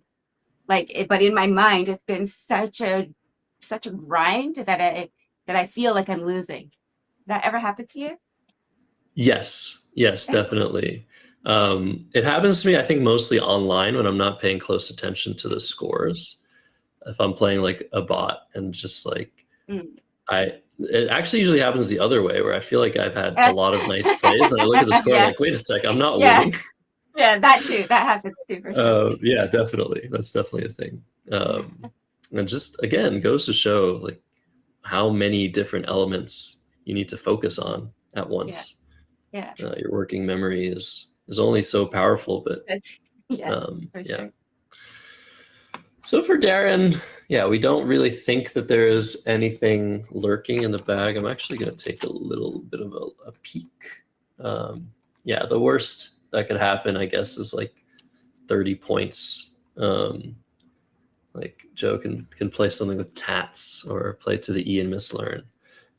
So there really isn't anything to worry about, but you have 7 tiles to worry about. Like what do you do here?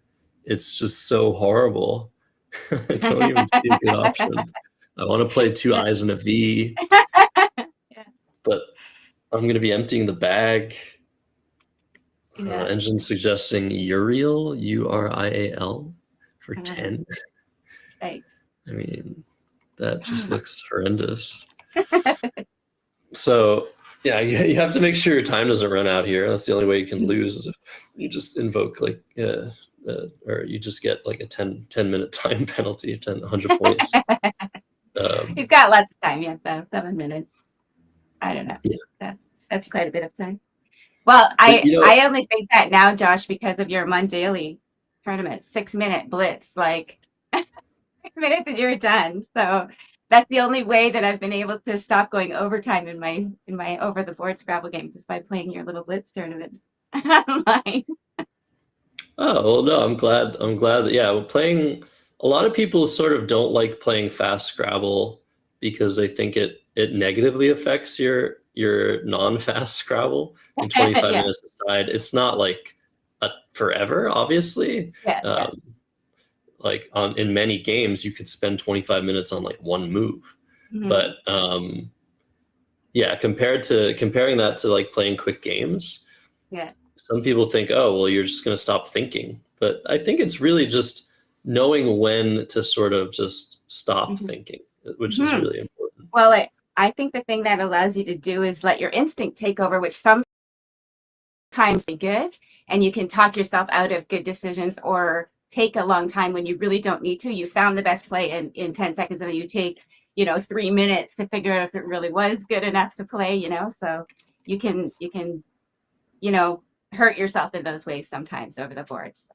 I think sometimes you got to let yourself do the instinctive response once in a while, just to preserve some of that time for the end game, which is the most important, right? When it matters. Yeah, no, fully agree on that front. It's sometimes you just need to go. Yeah. So Darren has gone. He's played viral, getting rid of one of those I's and that V. He's probably not very happy to see that W as the last sound effect, but he's got the game locked in. Yeah. Sort of similar situation you're talking about, like, oh man, I drew the second blank. Darn it! Like it's like, oh man, I drew the W. Well, at least I'm winning by 100. This is the worst wreck. Like WIIU. 453 points. You've bingo 4 times. Yeah. So I think probably would have been a little bit better to play Virid to the D in Daunt if we were really to sort of Agree. dissect this decision, just to get rid of another I. That A is actually super useful. And it doesn't actually, you'd be worried, like normally it'd give your opponent tons of counterplay, but not with the unseen letters. But yeah, over to Joe. It's the end game. He's probably tracked Darren with IIWU. And I think the thing you want to do here is go out in 2, right? That's usually what we say for end games, but the engine's suggesting something interesting. I think it is an out in 2. Engine is saying to play A, I, R, T.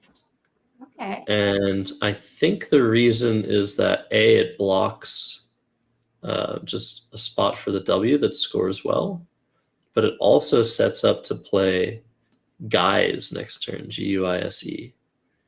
And there's also the play of Gids available through the D. I don't know if there's another outplay, but that looks very strong. And it feels like, okay, so Joe's playing Guise first. And I guess the issue with that is it just gives back it's to block Kiwi. I see. So Darren did line that up, the IWI. So Kiwi is by far his best play now. But he does. No, he sees Iwis. Okay. Wow. Okay, we've been misled. So yeah, Kiwi. I saw that IWI. I was like, oh, I wonder if there's a K, and I just did not see that K from earlier. Yeah. In Bosque. So that's 11 more points. So that is why playing AIR first would have blocked that. That would have been the best play, but no harm, no foul. If Darren misses it, this is actually a better end game. Now Joseph can score even more. He can play RIA for 15. That's his best outplay, and he's actually going to come away with like a pretty decent result. So he was playing Ert for 12. Final score now is going to be 391 to 462. It almost feels like Darren didn't bingo 4 times in a row. I know. That's wild that it got that close after that. Practically 4 bingos in a row. Unbelievable. Practically, almost. All right, so they're gonna figure out the scores, and we're gonna jump on to the over the board mic to see if they have anything to say. No, I got really early. I'm happy I got as close as I did. Oh yeah, I was getting worried because I was figuring out to block your double possibility, but I had all 1-pointers. Wasn't a whole lot I could do with them. Yeah, and then ugly rack at the end, but if there was an open A on the board, I could have made sorry, isn't that a word? Giaisa? No, Giaisaur. Oh, Myasaur. I was thinking about Myasaur. It's in my head for some reason. Let's say it again. Giaisaur. I don't think so. dreaming. Myasaur there's a Myasaur. That's what I was thinking of. I wanted to play off. I was trying to find a way to play off more tiles when I played. What was my play? I played Opt. But I wanted to leave fewer than 7 in the bag, so I didn't want you to bingo twice. Figure it's the only way I'm going to lose. Oh, that's smart. I didn't even think about that. And score. Yeah. Yeah, I was just I left happy myself garbage. you didn't block my bingo lane. So that was Yeah, it blocks a little bit, but it scores, but also gives you the triple win. There was a lot of garbage at the end, though, so There was a lot of garbage at the yeah, end. Maya Sar, that's yeah, that's what I was thinking of. yeah, and that takes the A hook, Maya Sara. Oh, really? Yeah, so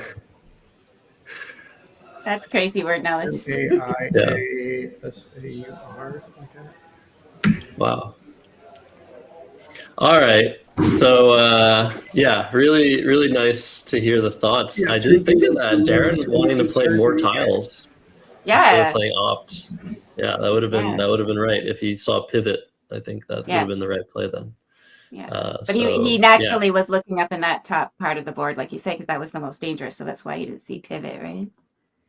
Exactly. Yeah. So, anyways, huge win for Darren True. I think might be his first ever stream appearance. I don't know about Joe. I think Joe's been on stream before, but yeah, great game. Great to watch all these players just show their stuff, Heidi.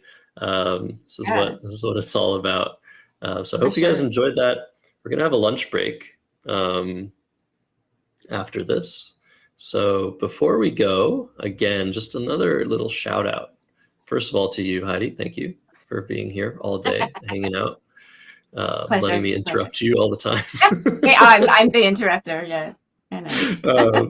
We also must thank Let's Play Scrabble for putting on this awesome stream, sort of out of nowhere. It was like a couple months ago. Like Josh was like, "Hey, what if I went to Galesburg and streamed?" I was like, "Do it." And thank you so much to everybody that facilitated this. Peter, was it Daria? Like everybody that made this stream possible, and also this tournament. It's the third edition of the double-decker doubleheader tournament. This is the Zephyr. This is the second day. But yeah, lots of fun Scrabble to come. 3 more games after lunch. We're going to take a short break. I think, is it a half an hour? Yeah, we have a half an hour break. So don't go too far, and get ready for some awesome games on the I guess not half, the 3/7 that is left of this tournament. It's going to be some crazy stuff and some heated games for sure. So, Heidi, anything left for you to say? No, let's go eat and come back here in half an hour. See you back here. See y'all soon. Bye, guys.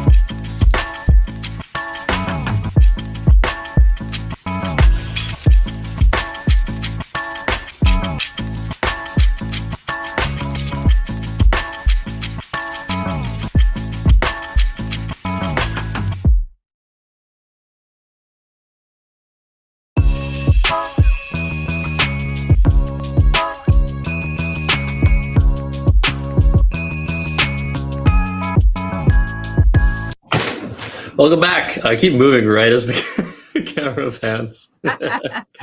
How's it going, everyone? Welcome back to the Zephyr. This is the second decker of the double-decker tournament in Galesburg, Indiana.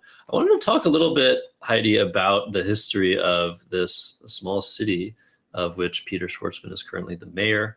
I have some information for y'all because, I mean, it is just sort of, for most of you, probably a random place in the middle of nowhere. But for us, it's not. It's the center of Scrabble this weekend. It's also very, very nicely located on the railroad tracks. So just a couple things. Founded in 1837 by an abolitionist, Underground Railroad. Galesburg was a very important part of that, if you guys know that history.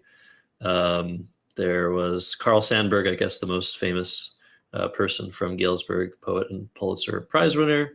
And yeah, lots of trains, basically. So that's why the Train Hall of Fame is going to be built in the town. So yeah, I think things are going really well for the city, and I hope they continue to do so, because it's an awesome place. I can't wait to visit. Did you know any of those things, Heidi? I didn't. I didn't. I had no idea, and I found yesterday's stream was quite enlightening, super entertaining, and informative. And yeah, it was quite a nice change, I found. So yeah, it's nice to hear about all those Did I things. say Indiana? I don't think so. Did you? If I Anyway. said Indiana. Oh my I didn't God. notice either. Oh my God, sorry. Okay. Sorry, I interrupted you there. Yeah, no, it's definitely in Illinois, and I definitely knew that. Hopefully, if I go visit, I won't be in the wrong state. So we have a nice matchup for you guys from the B division of the WoW. So we have Carl Davis, longtime player, and we have Jonathan Kofod, who apparently had stopped playing Scrabble for 12 years. And I don't know what the order of operations is, but started watching streams and decided to come back and play. That's, I guess, what we're going with here. So had the highest average score, I think, yesterday in a lower group, or in the higher group, actually. I think he was in the higher group. But we have the player cards to give you guys a little bit more of a sneak preview of these two players. But I think we have them. Yeah. Oh, we're gonna skip the stats, actually. Oh. That's too bad. But yeah, we'll just have them start playing. They've been waiting. Announcements are over. I misstated the state. Trying to think of what word to use. But yeah, Jonathan's first. See what he draws out of the bag. Can't believe I said Indiana. Yeah, I mean, I do that kind of stuff all the time. I mean, our brains, we're dealing with a lot of stuff, right? We have a lot of things to consider. So yeah. But I was going to say that I think that it's really interesting what you were saying about Jonathan coming back after a 12-year absence. And I'm getting so many messages, whether it's on Google's like just chat messages or whatever, or people messaging like the club email to say that, yeah, I'm getting back into Scrabble after X number of years. And often it's because they have been watching some of these streams. So this is super, super exciting. Like, I just cannot stress enough how important these streams are, how important it is to support these streams and share them and get them out in front of as many people as we can. Because yeah, we're creating new players, we're bringing back old players. The community is thriving right now, I think, and it can only grow and do better. So yeah, I'm excited about that. And you know what I'm excited about? Well, first of all, the play of Burr is really nice. He could have added that third R, but I think it makes a lot of sense to keep it and try to hook it next turn. So BRR and BRRR words. But look at Carl. He's just like, tiny little bit of moving the tiles, and he's found bouncier. Once he's able to retrieve that tile, we should stop the clock there. Okay, good. He'll be able to play a huge opening bingo for 89 points. So not really much Jonathan could have done there. Maybe he could have actually played Burr with the B on the star, Heidi, and set up the R on the double instead. What do you think of that? Was that a mistake, or was it? Oh no! What's the matter? Oh no! Oh no! I don't even. Oh my gosh! Is he gonna see it? He's drawn. Oh my God! What are these guys gonna realize, if at all? And that's the worst, when you see it and you're like, oh, wait a minute. Oh. I wonder. Yeah. We'll have to look at the faces of the players. Oh my God. To see if. No, that was a yawn. That wasn't a oh my God. Yeah. Because sometimes these things happen. So okay, let's explain. Carl just completely he transposed two letters, which happens a lot in Scrabble.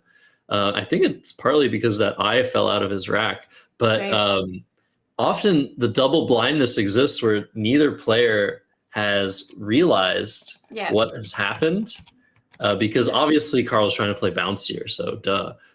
But man, it's not going to matter in terms of like hooks. You're never going to see someone hook bouncier, but no. I really wonder at what point. I've seen this before on stream, and at some point, like if one of the players realizes what happened, we see just the faces ignite with some sort of emotion. But anyways, these things happen. So it could be, and it could be like post lunch, like your stomach is still digesting, so some of the work is not available for your brain. I don't know. Any number of things could have happened to be like, but yeah, you're not expecting your opponent to phony. You're concentrating on, okay, what am I going to do with this now? Sometimes you forget even to just look at the word that's been played, right? It happens to me for sure. And there are also some words like this that are just that don't seem like they're spelled right. I think the best example people give is strongly, anagrams to strong guile, GYL. That's also a word. And if you play it on the board and your opponent doesn't know that word, they're like, oh, you just misspelled strongly. You just transposed the two tiles. Yeah. But Yeah, it does happen. This could just very well be a word, bounisser. I don't know, maybe, but it's not. So raft is the choice that's on the board right now for Jonathan. So he is using his R hook immediately and keeping those two S's. I think that's an interesting decision. Yeah. It does set up an S for rafts, and it leaves all the rest of the tiles open. So it's probably does a really good job at trying to bingo next turn. There weren't really any great options there. Yeah, no, nothing jumped out at me for sure. Maybe something with the F through that R, the second R in burr, maybe going down, but I don't really know. Frat, I don't know. Yeah, frat could have worked. And this is a great play by Carl, finding oxygen. This is his, not his highest score, but in terms of scoring and leaving well, this is really nice. It actually sets him up on top of the O and the X for next turn, potentially, if Jonathan doesn't go there. But that is a pretty big scoring spot, so we might see him use it. But yeah, great play by Carl Davis. And I really don't know if at all, if either players knows. I mean, the game just continues, right? It could be that they go the whole game without noticing it. It'd be so funny. But it would also be funny if, like, somewhere near the end of the game, they suddenly realize and be like, "Oh man!" How much would that throw you off if you're like working on the end game and all of a sudden you realize that the very first play of the game you neglected to challenge off? Oh man, it would throw me off so bad. And I mean, I think we've all, or many of us have seen that sort of like test of like the words that have the first and the last letters in the right spots, but the other letters mixed up, and how easy it is to just read those words. That is how our brains work. Yeah. It uses the clump of information rather than the little bits of information most of the time. So this is a very normal thing. But for Scrabble players, we've sort of taught ourselves to just double check just in case something like this happens. But yeah, first game on stream, I mean, the nerves are there for both players for sure. And we love to see it. It's great content, especially when neither player noticed. If one player notices, it kind of sucks. It's like, oh man, that's too bad. Yeah. But yeah, both players not noticing, that's the ideal situation. And yeah, nothing happens. This is just a part of the game. You're allowed to play words that are invalid in Scrabble, as long as they link to other plays on the board. And your opponent, it's up to your opponent to challenge them. So once you've drawn your tiles, it's too late, and the game continues. Yeah. So what can Jonathan do now? It looks like he's looking at waste, but does he have a better spot? Like, should he take out the oxygen hooks there? It's pretty, he can score a lot of points there. So maybe you want to take that out. I don't know. Yeah, he could play just WO. AISST is pretty strong. He's probably somewhat likely to bingo, but I like this play too. Waste, using one of the S's, setting up another spot for the second one. That's better than weights, for example. You could just reverse the two. This isn't a case of Jonathan transposing, but it's a funny example of, this is a valid word. But he's setting up his S, so definitely a better play. And I think it makes a lot of sense to do this. Yeah, that looks like a good play. How much did this score? Was it was 30 points. Yeah, you could have gotten 29 for WO. You could have scored a little bit more TWO, I guess, but I like this. I think, like you say, it's nice to get rid of one of those S's too. Yeah. I guess it also sets up, is wasty good in this lexicon? Waste, I don't think so. It's just wisteria, right? Yeah. Oh, it's not even good in any lexicon. No, never mind. So over to Carl. He's got 2 A's, 2 E's, H, I, and D. He's lined up idea, which is a really nice option to overlap the OXY. That's 30 points. I definitely like that. But he also has the second best player recommended by the engine, HIE, underlapping the OXY, which scores a nice 36, but keeps 2 A's. So engine liking keeping the more balanced tiles. However, what is important here to recognize is if you play on top, we have this next line open as well. So we might see something overlapping, scoring even more points. Right. We might see Carl draw into that. We might see Jonathan draw into that. he's going with idea. He has HA to overlap, or AH. A lot of letters you can draw will go all the way to the EX, even further. So yeah, I like this play. Not super worried about the responses, but he could get burned for sure. Yeah, Peter Schwartzman there makes a good point that waste signals the second S, because without it, weight is better, or weights is better. Well, weight is better than just waste, right? Yes, So maybe telegraphing that he has another S. Now he has 2 more S's. So it's a good thing he did get rid of that one. Yeah, and also if you're Carl, I mean, that information definitely useful for maybe many turns into the future, but there's not really much you can do about that knowledge. But yeah, it's definitely something to keep in mind. And I guess Jonathan having an S, that's one tile that Carl knows about, meaning that it's maybe less likely he's going to get burned on top of the IDE of idea. So that could be a way to think about it too. So Jonathan, he's shuffling his tiles a little bit. He was really close to finding there is a 7-letter word on this rack. And he's found suctions. So that's very nice, through the C of, let's say, Bauniker, which would not be available, by the way, if it was spelled properly. Yeah. Which I think is really funny. But outsins would. So outsin is a word. Oh, okay. It's pretty nicely in a variety of spots on the board. But suctions also works for 64. Nice. But yeah, just like, again, I don't think either of these guys has recognized. I know I haven't played Jonathan before. I played Carl, and I feel Carl is one of those players that is extremely like focused on what's going on, like in his camp. Like right. He's not really paying attention to his opponent. He's not really paying attention to what has already happened. He's really in the moment, like just trying to figure out what to do. And I love that type of player. I think you took advantage of me for that very same thing once. You're like, I did this thing because I knew you weren't paying attention. Yeah. I mean, yeah, it could be useful information, just like long term. Oh, this is one of these. Some opponents are paying way too much attention to their opponents and not to themselves. Yeah. But it's it's a spectrum. So yeah, I love. He's just so emotive and focused. I love the way he plays. He's also such an amazing guy. And he's been in the scene for such a long time. So it's great to see him in action. But yeah, Jonathan has found, I thought he did find suctions. He had it lined up. Yeah, he definitely saw that, I'm pretty sure. Maybe he's just looking to see if there isn't anything better that he's missing. Yeah, sometimes we were talking about, in the game between Anna McGavern and Steve Krieger, we were talking about, having words, but knowing words, but not being able to find them.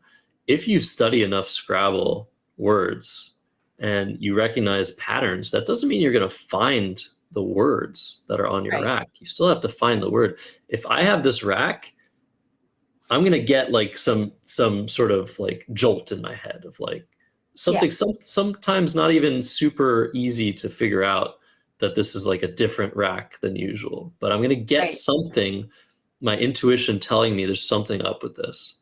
But being able to find the bingo on the rack is another question. I've had positions where I got in the jolt, and I've taken 5 minutes not being able to find something, and sometimes nothing is even there. Sometimes we get fooled. So suctions was not played. I wonder if he didn't see it in the end, but I think he did. Maybe he was just unsure of the spelling. So Ian coming down after a long thought process, but Carl, or it could be that Jonathan was like, oh, that doesn't fit because the C is under the N. Maybe he saw the possibilities, like there's no way that fits. That makes GS and EU. Maybe we're the ones seeing things. Like Carl quickly responding with for 33. His best play for sure, even though it keeps 3 E's. Yeah. And interestingly, Heidi, if we look at that B on the top of the board, this is the same rack that Anna McGavern had, just plus S. Right. So there is one word that fits through the B from that rack, robustas. Right. But there's some amazing plays available. I would like to mention Oxygen, although it was a really good play by Carl Davis, there's some extensions available as well. If you guys can think of any, maybe not that long, but Oxygenators. exactly, oxygenator is a word. Obviously, this is better. This is a bingo, but Yeah. it's not as, it's not as classy. It's not as fancy, right? Yeah. So yeah, outsource for 60. There's also Stratus, OUS through the T of waste, which may be slightly less dangerous. But yeah, outsource, great find. Jonathan, but he's still down 41 points. And look what Carl's drawn. Yeah.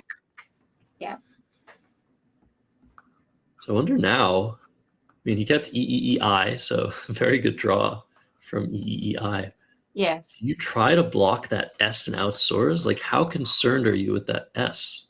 I was What do just you gonna do? say, like, I'm not really that concerned about the like triples, like an S in the second spot. That doesn't seem that scary to me, but yeah, I might still try to play something there or around there anyways, just to be sure. But I don't really see, like, I would be first looking to see, is there any like weird like eyepiece or something in this rack like that where I actually have a bingo, but there might be just too many vowels here, I'm not sure.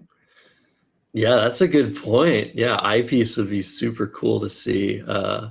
Just one too many eyes. That's very nice though. So I think Carl has spotted a really cool play on this board. If I can trust the alignment, right? I still don't know. Yeah. You can never really trust until they make a play. But that IEE off to the side,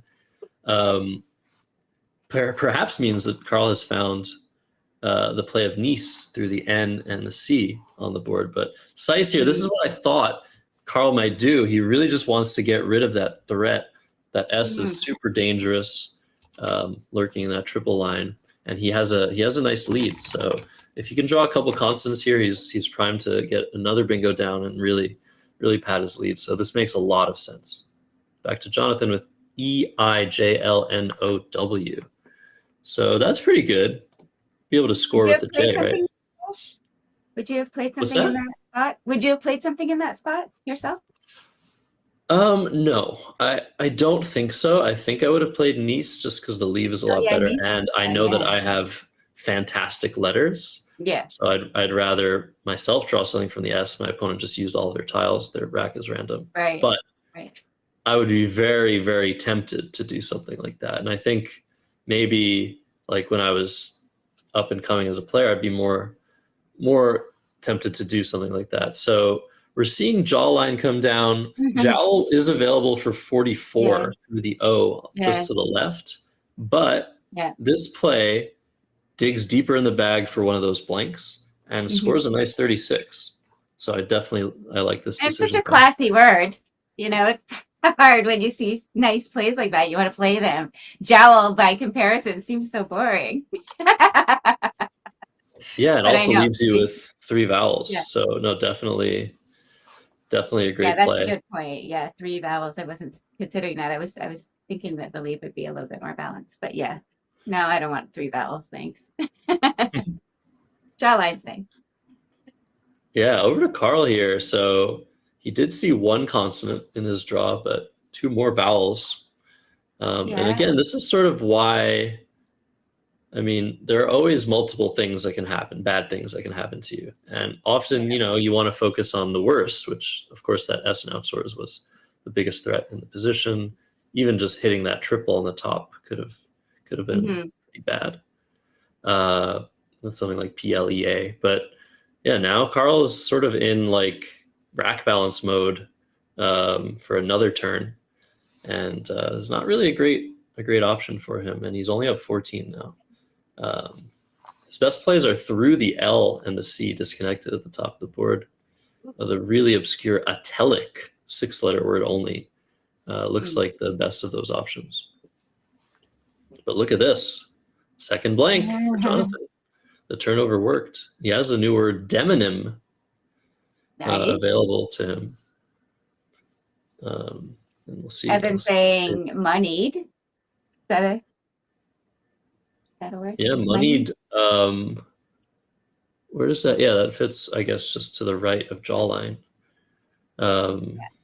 So yeah, some options for Jonathan next turn, and Carl, if he doesn't get a good draw, will be fighting from behind.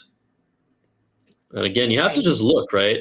There might be an 8-letter word from the B or through the T or through the disconnected N and C. Like, you have to take your time with these racks.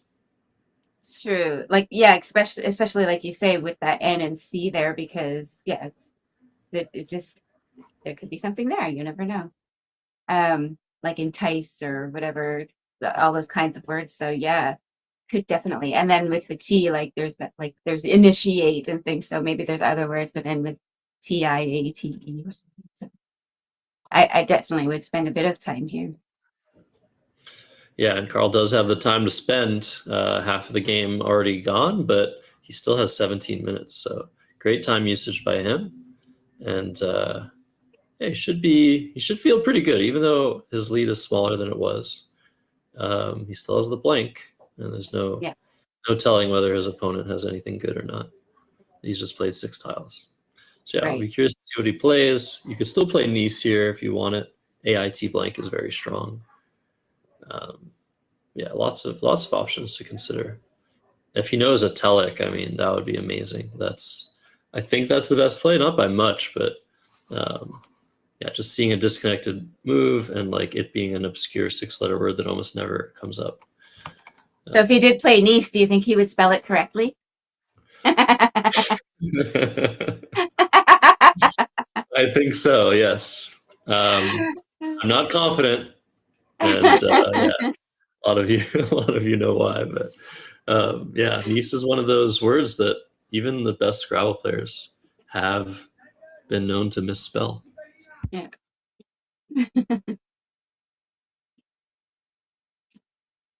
And I would be 100% sure it wouldn't get challenged off if it did go down and was misspelled. After seeing Bound Knicker. Yeah, let's pronounce it. Let's be a bit nice. Let's pronounce it Bow Nicer, okay? Bow Nicer, okay. I prefer that pronunciation. So Carl is separating the I and the E from his rack. Those are definitely the 2 tiles that have to go if you don't have bingo. Those are the duplicated tiles, the bane of everybody's Scrabble existence. Like, where do you play them? You could play... Okay, he's playing ice. So he's 1 letter off of misspelling Nice. But yeah, that's really funny. Yeah. So that comes down for 5 points. And over to Jonathan. So to see if he's taken the time to spot his playable bonuses here. So moneyed is available. The highest score is Dorymen, which will put that Y on the triple. Nice. That's a really tough find.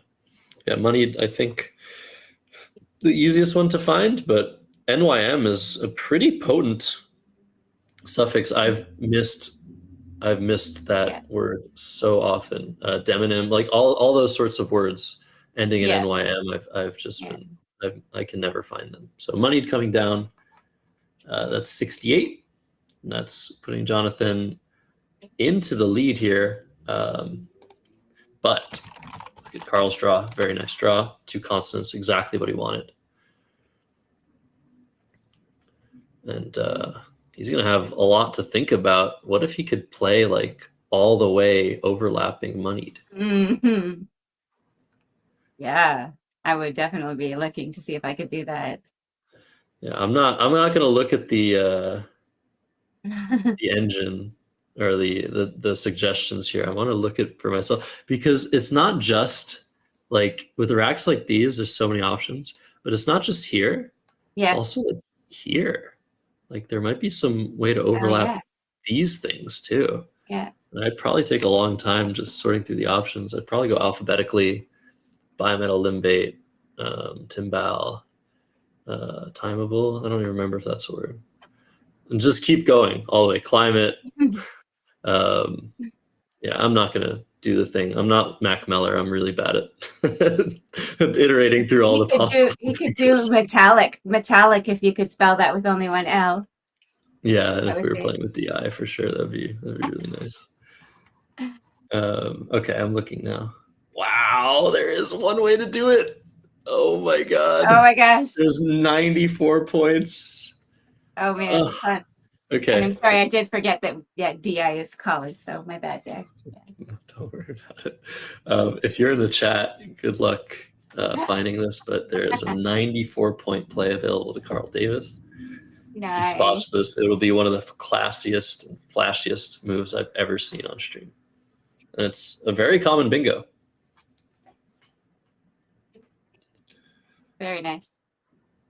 That's fun. Yeah, you're seeing. If not, I mean, his best bingo is 70 points. If you can't find some of these overlaps, you might as well play probably something like you're saying metallic, but just metal. Here is 47 points. Yeah. Email is 44. Yeah. So he's not even looking, which makes perfect sense. It's like I have 50 points and I'm keeping a blank, tying the game up. True, yeah. For sure. This is great. But yeah, Aliment, ALIMENT, was the incredible 6-way overlap across 4 different words. Limbate does fit here as well. Same thing, but 10 fewer points. Man, really, really cool. Yeah, Scrabble is great. It is. Yeah, I'm surprised I didn't generate just playing metal as an option, because normally that's how I play, right? I'm like, oh, I could score almost 50 points here and keep my blank. So I tend towards those kinds of plays more often. And it's also like extremely important to cover those triples. They're super dangerous. And with the unseen letters that Carl was looking at, so many high scoring letters available. Jonathan's perspective now, it's even worse because he only has a 2-point letter. Look at those junky things. But oh my goodness, second blank Carl already had, but like, where are the high scoring letters? Yeah. Oh man, it's gonna be fun later on. VVZKHF. I don't know what's gonna happen at the end of this game. I think these guys are gonna have a little bit of trouble in the later stages of the game. Man. Yeah. But yeah, for Jonathan, don't really know. Like, this game is tied now. There's a blank out. Your letters aren't good. DOUT somewhere would be nice, but the best spot to play that opens an S hook that you don't have onto this triple. Oh, that doesn't work actually. Sorry. Yeah, I was gonna say what. I meant to put it here. TU, not over TIT. So okay, we're 1 for 1 here, Heidi. Doubt is 19 points, making DEL and OD, but it opens the triple, puts the T there. And I'm really wondering if Carl is going to pull the trigger on potential phony next turn. I feel like his rack is really prone to playing a phony word. Someone mentioning Gaulies. Yeah, that's not a word. Balling, BOLLINGS. So we're seeing Todd come down. Actually, this makes a ton of sense. You normally don't like to keep that U. There's a Q out, and there aren't that many vowels left, and OURT is as good as it gets, really, when you have a U. It's got that out prefix and the nice balance. So, yeah. So good play. So there is, wow, somebody mentioning, holy crap, lip gloss is a one word hitting here. Beautiful. Can you believe that? That would be amazing. Oh my God, that would be so awesome to see that. You'd feel like such a hero if you found that in a game and played it. I mean, I would. That would be so awesome. Crazy. The only other playable bingo is Galliots with 2 L's. Most players know the word with 1 L, Galliots, Latigos. But with 2 L's, it's also valid. playing through this tea of waste. Mhm. I think Carl's considering either Gallies or Galliest. Yeah, it looks like, yeah. But he's talked himself out of it for now. I love how he sort of just like mutters to himself throughout the game. Try to read his lips. Oh yeah. if you take a look, like you can see his tongue moving. I love it. Like Yeah, trying to read his lips is so much fun.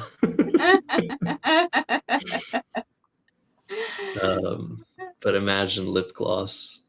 All right, so we're seeing Gallies come down. So this is a moment of truth for both players. Will this get challenged by Jonathan Kofod? He's staring at it. It looks like he doesn't like it. Oh, maybe not. I haven't seen him say hold. Yeah, I didn't. Yeah, I didn't. But I would be like, He just has I that would death have, stare regardless. I'd have such a hard time challenging that word. Like it just looks like a word. Gallies. Yeah. I don't know.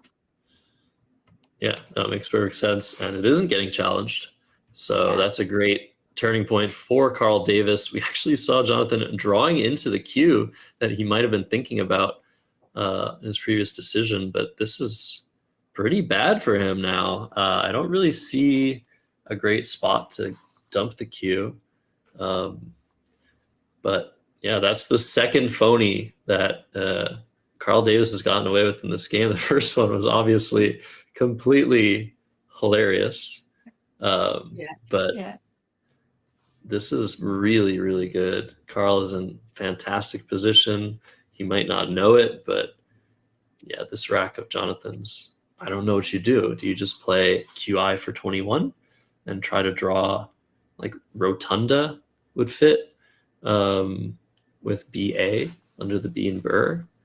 There are a couple A's to draw.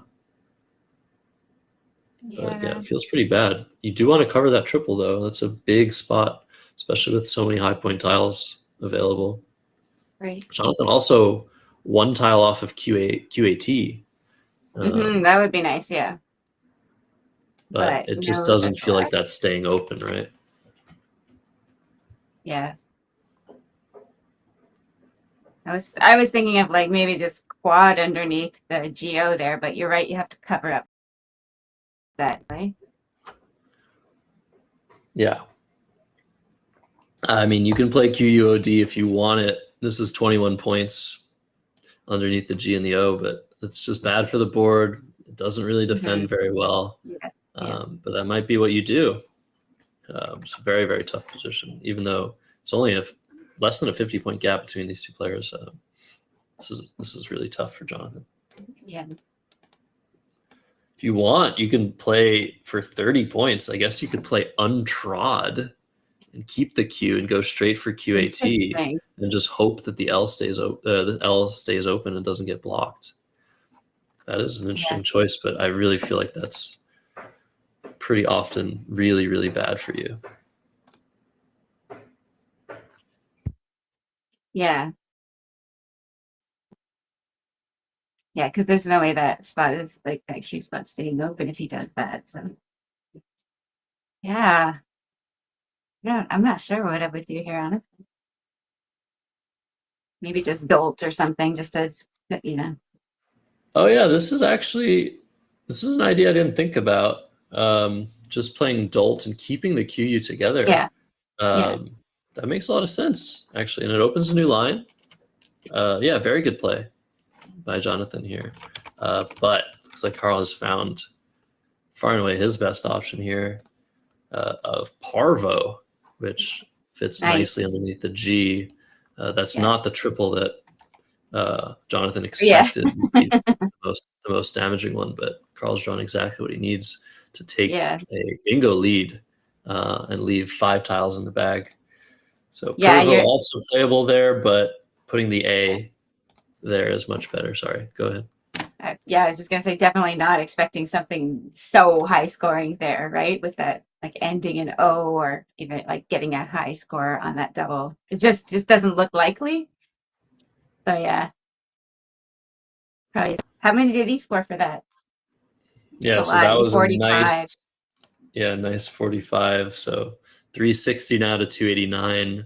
Jonathan is in danger. He does have that Z now, and he can play Za for a nice 46, but that keeps the QU, but it keeps a second U. I just don't feel like he's ever drawing into anything, and he's down by so much, so he's going to need some help, even if he plays Za. But it feels like, I mean, what else do you do here? Yeah.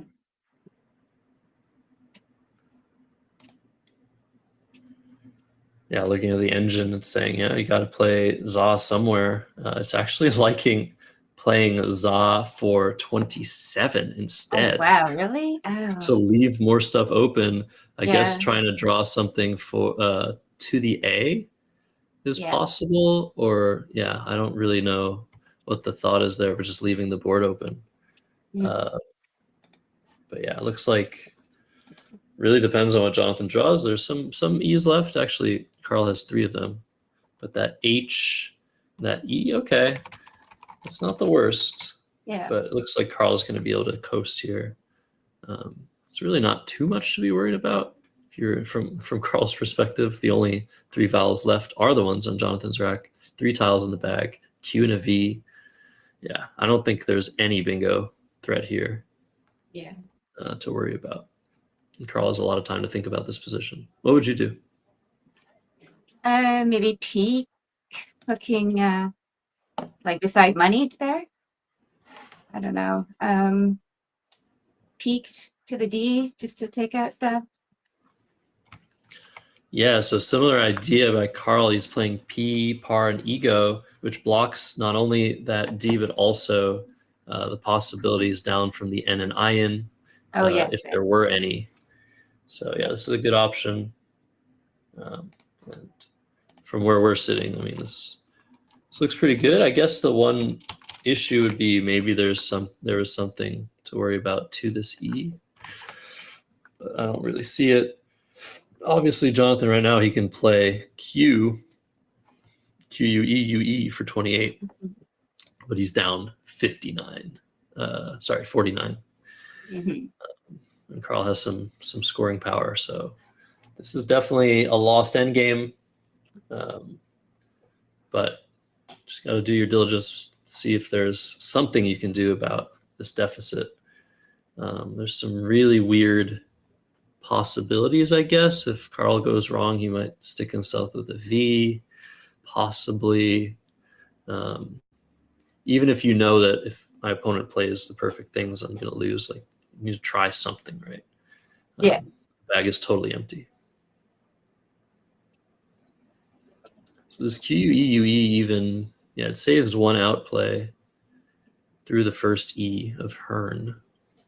So if we see this play come down, let me put it on the board. QUE, UE, so beautiful. That saves HERN for the next turn, but Carl can just block that. If he blocks it, you get maybe Hun here for 23. Right. Not going to be good enough, but it is something. The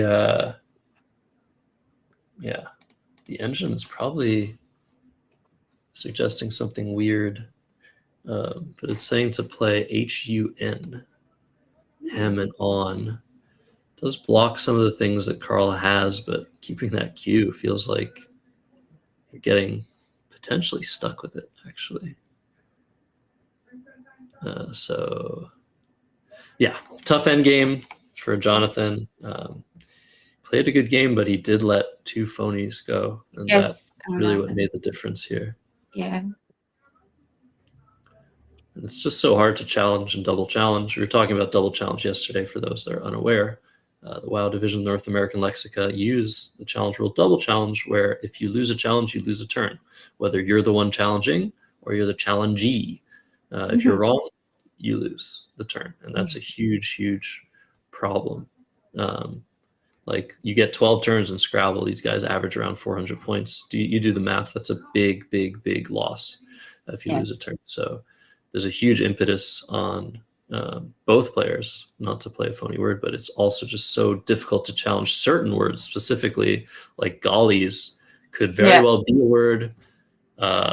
You could be other options with those letters. Like it's just so difficult to challenge blank bingos. Yeah, and I still think like I haven't remarked any noticing of the bow nicer play.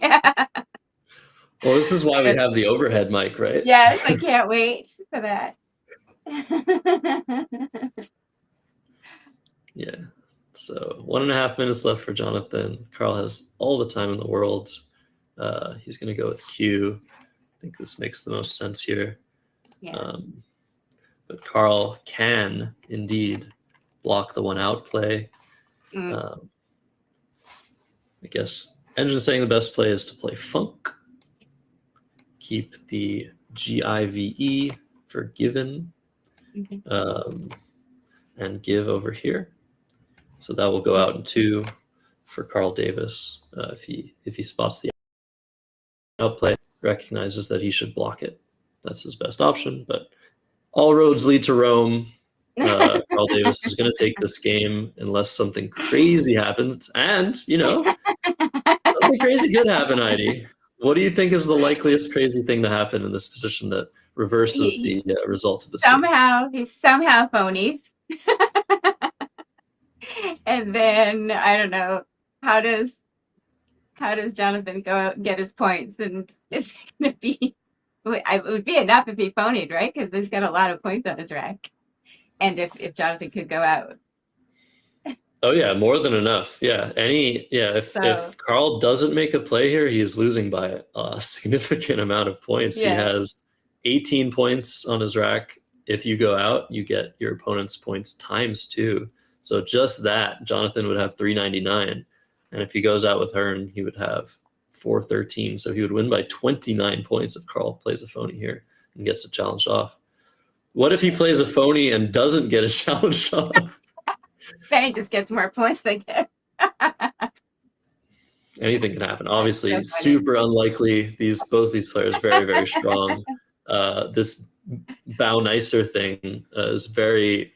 It's common in terms of like crazy things that happen, but it's very uncommon in terms of just like I feel like in a 30 game tournament, let's say, this might happen once to each player on average, or maybe even less than that.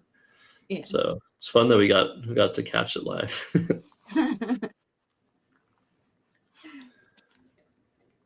But yeah, I mean, I've misdesignated blanks on stream twice, so I mean. Yeah, that's another thing that happens a lot. That's I think, more unfortunate. Like you're way more in control of the order that you put tiles on the board than like the distance between placing a blank on the board and then circling the tile it's supposed to represent. That distance, I feel, shouldn't even exist because you know what you're trying to play. Sometimes. Sometimes it's not obvious. Sometimes, yeah. So one of my ideas for Scrabble is to have like a set of 52 0-point tiles, 2 of each. Okay.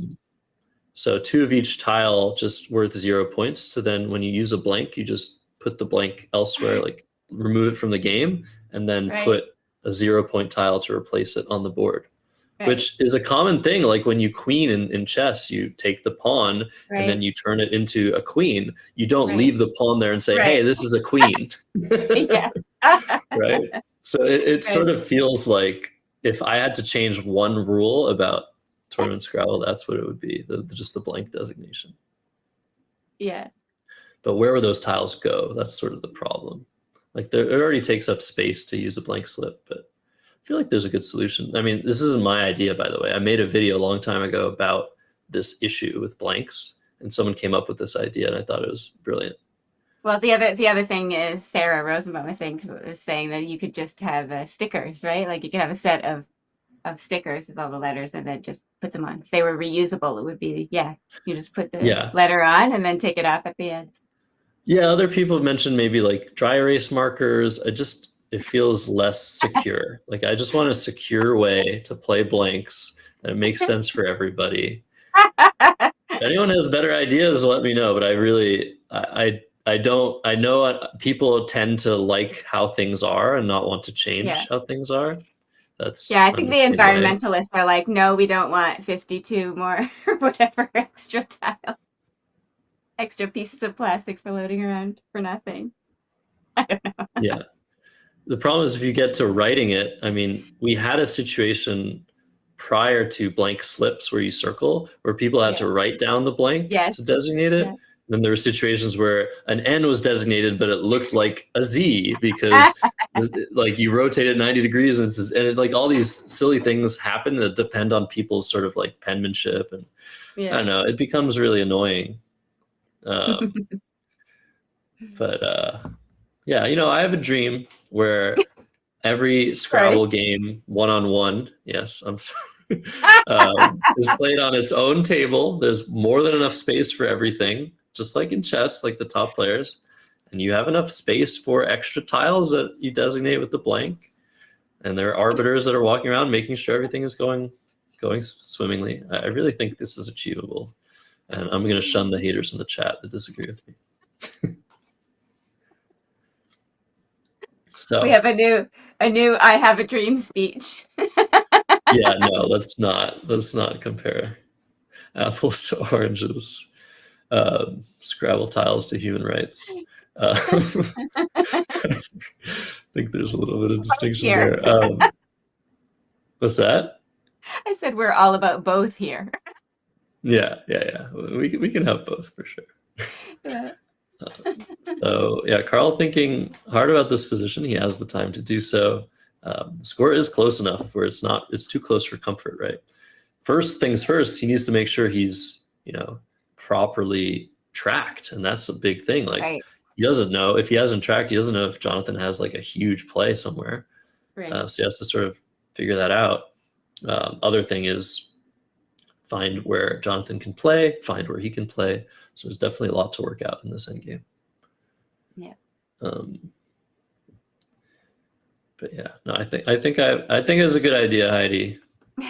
We should run another poll. We had a poll about how you draw tiles. Yeah. I think this is way more important, than just personal style. This is, the lifeblood of our game. Right. At stake here. And plus there's so many options, right? Like there's an option in the chat too to just let the blank change as much as you want, as long as everything still forms a word. I like the response to that. No shape-shifting blanks, please. Very good. I agree with that sentiment. Okay, so instead of just blocking, Carl's going to play it safe. He's going to play Kif. This is a very, very nice score of 26. Obviously, it would have been slightly better for him to block, but when you don't know, it's better to just take points and make sure that you're not going to get outrun by something you're missing. Yeah. So that play was made, clock was hit.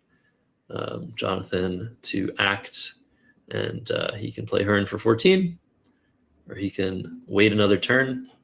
Maybe he can play what we were talking about earlier, Hun on the top for 23, but he's just going to end the game now. This is the best play. He has decided this is it. 393 to 410 is the final score in this Division B matchup between Jonathan Kofod and Carl Davis. Very good game. Very interesting stuff happened. Another freaking close one. So close. All right, so let's pan to the board mic. Yeah. Yep. Man, that's a good game. Again, man. I had a bingo with this, but I felt like the H would right here, and H right here would just kill me. I passed up the bingo. But I don't know if I played this right or not, and if I should have blocked this, because I don't know if you could have played out. I had your HER. No. You could have This is gone my out. only out. Wow, so I could play given, GIVEN, right here. Yeah. And then KIF right there. Well, you played HIN, you blocked me. Mm-hmm.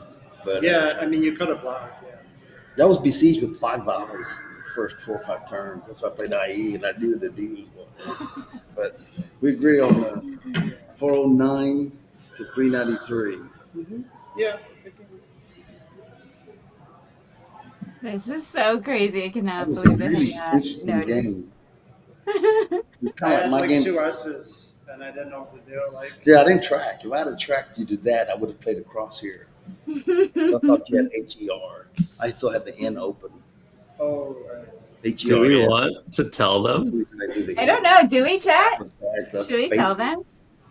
It's up to our producer.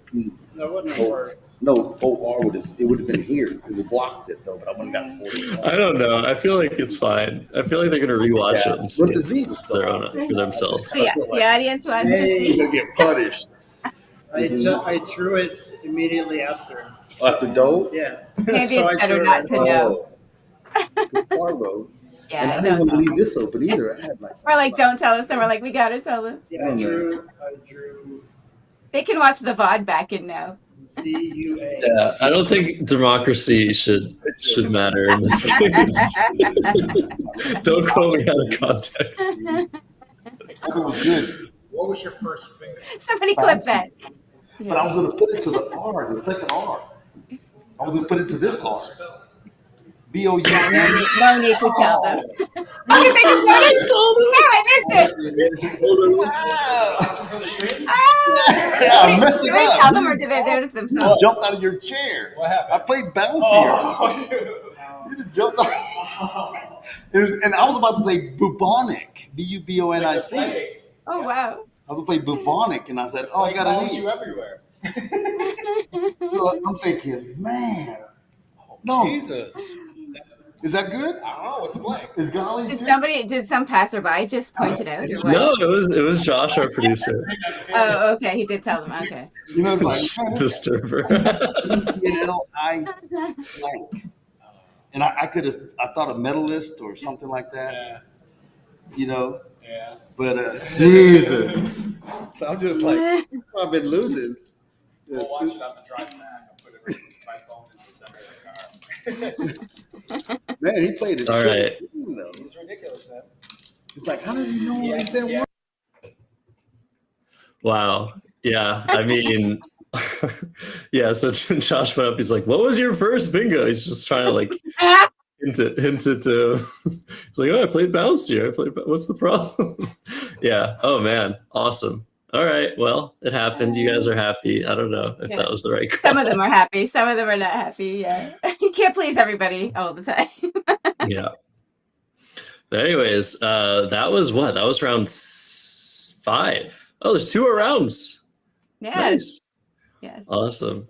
So we're gonna take a short break while we figure out the next pairing. But Heidi, that was great. That was great content. Yeah. I mean, have we had okay? Have they all been close, or did we have that one that was not close? It got There was close, two- quite a bit two this closer morning. at the end, right? Yeah. Yeah, there's 2 this morning that weren't close. But yeah, just they've been super fun games and super entertaining games. They always are. They seem to always be, no matter what happens. There's so much. What's that? We already have a pairing. We're doing Ranky versus Ranky. Oh my god. So now I'll watch the next talk. Yeah, make sure we're that not I going know to take a them. break. Yeah, okay. I'll make Do you, sure that unless I you watch need a them. break, Heidi. No, I'm good. I'm good.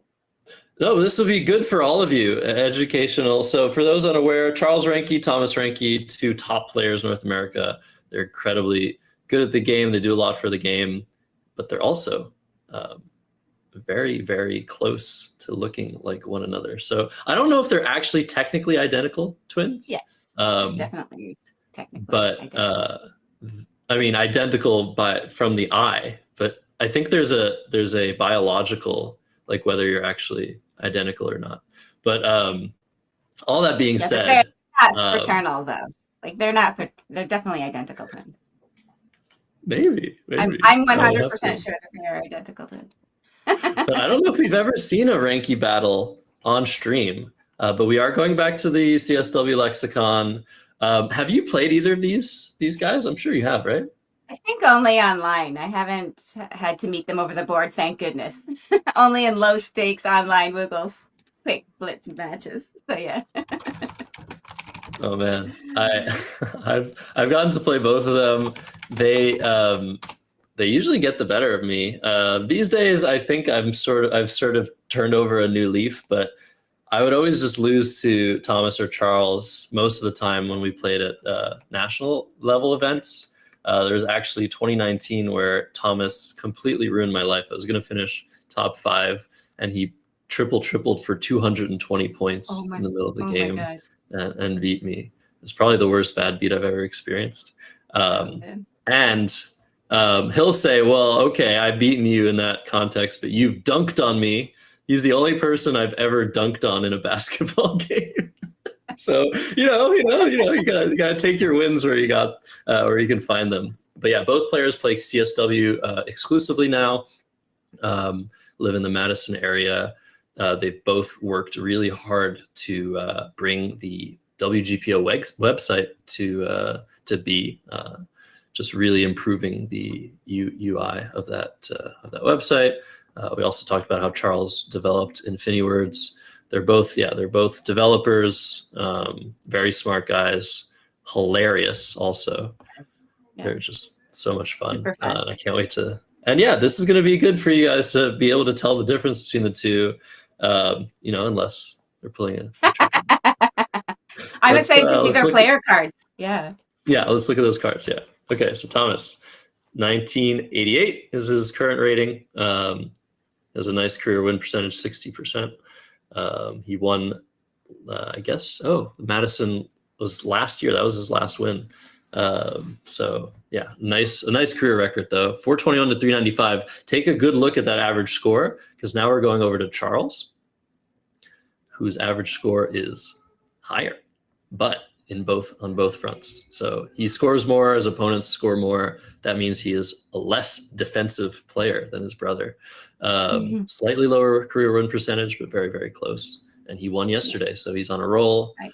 I don't actually know what their current standing is. Oh, there we go. The last that we heard, it was 3-1. They did just both finish their games, but 52 to 57.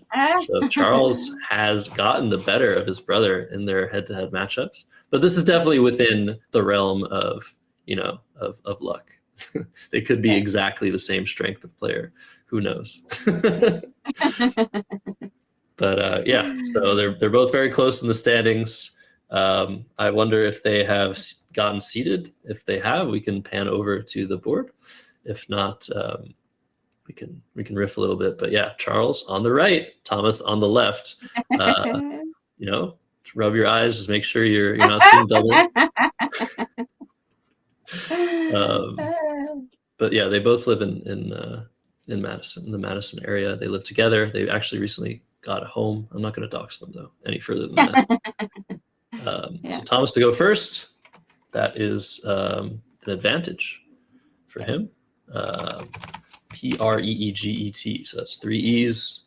But a nice letters to go with them. I guess PEG for 12 or GEP for 14.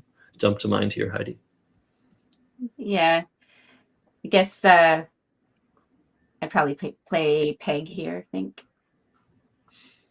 Probably. Well, yeah. Maybe not. It's more defensive, right? If you play Jeep, you're definitely putting a vowel underneath and above a double letter score. So I think that's probably worth the 2-point sacrifice here. And by the way, as one of the people that can tell these two guys apart, Thomas is definitely on the left. Charles is definitely on the right. 100%. So yeah, PEG or Jeep. It'd be nicer to score a little bit more. So repeg also an option. Okay, repeg for 20. This makes that a lot also of sense looks as well. good. Yeah, if I knew that word, I might play that one instead. Yeah, but it's interesting because we did mention it looks like Charles has a more aggressive style than Thomas does, or maybe he's a little bit less worried about blocking things. Charles has put his brother on hold. So there's some. Part of me is just like, don't you know when your brother is playing a phony? Like, how can you not tell?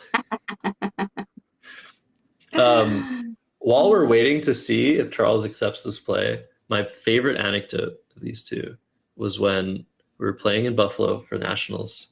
They were first in line to go get pizza, and I'm going to wait until we see this challenge camera go through. But this is such a fun story. So repeg is going to be a word. That's Charles challenging. That's Thomas adjudicating. So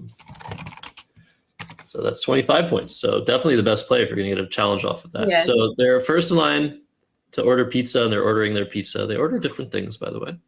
Yeah. And the cashier is just hesitates after the orders come. And he's like, "You guys brothers?" Wow. And Heidi, without hesitation, they both responded at the exact same time. Yeah. How can you tell? And it was the most beautiful, awkward moment. I mean, it wasn't awkward for Charles and Thomas. Like, they get this all the time. But the cashier was like, you didn't want to say you look the same. You said, oh, well, you sound the same, which is not even true. They have completely distinct voices. Anyways, that's my.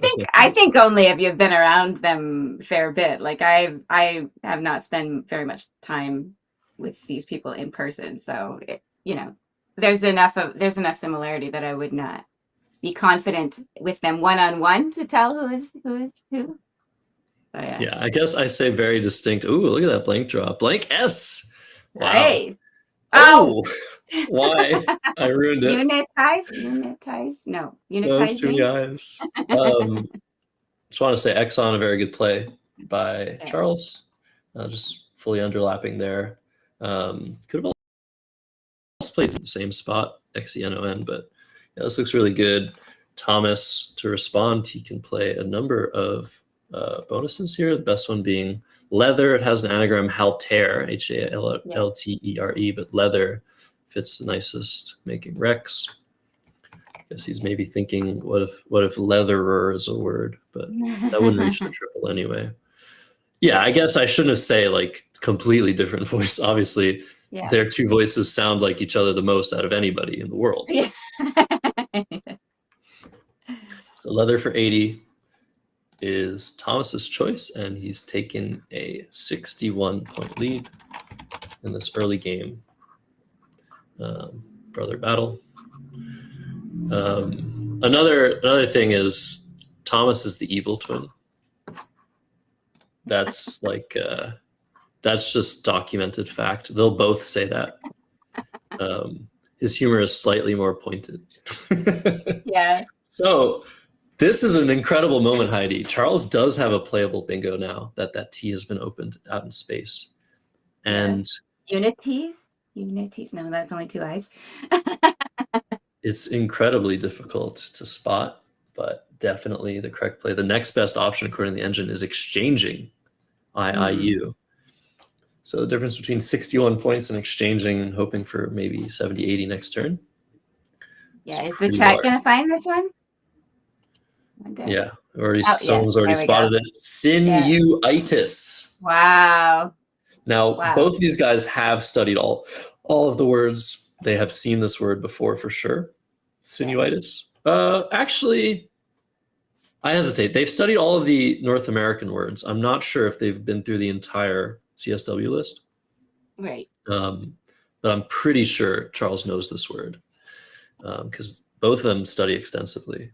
But to find it is another question. Like IIIU, you're really going to bingo with that? Yeah, sinuitis. Sinuitis. Yeah. But instead we're seeing uni for 11, just taking out that bingo, that triple scoring spot. Makes a lot of sense, but this was a huge swing in Thomas's favor because he can now play Diatrita through the A of leathered, which is going to score massively, 86. Yes. So, yeah, without the play of Diatrita available after Sinuitis, I wonder what a tired would have been playable. Denitrate would have been playable. It still is playable through the EN as a 9-letter word, but Diatrita hitting both doubles. by far the best option for Thomas. That's a bingo bango. He's taken a huge lead, 191 to 55. All right, well, Heidi, you might be seeing some progression towards the mean here in this game. Apparently, Charles is the spokes-twin of the two. I don't know what spokes twin, like spokesperson. Oh yeah, I didn't understand that comment the first time I read it. Yes, he's the one that's on social media more often, and like I said, he's not the evil twin, so he'll be nice. He'll answer you. Yeah, he's very, very wholesome. Yeah. And it is Super important. fun. Yeah. I love his commentary. Like, he's just so funny. Yeah, I that's mean, true. knowledgeable Also, and of course. Go ahead. No, go ahead. Yeah, he just commentates all the time too. Like, he's one of those mainstays along with you, Matt Canick. So it's he does a lot for the community. His brother's never commentated. I think he'd be great though. He'd create a lot of nice color. Yeah. I'm acting like there's like this huge personality difference between the two. But I don't know anything about Thomas, actually. Like, I don't think that I've ever talked to him or been in the same, well, I guess I've been in the same room with him, but I don't think I've spoken to him. Nothing against him. You can't really make it out unless you're sort of judging by appearance, but they're both metalheads. They love metal. They have an extensive library of metal CDs. Nice. They're always wearing shirts of their favorite bands as Loiasis comes down. One of the 73-point options for Charles Reinke. That's a great play. And he's back in the game, but he's down a lot. And he's just given his brother a huge spot for the cue. Oh, man. Probably going to see Quail come down. Unless Thomas wants to play Zay first. He's got Zay here. Oh, man. Or Z, depending on how you want to pronounce that. But I think you want to play Quail first and then play the Z later. I wonder, though. It's really interesting. Imagine having two 70-point options to choose from. Yeah, but there's Couldn't also be there's that Z spot there, and then there's also like the Z spot beside Dietrich. So I think, like you say, you should just do the Q first, just to maximize your opportunities or whatever. Yeah, in terms of like the relative, like, people think, okay, Q is 10 points, Z is 10 points, but the Z is so much better and so much more workable as a tile. So if you ever have the choice between similarly scoring plays between the Q and the Z, is almost certain that you want to take the Q one first, because the Z is always so much more workable. Almost always. There are always exceptions, and that's the thing about Scrabble. But I think, in general, you take it. Even though you could run into some trouble, you could draw 4 consonants after this play of Quail. But even if you do, you're pretty likely to draw something through the A of Quail, like Zags. So this makes sense. It also doesn't take any hooks. Right. And it almost blocked ideology. The L was not in the right spot. But over to Charles. His brother has twice the score. I mean, these guys have played each other hundreds, maybe even thousands of times. They've had games like this. They've probably had games where one of the brothers was down over 100 and came back. Yeah. It can happen. It certainly can. And does. But what is he going to do here? A bunch of interesting options. Yeah. Just play maybe down to the left of that A. A couple of options: Yogi, Yoga, open a threat, keep some good tiles. You can score a little bit more. Play Dogi, D-O-G-E-Y, opening an S hook. Scoring a little bit more. A lot to think about for Charles. So what was I saying? They have tons of metal CDs. They have 2 beautiful cats. They're both programmers. they used to have an extremely successful YouTube channel that focused on highlights of the NBA, National Basketball Association. Oh, wow.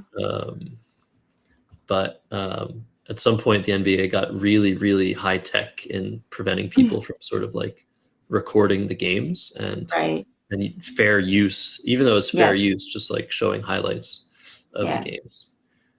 So they abandoned that. Thomas, the main difference between Thomas and Charles, what Thomas does and Charles doesn't, is Thomas is a professional, I guess not professional, but a very, very strong Rubik's Cuber. Oh, wow. Yeah. He's capable of solving an incredibly ridiculous, I think something like 40 Rubik's Cubes blindfolded. Yeah.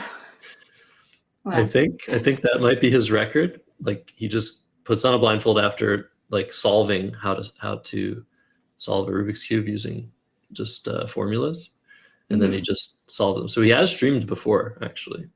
Oh. He streamed him doing this, maybe 30. I think he's successfully done 30 on stream. Wow. But yeah, I guess when you know the pattern that brings everything back together, then I mean you memorize that pattern and it's fine, right? Just like all you guys memorizing all the patterns of the words, and then you just know all the words. Yeah, still got it. I mean, you got to hand it to, like, it's incredible for me at least. Like, I can play Scrabble blindfolded, but like people that can do Rubik's Cube blindfolded, I can't even do a Rubik's Cube with like 5 hours in front of me. Like I can do one side. That's just because you haven't memorized those patterns. I don't know. Feels like not my cup of tea, but it's really cool to witness. So Charles, you know what their channel was called? Truth Main asking in the chat. So Charles's Twitch channel, I'll put it in the chat, is Ancient Cosmographer. I think he was specifically asking about the YouTube. What was their channel called? Oh, the YouTube. I don't remember. Oh, okay. I actually learned about this. They would never tell people about stuff like this. Oh, okay. So he has done with yoga. Down. What do you think about yoga versus yogi here? I think IDE is a little bit more bingo prone, and that's kind of what Charles wants. Okay. So I like this decision. Usually I play off the I, but things are a little bit desperate. So I mean, if Charles is going to draw another I, I mean, so be it. I think he just needs a lot of help and needs to maximize his bingo chances. Oh, there we go. Yeah, and W, nice. Brutal. But yeah, I learned about the basketball thing not through them, but through Jesse Day, who somehow figured it out because he was like browsing all these YouTube channels, and he sort of figured it out. But yeah, it's really funny. Yeah. Yeah. Back to Thomas now.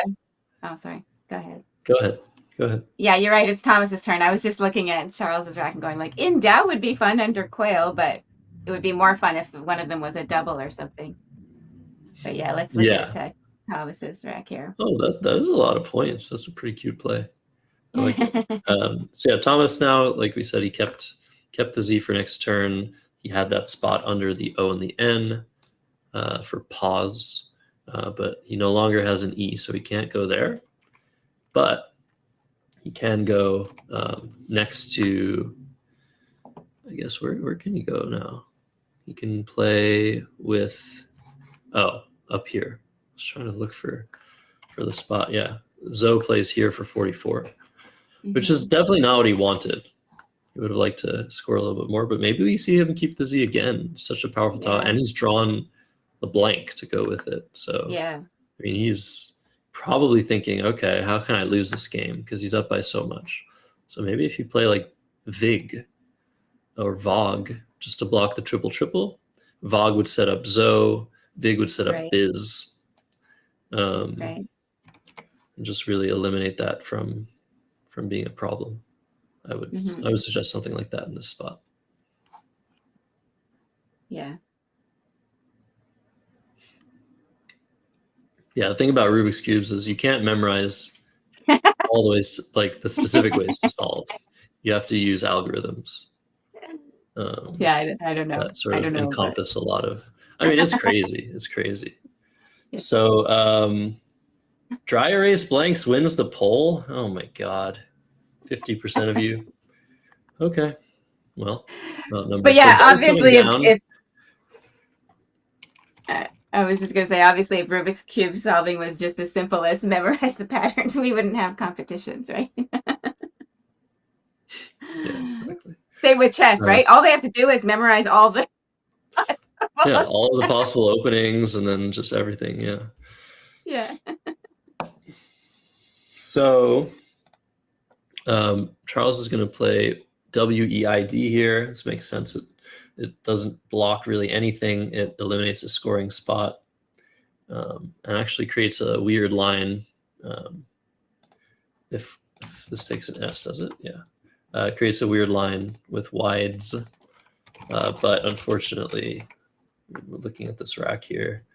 There is, oh my god, there's a 10-letter word. 10-letter word alert. 10-letter word. Oh my god. I was thinking avoideers, avoiders through the D at the very least, but those are the only playable bingos that aren't a 10-letter word for Thomas Reinke, who's up 102 points. Can you find a 10-letter word? There's really only 2 spots it can be at. Alec has found it in the chat already. Over easier. Oh, wow. Wow. I like my eggs over easier than Heidi does. Yes. What? That's insane.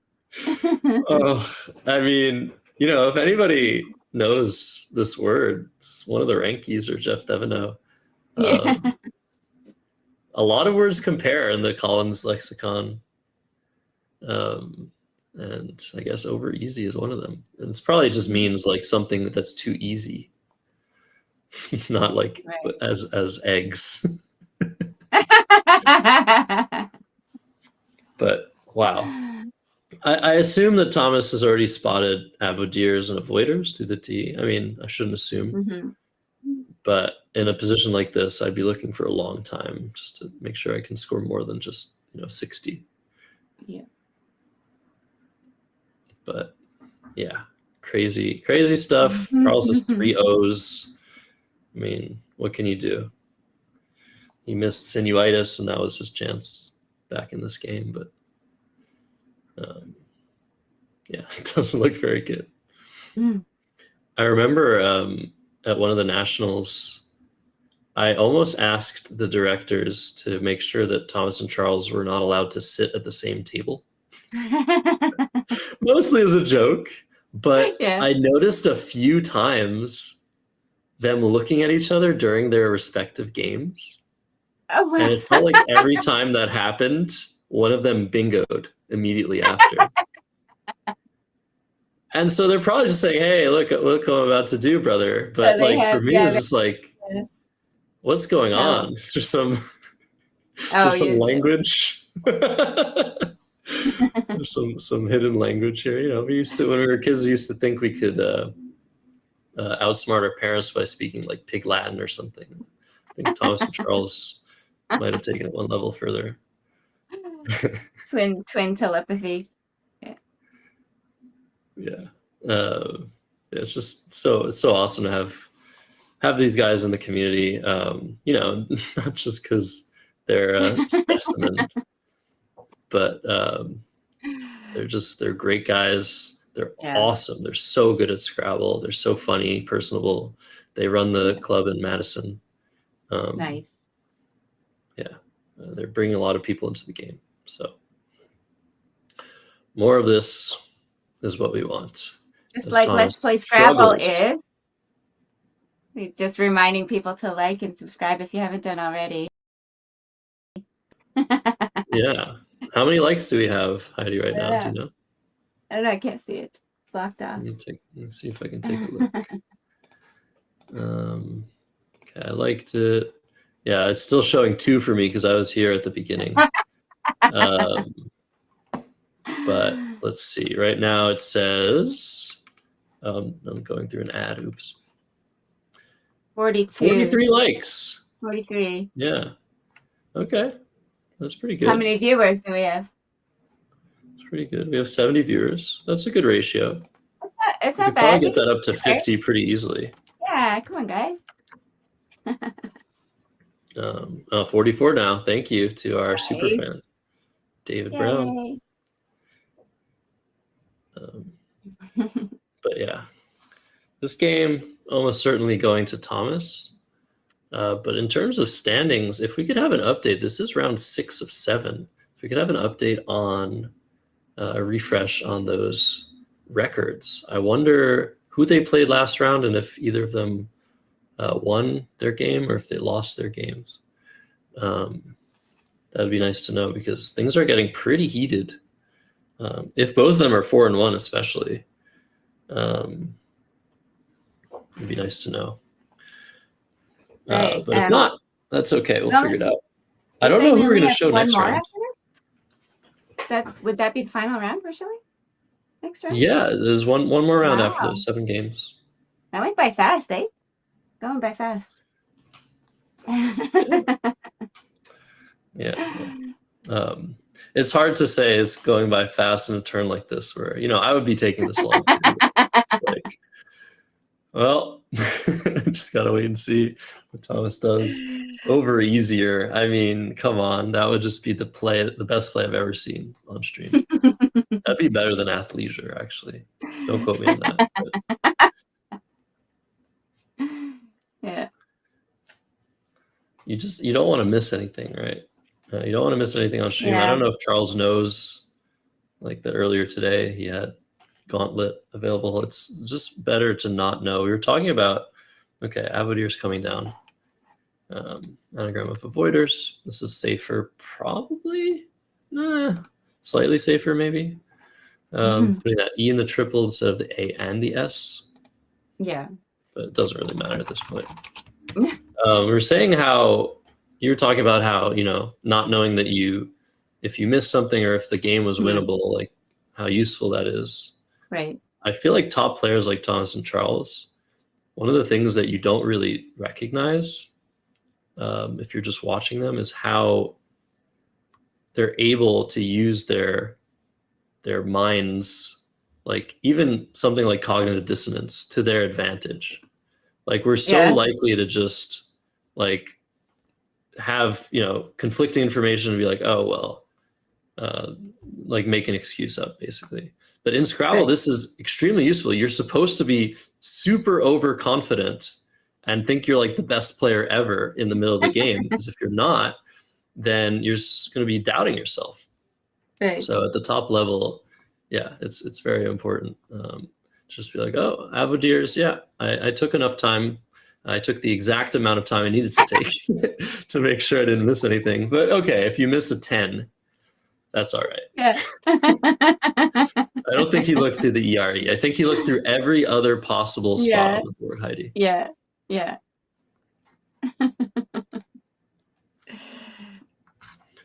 So at the moment, the game is still winnable for Charles because the triple is still open. I imagine it won't be open after Thomas's next move, but if Charles can just draw something through that A, hitting both triples, he's right back in the game. Yeah. But if I'm Thomas, I'm just pouncing on that spot. I can just play Fava for 30. But there's another insane play available. What is going on in this game? Oh my God. There's a 9-letter word now available through the ENE. Okay. Venefical. Oh, wow. Venefical. Which is not the right play. Like I said, you should be covering the triple here. But I mean, you got to play it, right, Heidi? Do you see it? Yeah, I don't know. I'm getting that beat out of me that I have to play the fancy play. No, don't lose your spirit. Okay, how do we remedy this? We have to make like a style points tournament where the points you score don't actually matter. Yes, you just go to like judges to judge you on how cool your plays were. Yeah. Honestly, I think that's the best idea I've ever had. Yeah, it's a great idea. Are you going to run it? I'll run it. We could run it, yeah. I'll run it. I'll be the judge because, I think my style is unmatched. Oh, wait. If we run it, then we can't play it, right? So, yeah. Oh, We look at can't judge our own Charles. stuff. Oh, this is so Oh, sad. man. He lined up urinator. Yeah. He had that from the U of Uni. It was just blocked. Yeah. That's actually tragic. It's brutal. Like, it's not even a play that he knew this play wasn't going to win him the game, but Yeah. at least to make it reasonable. Yeah. Man. Mm-hmm. YouTube and Twitch decide. Oh, actually, YouTube and we should just run more polls. Let's do a Let's Play Scrabble stream where it just runs polls on who outplayed the other in terms of style. Nice. I'd have a good shot at that. You would. Yeah. You would. You're a very exciting player to watch. But they actually still do this for Olympics. Like, can you believe that they still use judges for the gymnastics stuff? It's completely insane to me. Yeah. All right. So Charles now can play Zori from the Z on the board for 21. That's pretty much the best score he can get here. Oh man. And maybe he can go through the ENE. Maybe he can draw a 10-letter word next turn. You can also just play OR somewhere and just keep a better leave. Yeah. What about in row? There's still 3 ends unseen, so in row under quail. Yeah, that's a good play. INRO. Yeah, you really like that spot, but it is a good spot. I mean, I don't know. But you're totally right. The fact that there are many ends left. Points and then leaves the G available or whatever. I don't know. I mean, you got to try stuff. Well, if you're gonna try something, I guess you want to like open this triple. Yeah. Play down to the O or something like intro. Yeah. Hope Thomas has like 7 vowels. I don't know. The problem with plays like that at a higher level, if you it's not just the tile you put in the triple lane, it's also the tile that you put underneath it. So if Thomas does have all vowels, he can play through that N because it's a consonant. So it looks over. That's what I've been meaning to say. Torn is the play now. This makes a lot of sense to open a line underneath. Yeah. Underneath the N. I wanted to see if we have... Oh, there's some scores that have still not been put in, so that's why we don't have the results from the last round. Oh. But yeah, back to Thomas, who, if he wants to, he can sort of try and block that spot, but I don't think he wants to. He spotted his highest scoring play here of jail, playing through the A. Mm-hmm. And he's going to almost have doubled his brother's score again after that. And I don't know if Charles has drawn a bingo with those tiles. Yeah, I don't actually think he has. But he's so close now. No, that's 2, I think. Yeah, brutal. But there's still some resources on the board to work with. I guess you can't just play off an A and open a new spot. But like Charles can play like, I guess, AI here. Open this, leave this open, leave the G open. Something like that. I want to also mention, we talked about it a little bit earlier, what it takes to run a stream like this. Yes. Huge suitcase, 5 laptops. Yeah. Cameras. All the equipment. Like, how many cameras do you think that Josh Greenway has right now? 10. Set up. At least. Probably 10. Yeah. Crazy. So I really want you guys to understand how this looks great. it looks somewhat simple, I guess, if you're used to watching this, but the amount of hours of work that are put into this sort of thing, as we see Josh walking by. So he's not hearing me talk. So I'm glad I'm not glazing him in his own into his own ears. But yeah, huge shout out to Josh for lugging all this stuff. Yeah. And as I said, that he's operating these streams at a loss for sure. There's so much equipment that's necessary, and he's traveling, and he's just it's and it, all the time too. It's definitely significant. So, like I say, if you can support whatever way you can support, we would appreciate it. Whether it's just liking and sharing the video so more people can see it, whether it's doing a super chat or becoming a super friend, or whatever you can do to help fund these streams a little bit, it's gonna help. Like they're so great. Like, he's doing such a great job, and I really think that he deserves all the support we can give him. Yeah. And everybody, let's play Scrabble. It's not just it's a team effort too. We got Josh Koff working on these advanced stats. There's so many new things to show off. I think we're going to show them off in Lake George in just a month. We could even preview that tournament. And I think we just have a little bit of an overlay of Lake George. But yeah, Josh Koff himself is coming to Lake George to help out and help produce. Awesome. And everybody should click that link I just put in chat. You're streaming in 2 weeks, you said.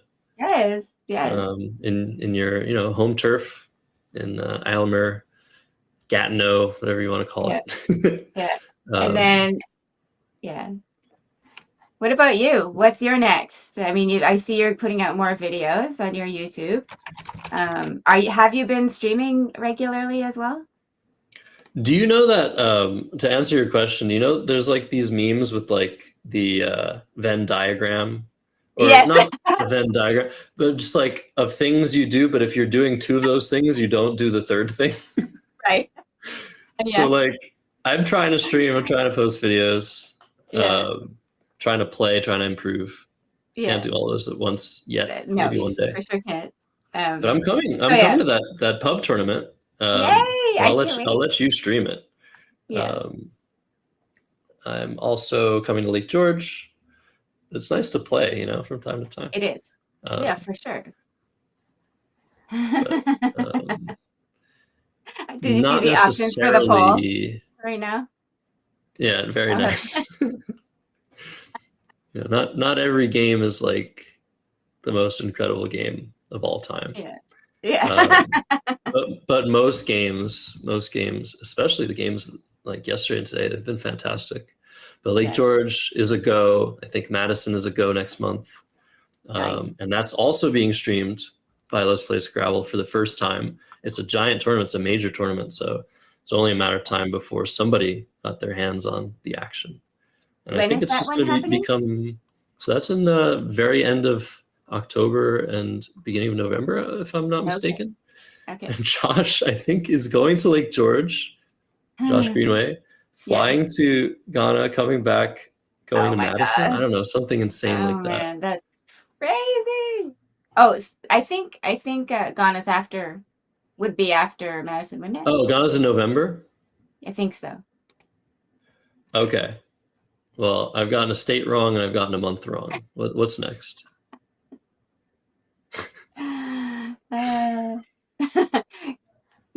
Codename Canadian Blanksgiving. Blanksgiving, nice. That's really cool. So remap coming down to block the N and the E in NEEF. Just another dagger in Thomas's brother's heart. It's okay. It's all love at the end of the day, right? Yes. We're not going to go home and strangle each other. But yeah, back to Charles here is at 252. Not a lot of vowels left from his perspective. I think the most he can really score here is 27. Got a cool in-between move of Nard. But I mean, at this point, you're sort of committed to the bit. You really want to bingo. So I can imagine something like lint or ant or int, Yeah. something like that being played. Just feels so disheartening. It's almost like you almost have some ITION words through these letters on the board. Yeah. But yeah, Thomas and Charles, they're both going to be in Madison. And they're going to be playing the CSW Lexicon. I remember I streamed that last year, did an IRL thing, but it's so much better to have multiple POVs in a stream of that caliber. But the more the merrier. If you guys want to start streaming or posting YouTube videos, I mean, it's open season. You can ask any of us. There's no proprietary, there's nothing that we're keeping from people. All of what we've developed over the last 5 years since streaming sort of took off during COVID is democratized. That, people are willing to provide. Yeah. And with all of the, go ahead. I was just going to say, with all of the streams that are popping up, like I said, all over the place, not just at Let's Play Scrabble, but elsewhere and around the world, we always need commentators, right? So if anybody wants to have their shot at this, talk to Josh. It's always fun to get more people trained up, and so that you can call on more people. We can all support each other. So yeah. You were going to say, Josh? Oh, I mean, that's definitely what I would echo. I'd also say, like I said, it's open season. It's not only open season for like streaming and making videos about Scrabble, but also like I feel like playing. There's so many incredibly talented people out there that would probably be like the new biggest thing if they decided to take Scrabble seriously. Yeah, look at Evan. He's got and Eric. Eric apparently has the biggest rating gain so far. This year he's the ratings leader.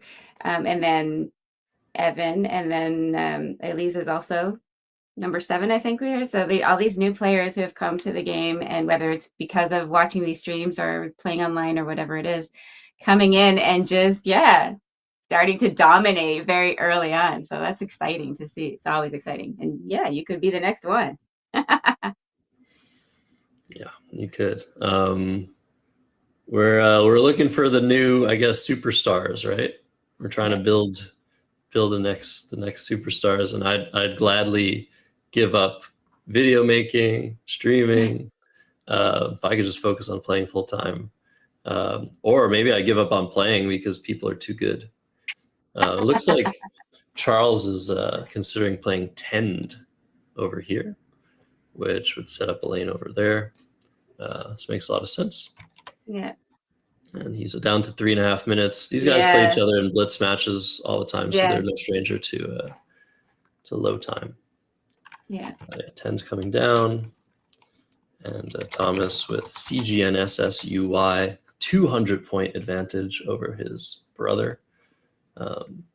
Has this word lined up. What a cool word. Skungy, or I guess that's how you'd pronounce it. And he's just been gifted a nice spot for it for 45. I think that's going to come down. Dang, just insult to injury, right? Yeah. And it doesn't empty the bag. That's the one thing, Thomas, he looked into the bag to see, not looked, but counted the tiles, see if there were 6 or fewer left. But there are now 4 tiles in the bag after the 6-tile play that has been put on hold. Charles is checking the bag himself. And we'll see if, I think this all started with repeg. Yeah. After repeg coming back valid, even though it was just 5 points, there's just something in the water. Charles lost confidence for the rest of the game. So this is going to come back with a +5. Going to score 50 in the end. Magnus says somewhere out there is the next big Josh Sokol. But you would definitely have your own unique style for sure. That's super fun to watch. And I remember commentating on one of the games you were playing and just saying, like, you have such a good ability to defend leads and to find like these awesome creative plays on the board to, to deny other people scoring opportunities and maximize your own. And just, yeah, it's super fun to watch you play. I appreciate that. I'll do my best. Yeah. Yeah, I guess the thing about Scrabble is that you could take it as seriously as you'd like. Yeah. But you can never take it too seriously because, I mean, you can okay, individually speaking, if I take Scrabble too seriously, like I lose my job, I have no money, I'm like on the street, whatever. But the more seriously you take Scrabble, the more depth that you sort of see in the game. Yeah. And the more interesting it gets and the more difficult it gets to improve. So Charles deciding to block that scoring spot on the top with Cot, keeping Dirt, and back to Thomas with 508, one tile in the bag. He's got some pulling his average plays. head-to-head against his brother a little more closer to even, right? Yeah. It's funny, because Thomas has had overall slightly better results than his brother. I think slightly more finishes. I'm not actually sure about that in top 10 of the nationals. Maybe more tournament victories. He did win a nationals division, and Charles hasn't. But head-to-head is a different story. A lot of it's psychological. You play the same player over and over again. Yeah. You just keep losing to them. Who's that player for you, Heidi? Funnily enough, for a long time, it was Bernard, your dear Bernard Gottlieb, who I could just never, ever, ever beat. The time I went up against him, I could not beat this guy. But yeah, what a guy, couldn't ask for a better sort of nemesis. Yeah. He was an awesome person. That is definitely true. Bernard Gottlieb, the father of Montreal Scrabble, did leave us earlier this year. But if he was the one you couldn't beat, you could have asked me for advice. I could have, yeah. Looks like Thomas is going just full on. Looks like he's deciding to just get extremely greedy here. He's set up what he wants to draw umwelts with a T, and it looks like he's wanting to play just an H off and empty the bag, which is not correct. But it's like you said, insult to injury. You really just want to beat your brother as many points as possible, and maybe he'll miss umwelts, maybe he'll draw it, but he's actually going to go for it. That's hilarious. That's funny. Why not, eh? He's got a comfortable lead. Whatever, let's have some fun. Muffin in the chat had said, did they come back after the challenge and swap seats and no one notices? But I know you're I can definitely tell them apart. Yeah. All right, so over to Charles. Go ahead, sorry. I'm just going to say, I think I can, in this context right now, I can tell them apart, but normally, no. Yeah. Kadi or CAD, I guess, is what the engine is suggesting here for Charles, just to block off that scoring spot. The bag is completely empty. So what is nice is the play of Benedict. That is a possibility through the ENE, but that would give back a huge S hook. It's not worth doing. But maybe you play off OR and hope your brother misses Benedict, and you can say, "Ha! I had the last laugh. You missed my outplay." That's what this game has come to, Heidi.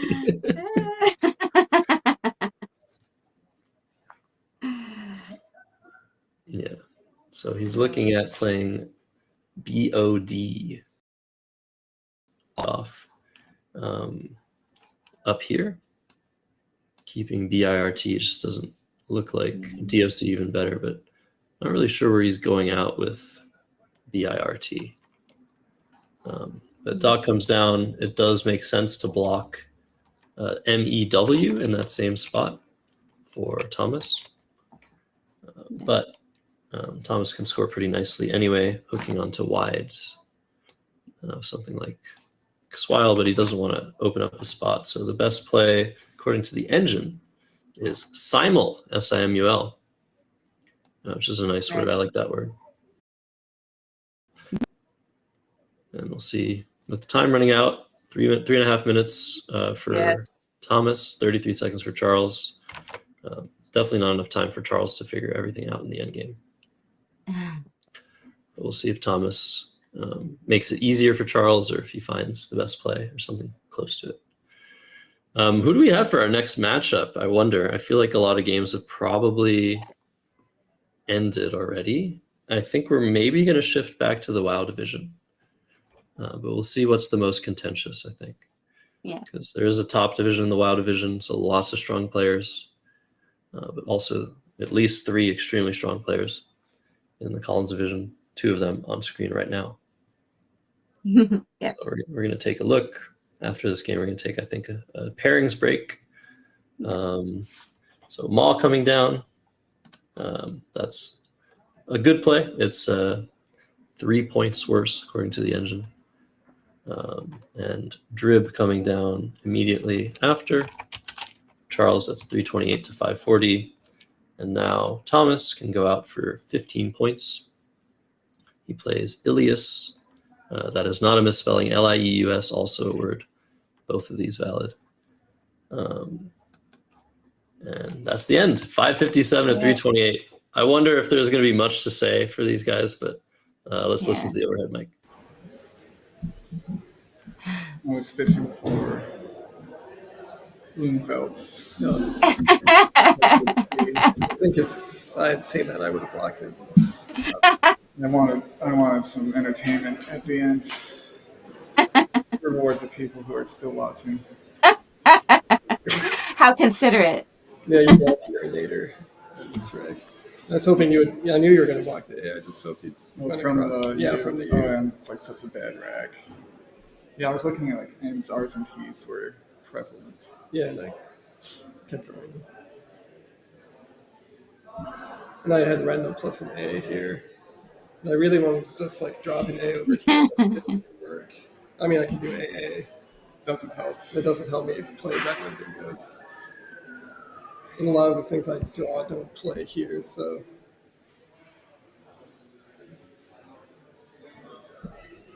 But I didn't like playing my E. That was like the real downside because there were so few E's, and I need the E to bingo. And I couldn't remember if Nate took an E or whatever. N-A-I-F-E. That one's good for sure, right? I think so. There's like a bunch of weird words that refer to fists. Yeah, that one's good. Yeah. Actually, I kind of had a plan to eventually do something there, but I didn't have any words in mind other than knife. Like I hadn't come up with anything that ended in F-E, maybe prife. Yeah, I guess. Hello. Sorry about that. I didn't realize we were going to be on camera here. That sucked. Yeah, that really sucked. Yeah, but you can only lose. I love listening to this. Who won the big duel? I won by. It wasn't much of a duel. It was more of. I won by 200 and some. Well, no, I'm streamed. It was. We had a lot today on stream. Apologies to the viewers. Apologies to the commentators. You drew it out pretty long on some of those tunes. I did? Yeah. Well, so did you. You won. Well, you won by 200 and you had 2 minutes left. I have to make the right play. Oh yeah. Goes other than the voiders and the vodires. Someone tell him about over easier. Yeah. That's just not as good. I can't wait. I can't wait for him to find that out. And he's probably just be like, oh. Because I needed to know if it took Sure. I felt like that was going to be important, so I just needed to know. And if it comes off IFC on, it's not like I take away my X play by. Couple comments that these guys should be exempt from repin, playing each other. Peg, repeg. It's like, all those good. Yeah. All right. So we're going to take a short break here, pairings break, just to figure out who we're going to feature in the final round. But yeah, one more round to go, guys. I am excited for the finale of this double-decker tournament in Galesburg, Illinois. Heidi, Yeah. are you rooting for WoW? Are you rooting for CSW? I mean, I like Collins because there's more words that I think should be words that are valid. So yeah, and I know more. Like I'm always making mistakes when I'm trying to commentate at WL or WoW. Like, oh, you can play this. Oh no, we can't. Never mind. So. Yeah. Yeah, well, we'll see. We're going to take a short break, like I said, for the final game. Don't go anywhere. Final round of the day is coming soon.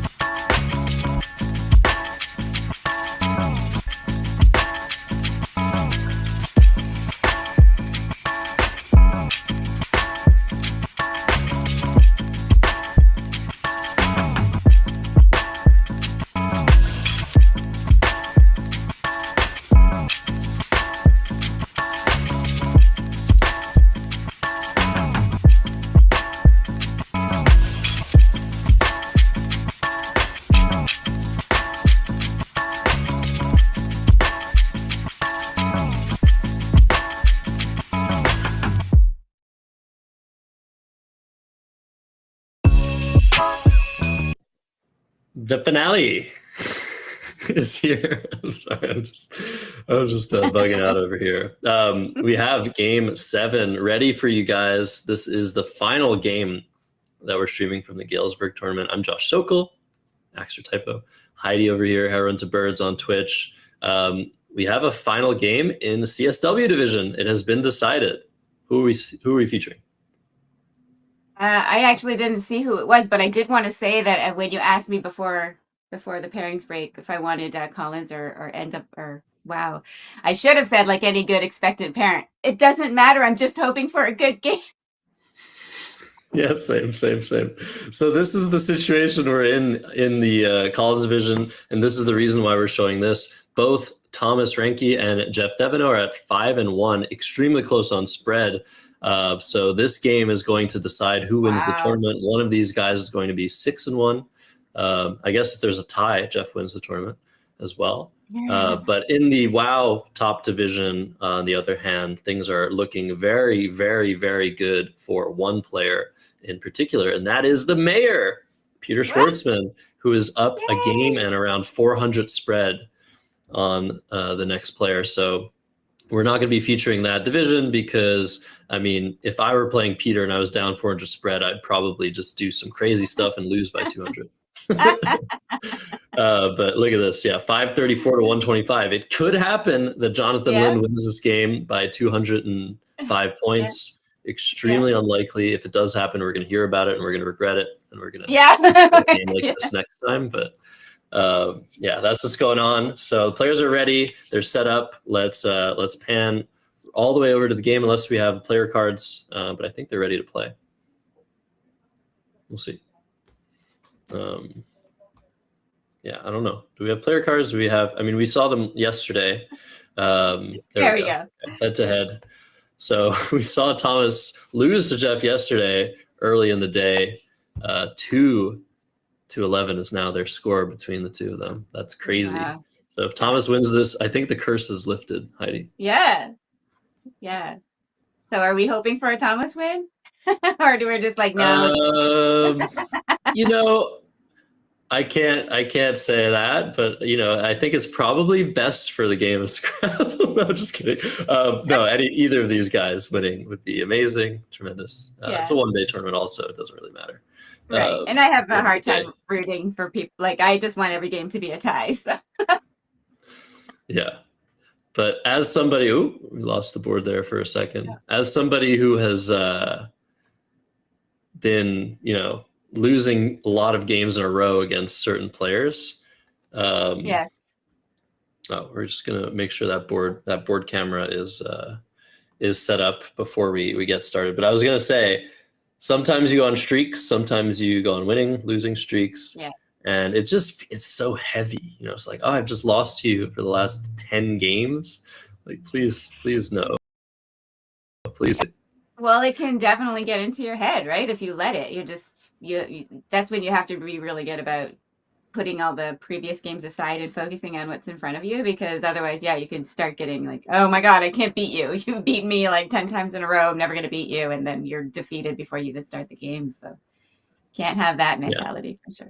It's also like during a tournament itself, it's not just one person. Like if you go on a losing streak and a winning streak, you're so much more likely to then continue to lose or continue to win.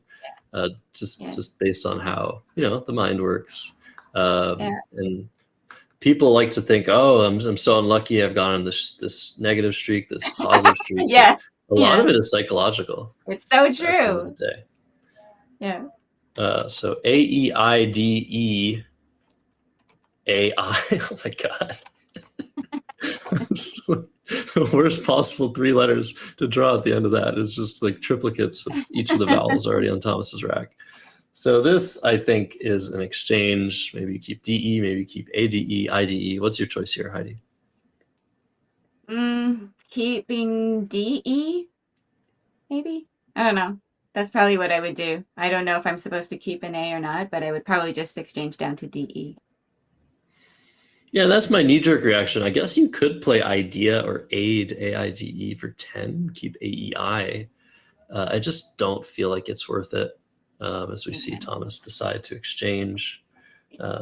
And yeah, that's the engine's favorite play. And now Jeff, a lot less to work with than if Thomas had made a play.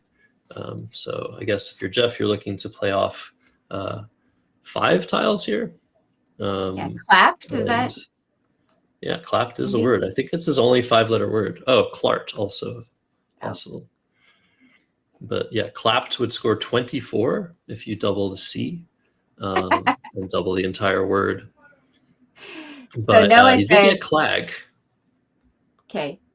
Noah says for Thomas there, I'm keeping ADEI because I like bingos. Yeah, well, you're going to run into some trouble if you do stuff like that. Young blood. We both know Noah. Yeah, that's an interesting idea. And Will says, down. Will says I'm going to change my name hello. to William Ranke. That's a good idea. I just want to mention the play of clag. That's a very good leave. Yes. I think it was maybe a little bit too much to sacrifice, but it's also more defensive. So we like this play too. So 14 points for Jeff Deveneaux. And this did give Thomas one of the letters he needed here. Let's see if he's going to spot his play through the G. That's a common English word. So if he had played clapped, would Thomas have anything now? I don't think so. Through a T? No, not that I can think of. So this actually, this feels like it worked very well in Thomas's favor. So he plays delegate, but Jeff has printed on his rack, and he can play with delegated at the very least. Yeah. Delegate also, I forgot, takes an E hookup. Oh, yeah. Delegatee. So, yeah, printed scores 84 if you play delegated, 83 if you play delegatee. Both will set up an S hook for sprinted. And I guess the main difference, if you really want to sacrifice 1 point, is if you imagine this T in printed going here, it's a lot harder to play through that to the triple than after you play putting the E here. So it might be worth 1 point sacrifice. You're also giving Thomas one less letter to work with. And you might get a challenge. It's just such a weird, and I think it's somewhat common English, delegatee, but it would have been cool to see that hook, I guess. That's the one thing. It's funny because as soon as you said that delegatee was a word, I just assumed he would play it like you say, making delegatee, because then the P is not right over a double letter, and I don't know, it just looks better. There's a lot of things going on actually. So delegatee, if you play that does create an S hook that can be used later. Oh yeah. And also, speaking of S hooks, with this placement, if Thomas does play something that's printed, not only is he not going to hit at all a double word score, he might be opening a huge triple. So these are the small things that top players might consider when choosing between 1 point difference. But and it's not always obvious, right? It's not easy to do those kind of calculations or whatever, because I'm looking at this and I'm like that I with the double right over it looks like a super easy scoring spot now, and it's just to me it looks so dangerous, but like you say, then you're opening up all these other things. So it's interesting. So many subtle differences, even in such a very small microcosm of a board, and just moving a letter over one tile to the left, to the right, can really change a lot. And actually that I didn't think of that. Like that is probably the biggest difference, because QI, that's the play that is the most played in Scrabble. If you look at like any simulation of a board or a game before the Q has been played, QI is almost always going to be the most played play by the simulation. So lots of things to think about, and I recommend people not think too hard about these things, because you could just go on and on forever. But it's also important to think about specific things that the play I guess if you intuitively prefer something and you want to make that play, you'll convince yourself of certain things that the play does right. And that's actually a good thing. like you do want to sort of make a decision. So even if it's really close, just making a decision, saving yourself the time, that's worth a lot. For sure. So Unai comes down for Thomas. That was his highest score, unless he wanted to keep UU and play Noria in the same spot. So looks like a good play, taking out the scoring spot. Did block humor. Jeff was ready to play that in the same spot. Right. And now, I wonder, what would you do here, Heidi? Well, I'm looking to see if like Thrum plays anywhere or something like that. Can I take advantage of any of these hotspots created with printed? But I'm not seeing anything super obvious right now. Yeah, it's definitely not obvious. But Jeff makes a nice overlapping play of MOHR, which scores super well, 32 points, keeps somewhat balanced LTU. There were definitely a few other plays to consider in this position, but given the small lead Jeff has, blocking those lanes, scoring some points, makes sense. This does set up an S hook, but there's already an S hook in sprinted. So looks pretty good to me. All right, over to Thomas now with ABEEOUR. So not the greatest letters. It looks okay at first, but the B paired with all those vowels, it's just so hard to find a high score here. I guess Thomas wants it. You could play burpee through the P for 26. Right. There's a really cool play idea available Was through the bourrée a word? No. Bourrée is a word, yes. Yes. That would be fun, wouldn't it? Over printed? Or am I spelling it wrong? No, across. Oh. Yeah, no, it's only good with two R's. Two RRs. Yeah. Okay, sorry. My bad. No, that would be very nice. Actually, one of Jeff's plays last turn hit that spot, Mouter, MOUTER. I was wondering if that, I was definitely looking at that, but I didn't know Mouter was good. Yeah. But the play, bourride, so the same letters you're thinking of for bourrée fit through the RID. And that's 22 points, but the AE leave is pretty strong. That might actually be Thomas's best play. We've seen some really interesting plays available through 3 tiles. Yes. That's it's quite interesting. We'll see what Thomas comes up with. I don't think he's going to play burpee, BURPEE. That's super dangerous, setting up the S hook. Maybe boule at BOULE through the L and delegated to keep a good leave. Interesting turn. Jeff also is going to have a weird turn with 3 E's and a U, only 1 point tiles. So he's probably looking for stuff already this turn. That's another thing. Top players are so good at just not wasting any time. It's like my opponent's thinking, okay, well, if they exchange, what am I going to do? If they use this spot, what am I going to do? Yeah. And you're already just so prepared the next move. I feel like often players just go into the next move being like, okay, there's only one thing that's fresh about a position you've been sitting in for 4 minutes, and it's what your opponent just did. So if you're able to sort of look through your options when the board is upside down, which Jeff can do because he plays upside down, you can already be prepared for what's to come and just adjust based on what your opponent played, and basically just make a decision based on that.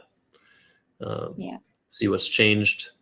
These are great tips and tricks that don't have to do with anything related to word knowledge, word finding. Just use your time wisely.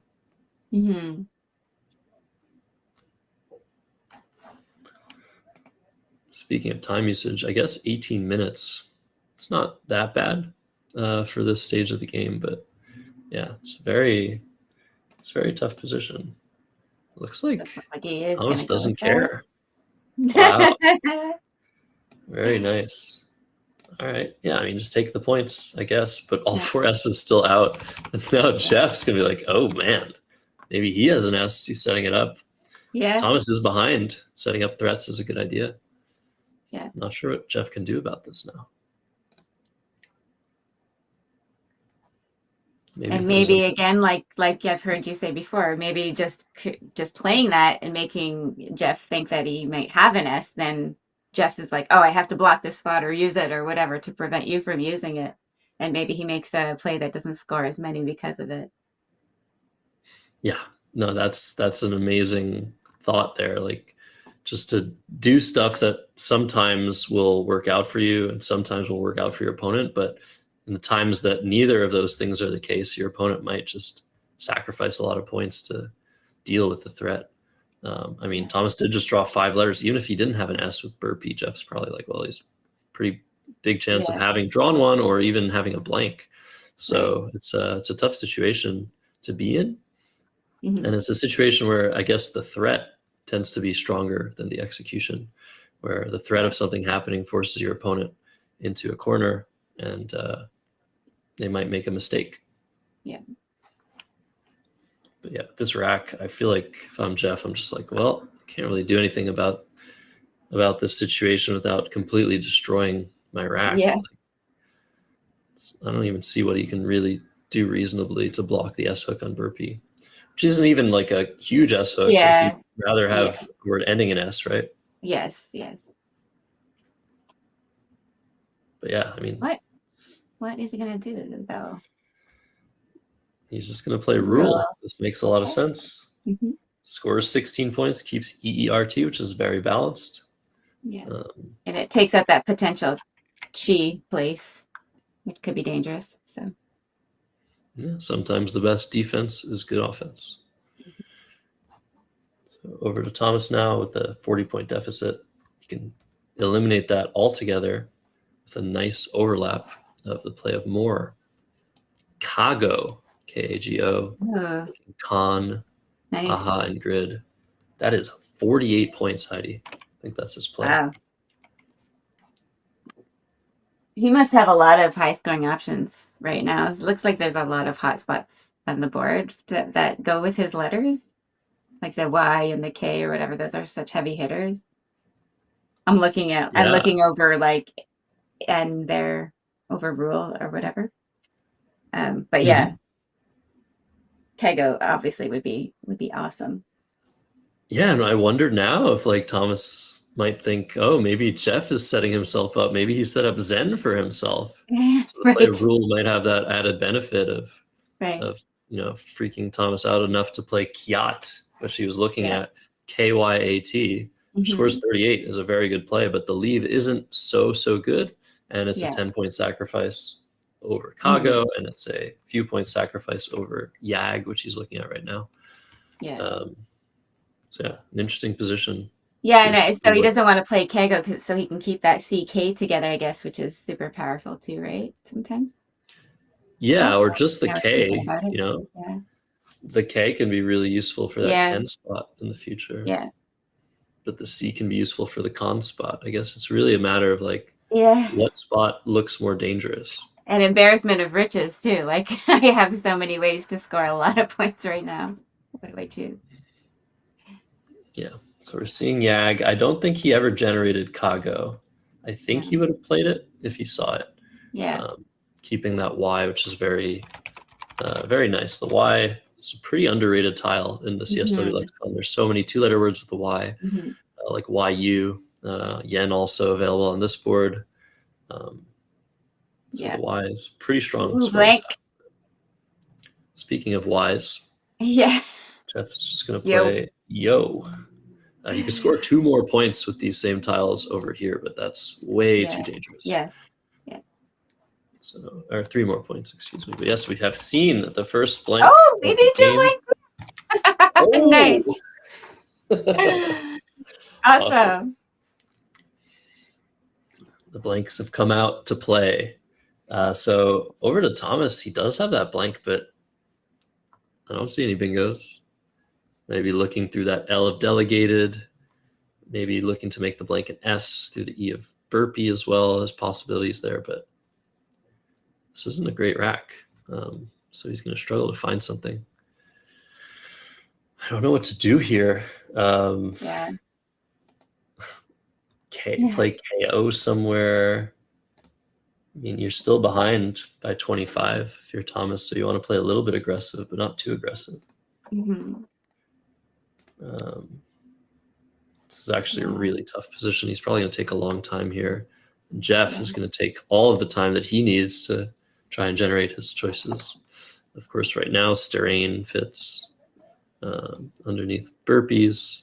That looks pretty good. He could also, if that gets blocked, go all the way with YAGE and Moores. Maybe even find a 9-letter word from the MU.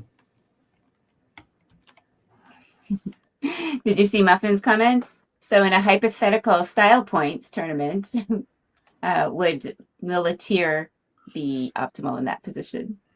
In the rule position. Ah, very nice. Yes, I think so. That's a very stylish play. Yeah. Yeah, that's a good thought. So yeah, I'm really curious to see how long Thomas takes here, because I mean, the game is around halfway done. This clock is also around halfway done, but those blank racks can really suck up your time. I could see him going a lot of different ways here. My prediction is he's going to play talk or lock. Interesting. Let's put in your bets, Heidi. What do you think?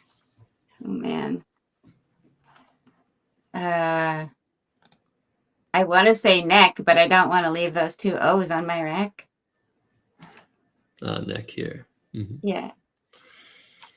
Sorry, did I like suck up all of the good plays that you would have made? No, I don't think I would generate those, honestly, because I'm greedy and I wouldn't be satisfied with the score of those. Yeah, I agree. I think for me, the problem in this position would be just generating plays, because you just want to look for something that scores, and there's just nothing there. The most that Thomas can score without using his blank is 22, and that's by playing Koto. Oh, no. Which is completely absurd. You would never do that in a million years, unless you're going for a style. Yeah. I might try to find some way to get rid of some O's then. I don't know. But yeah, it's rough. I don't know. Yeah, do you set up like your second O with KON? There's 4 O's to come. I mean, that would be hilarious, but terrible. Yeah. Am I a genius or am I a genius? Good job. Oh man, when Thomas watches this stream, he's going to be very afraid for just a moment, and he'll realize I'm a good guy. I'm just trying to commentate Scrabble. All right, well, this gives Jeff some very nice options, as would Talk. Now Jeff's staring probably through that C, trying to play a double-double. He's got a bunch of options. He's probably going to play one without too much hesitation, but he does have lots of time to think. And has drawn triple duplicates. That's great. We saw that in his first rack too. He's drawn into not Toronto, close. Is like I always wanted tonton to be a word. Yeah, and there's definitely a lot of words like that, right? So yeah, but there is only actually one 7-letter word on Thomas's rack, and it is nonetto, Nonetto, another spelling of nonet. Right. That's a little bit insane. Yeah. But he probably knows that word, and it will fit to the right of the B of burpee and to the left, but to the right is safer. Right. I'm not going to try to predict what Jeff does here. I'm 1 for 1. I'm going to leave it at that. Uncreate, increate, recanted. It's just a bunch of options. And he has the time to think through them.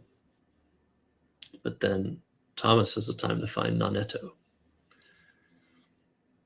So close game. Jeff's going to definitely be ahead no matter what. He's going to play for 86 points. Thomas at best will be able to score 68. So if we do the math there, that's 18 more points and Jeff is ahead right now. That's a 31-point advantage and the turn advantage. So it's definitely going to be Jeff's game to lose, but with tons and tons of racks to draw, anything can happen. This is Scrabble. That's why we're watching it. Yeah. Oh. Okay. Wow. He's actually, this makes sense, actually. Okay. He's sacrificing 5 points here to place terrain. But the reason he's doing it is because he thinks this S hook on Burpee is far more dangerous than a double-double through the sea. As Thomas already lined up non-netto on his rack.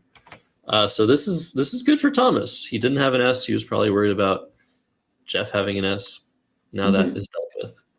Yep. So yeah, not much has changed, I would say, in the position. I guess you now have another spot to play non-netto, but are you really going to play it on the second to bottom row and open up a triple? I don't think so. Yeah. But actually, it was 71 here. You're not opening a triple. Well, you are. It was 71 points down here, sorry. But I think this is probably safer. Yeah. 68. And look at that terrible draw from Jeff Deveneaux. Oh my God. That's amazing. That is amazing. And he can't even play like Wyvern or something. There's no E to go through. He can. Oh, yes, he can. Yes, he can. Non-netto. Yes, he can. That's just horrendous. But you wouldn't. You wouldn't there. Oh my gosh. This is a struggle. To be honest with you, I might. Would you? It's the only thing that really gets rid of most of the crap. Other than exchanging? Yeah. Oh my goodness. I mean, the other options are just as sad. You could play wow, get rid of both the W's, keep both the V's. Wow. You could play, he's looking at view for 17. That doesn't open anything. Yeah. But keeps a V and a W. It might be an exchange for me, Heidi. I might just exchange this. I think I probably would.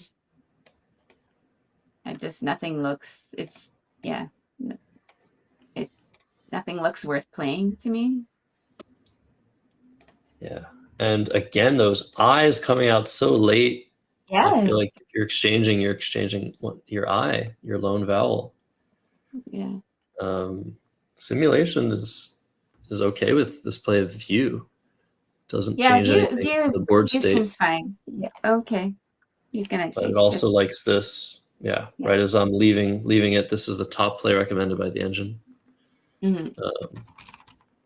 Exchanging down to RN. I like this. Don't deal with this undeserved WWVV. Yeah. Live to see another day. That looks much nicer. So Boggy or Baji, I'm mispronouncing that. That's a good one.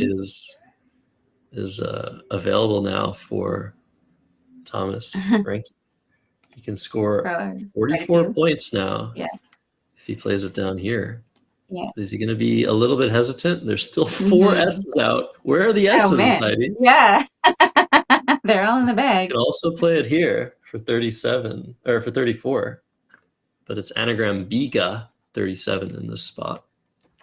You see Will in the chat talking about Nigel Richards. One of the only mistakes he's ever made was to play BYAGEE. Right, right. Through a Y instead of through an H. Yes. That was right under the Y. So it's a legendary word, apparently. No fear in Thomas Ranky. No fear, yes. Oh my goodness. Love it. He is completely fearless. Yeah. Wow. Taking an 18-point lead with 4 S's out to punish you in that spot. Jeff has none of them. Let's see if Thomas draws one. Yeah. Let's see. If you're Jeff, I mean, you're just happy with your X spot that was not blocked. Pox scores 58 points. Not really that dangerous. You need an O or a U to hook the P, and that has to be at the end of the word. So this comes down. Again, we're not going to see MPOX, I don't think.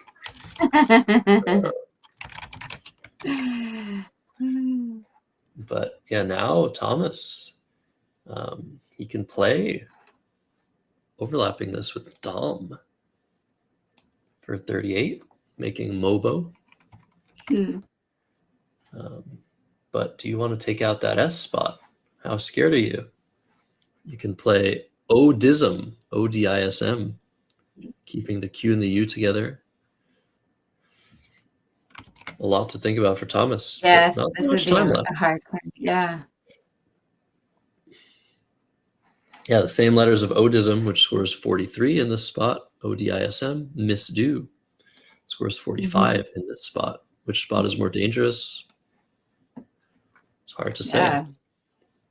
It is very hard to say. Especially when you're down 40 points. Or you just play off the Q. Thomas is looking to play Quim. You could also play Quad in that same spot, but that keeps an I. You don't want to keep an I here. The I is poison. How many I's are left, Heidi? Why does this keep happening? There's a magnet, an eye magnet at the bottom of the bag. So he's going with Quim.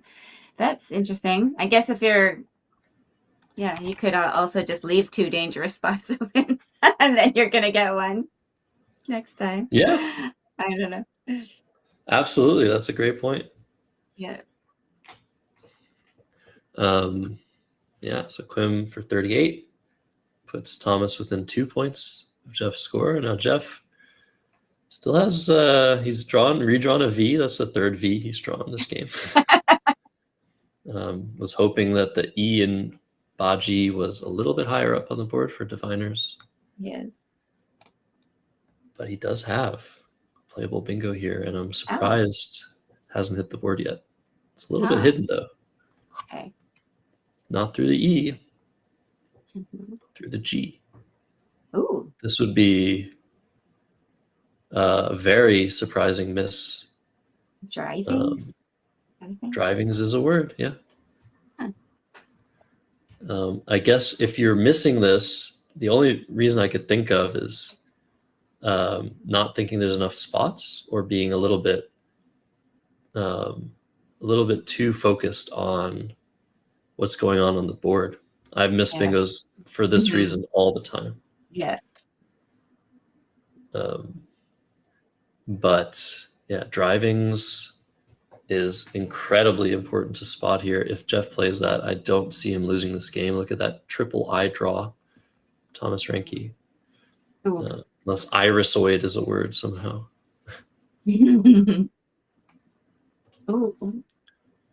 So instead we're seeing divvies. This makes sense. This is a very good play. But it is not the bingo. So divvies and Baji's taking out that S spot, but missing out on 82 points. Yeah. Yeah, uncharacteristic miss, but the game goes on. Jeff's still in the lead, still in a good position. He's drawn scoring rack. Only one vowel. And Thomas considering iotic. This makes sense. It gets rid of 2 of the I's, scores some points, leaves the letters. But things are getting a little tight. Yeah. I'd be a little bit worried, Heidi, about this board. Worried. I'm worried. Yeah, I'm looking at there's so many things going on, and I'm like, I would never. I'm just trying to learn from this. I don't think I would ever play that divvies play. Just again, because I'm too greedy, and so I think that's not enough points. I have to do. But of course, I wouldn't have missed drivings. Oh my God, it was mentioned in the chat. I was thinking about maybe through divvies, like what sort of word works there? Recidivism? Are you kidding me? Oh my God. That's incredible. Yeah, it won't happen. Thomas, a terrible draw there. Oh, Another I, man. a J, and a W. And from Jeff's perspective, he's only up 12 points. So he not only has to worry about getting bingoed on, he also has to worry about getting scored on. And that I and iotic looks very, very prime. Yes. For a big score, but Jeff has a huge score himself. He has 69 points available. Yeah. Okay. 69. This is a word that everyone misses in college.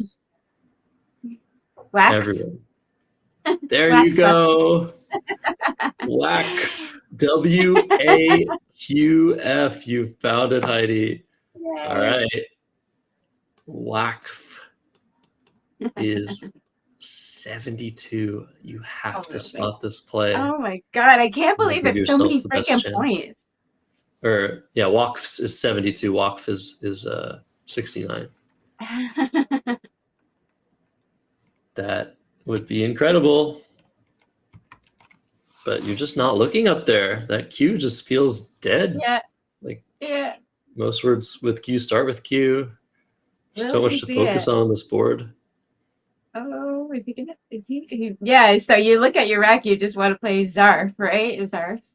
But yeah, is he gonna look there and see it? Yeah, he's looking. He's seeing Zarfs with locks, and that locks down the board. And you know what else it does? If he draws that last E, just consider the placement of that Z. Yeah. He's gonna draw into wins. Oh man. Can you imagine? And he's very likely to draw it. We know that E is still in the bag. So Zarfs is 45. That's a great score. Yeah, Jeff is up by 57. But yeah, another miss.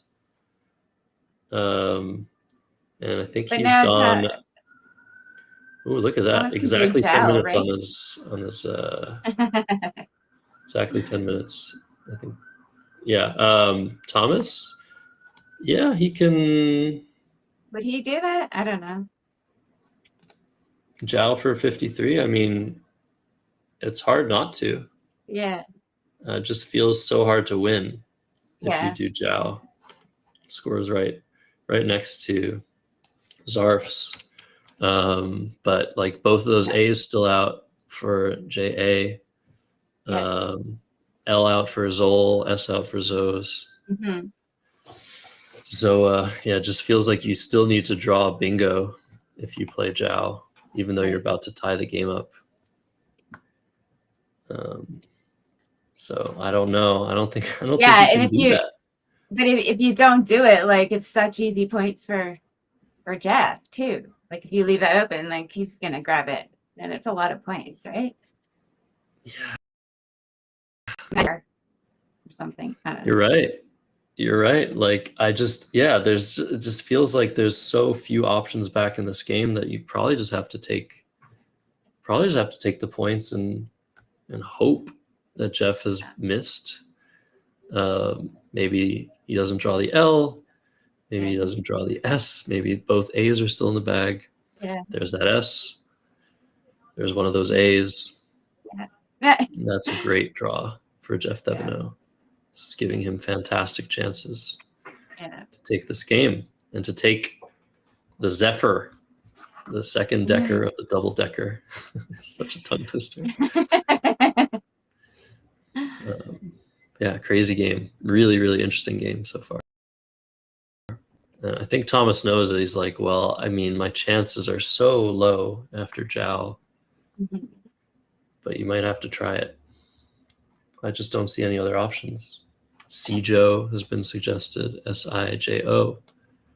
That scores 45. Yeah. Then what? Maybe you need the AF for WAQF yourself. Yeah. So there is still an F out. So Jeff could have redrawn WAQF. But he didn't. So yeah, Tom's looking at Sijo. Man, this is brutal. Yeah, it's brutal. I guess the one thing I would be looking for is what bingos can I threaten? Maybe through the G or the E of Baji after And Chow. if he plays, yeah, but if he plays Sijo, he is gonna draw Wak, isn't he? Yes, actually. Wow. Yeah. If he plays Sijo, his exact draw of AF. Oh my goodness. You're so right, Heidi. Okay, well, now I'm just hoping we see that. Yeah. I don't even know if it's going to be enough after Va. Yeah. It's probably not Okay, enough, but I'm gonna run this end game. yeah. SIIR. No, WIRAF.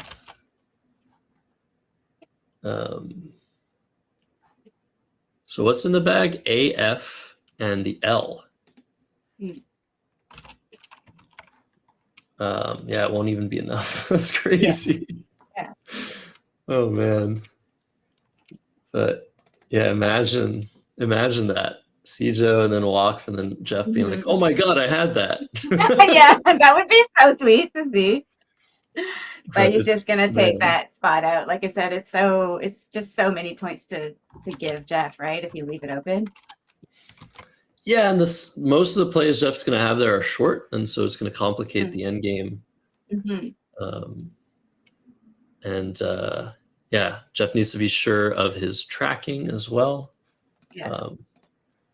So Thomas's rack is AFIILRS, and Filaria's is the threat. So you have to be very careful. You cannot let Filaria's hit the board. That'll be too much to win. So let's say to play nav use for a ton of points, he's going to lose the game to Filaria's. So it's very, very difficult. Still saying that's not valid. Oh, that's true. Polari or something? I don't know. Yeah, Filaria takes an E and Yeah. an L and an N, I think. But you have to know if you're in the game. I mean, I'd be super worried about Filaria's being valid. I wonder why then. So why is the engine suggesting blocking? Oh, it's not. Okay. It's not suggesting that. It's suggesting. I understand. Okay. I was confused for a second. So this is winning for Jeff. We know that. But yeah, how winning, I guess. If you sacrifice too much to block Filaria's, you get hit by AL. That's a lot of points. Yeah. But you have to go out in 2 as well. Does he Oh, have? it's because of Fakir. Fakir. Okay. Right, yeah. Right. Interesting. Oh, okay. I understand. So the engine's suggesting not blocking. It's suggesting playing Ween, WEEN, to set up Vast and Sween, or Vats and Tween. Right.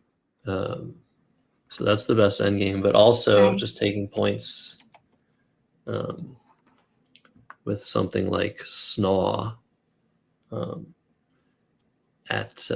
this spot here. Snaw would be good enough as well, just to set up going out next turn. Right. And yeah, Navuse also just wins. Right. Okay. But you know what would be interesting, Heidi? What would If be the interesting? scores were such that you can't challenge Filaria. So one of those particularities of 5-point challenges, sometimes it's not a free challenge. At the end of the game, in double challenge, if your opponent goes out, it's a free challenge. Yeah. But in Collins, sometimes, let's say there's a tie. Let's say they had it as a tie after Navuse and Filaria's. Well, Jeff would take that because Jeff will win if he ties. Right. If they have it as a 2-point win for Jeff, Jeff will take that because if he challenges and it's good, he'll lose by 3. Yeah. Have you ever had a game come down to that? Probably. I don't remember, though. I never remember my games 5 minutes after they're done. All right, so as is the play here, I'm a little bit worried now. If he plays this, is he still going to win? This is a losing play. This is a losing play if Thomas spots Fakir. Oh my goodness. Like, how is he not going to spot Fakir? Or is he going to play Because he Falarius? might want to play Falarius. Jeff did not leave himself with enough points to score next turn. Oh my God. Thomas has 2.5 minutes to figure this out. Why didn't he block Falarius? Did he miss track? Is it not a word? Right. Is there some other way I can win? Right. Oh my goodness, this is the drama. This is why we watch.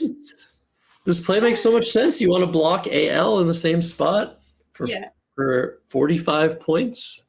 But these letters are so unworkable for Jeff. He does not have enough points after Fakir. Thomas can play Fakir, go out next turn with ILS, and just barely win. This is unbelievable. Wow. But I feel like they haven't even been looking at that cue. They haven't. They really haven't. But Heidi, it's also... Oh, he sees it. He sees it. Calculate. He has 1.5 minutes to calculate it. Is this going to be the way Thomas Reinke takes down his nemesis, who he's 2-11 against in tournaments? We're noting that you committed that play. Are you willing it into existence?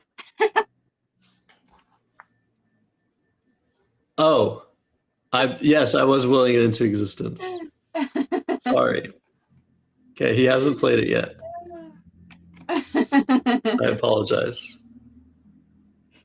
But he will. He will. Will he? Come on, do it. Can't be sure that it's good enough. How can he not? Oh my goodness. Oh my God. Okay, I willed it out of existence and then it happened. 433 to 428. Jeff has 6 minutes left. The best play he has loses by 14 points. Oh my God. Wow. Wow. What a freaking tournament. Way. He has no way to win this game legitimately. Oh man. That was so exciting. Oh man, this is so brutal. This is so brutal. That cue, it wasn't just having Waqf earlier. It was just forgetting about Fakir. Totally. I mean, those cue words. If this is okay, we can learn one thing from this game. Those cue without you words. Yeah. Everybody should go study that list right now. If you don't know your cue without you words, they are so freaking important. Yeah, but we learned a lot this game. There's a lot of teachable moments in this game. Wow. Yeah. Can't believe it. So crazy. Neither can Jeff. Yeah. Maybe neither can Thomas. Yeah. He's got his hand over his face. That's body language of somebody that does not understand what just happened. Yeah. And you could see some of the body language there with Jeff as if like, I can't believe I missed that spot. And just, you could almost see the self-flagellation for a minute. It's so hard to have that happen when you have the game in hand and you're like, oh, I missed it. I don't want to see. I really don't. I want to like cover my face. Yeah. It's really hard to see somebody lose like this. It's heartbreaking. Yeah. Yeah, it is. Man. Wow. Well, at some point, Jeff will make a move. And it'd be interesting to see if Thomas finds within this time his highest scoring outplay. Obviously, it doesn't really matter, but Thomas can extend a play on the board. Lox turns into Silox. Oh, wow. I think that's his highest score. But yeah, Jeff had so many ways to win the game. He just needed to guarantee that he's going out in 2. And that's another learning thing for you guys. Sometimes you have 50 or 45 points in an end game, and it's a game-losing play. If you take 45 points now, what are you doing later? Yeah. The most important thing, and I've seen so many end games where this is possible, just to score a bunch right now. Going out in 2, catching your opponent with letters. Yes. Will first thought in an end game. Yeah. And once you can, because not only is it good and like what you should be doing in most end games, it's so much easier to calculate. If you're not going out in 2 moves, you can't math it all out. You can't figure out, okay, what's going to happen next move, and move after. So once you've calculated, if you find an out in 2, you calculate it, you see what's going on. And if it doesn't win, okay, then look for something else. And then keep looking for something else until all you can do is take the points. But yeah, had Jeff just gone out in 2 with like nav use in the same spot, which accomplished the same goal. Yeah. That would have been good enough. Yeah. There are a bunch of other things he could have done, but yeah, what a brutal Yeah, that's rough. end to rough. this tournament. Oh my goodness. So we're gonna have this is Ranky winning day 2, Ranky winning day 1. Wow. Different rankies. That's awesome. But yeah, 2 minutes left. Jeff is just gonna oh, they're calculating. There's a missed score. That's another thing that could go wrong. Oh, yeah. We actually have I think players in the chat that have experienced this firsthand, where miscalculating something in an end game costs them very, very dearly. Yes. So yeah, crazy. Heidi, Yeah. we're gonna have Thomas Ranke first place in the Collins division. I wonder if we have any results from the other divisions while we're waiting for this end game to come to a close. Yeah. Wow.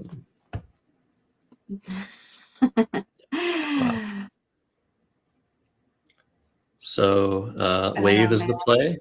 Yeah. Or Jeff. That's rough. Thomas. Oh, there's an even higher scoring outplay of Durls through the DR. Anyways, it's all academic from here. Yeah. And Thomas wins the game by 6. Let's see if they have that score. Listen to the overhead mic. Oh my gosh. Okay, first question. Filarius? Filaria takes it. That's the question. I could have won outright. No drama. Sounds right. Yeah. I mean, I had to hope you missed that, because even if you no Filarius. Yeah, it takes ELN, but not S. Okay. No, I wouldn't have been sure, but I would have challenged it. If I didn't have this, that was going down. Yeah, and I have to do this because you just drop OL, AL, whatever. Yeah, I'm cooked. I didn't see anything better than like Wave or like Navu is your only other play that gets sort of both. I feel like. Yeah. Like you just and you're not. I should have. Well, but that's I should have played Navu there. But even still, it doesn't win. Yeah, it's not going to get. Navu's good though. Right. I did set up Filarios, so hopefully the commentators were like telling me, giving me the vibes. Don't do that. Yeah, I mean, I would have had to challenge. Right. No, you could have just let it go. Let me win the tournament. Yeah, that's sure. fine. I mean, this, I kept like IIRS. I'm like, well, I could draw FA. There's 3,000, and then I did. So it's like. I mean, I didn't like doing this, but I figured, it's that's a lot of points. It's a ton of points, and I'm pretty likely to have something. Right. Yeah, my hope was either I draw FA or draw some other good combination. You have like FVW, you can't even play there. Yeah. Yeah, I wish I'd had something to this, but I didn't. that I know of. Oh yeah, I didn't like Iotic really. I kept IRS though. The leaf was so Yeah, much there's so better many than E's and I's rather. Yeah. the leaf was so much better than anything I could do. Yeah. Also, I successfully didn't tilt when I drew TON to my TON blank leaf. Yeah, that works out. Worked out. Actually, no.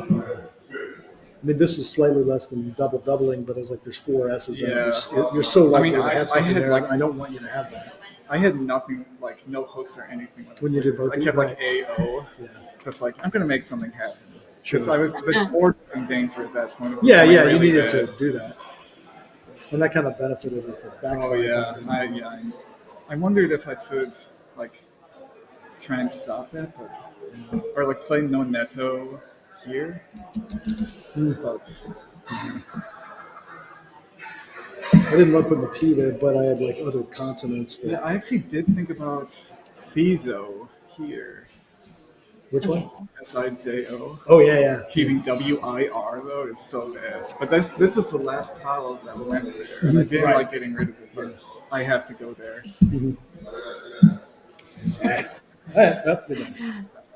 We're learning a lot here in the booth from these guys, just openly talking about their thought processes. Yeah, what a crazy game. 449 to 443. This means Thomas Reinke has won the Zephyr portion of the double-decker Galesburg, Illinois tournament. Yeah, crazy finale. Yeah. And I assume that Peter Schwartzman has won. We might have a standings update for you guys. But I assume Peter Schwartzman has won his division. He was with me all day yesterday, commentating and interviewing his colleagues, I guess, in the Galesburg area. Like Josh said in the YouTube chat, you guys should put Galesburg in your calendar if you're anywhere near being able to attend a tournament in Galesburg. I mean, I surely want to go next year. It looks so much that fun. playing space looked great too, eh? Looks so beautiful. Nice and bright and comfy, spacious. Looked good. Yeah, I agree. So it does look like Peter Schwartzman has won the tournament. Yeah, very good job by him. Came close to losing though. Yeah, so huge shout out to him for helping put on this event. We have other standings. Division B, David Grimaud, who we saw yesterday, has gone 6-0. Nice job! Wow. But yeah, he already had won the division before the last game results gone in, which there are some left still to look at. But yeah, congrats to him. Yeah. And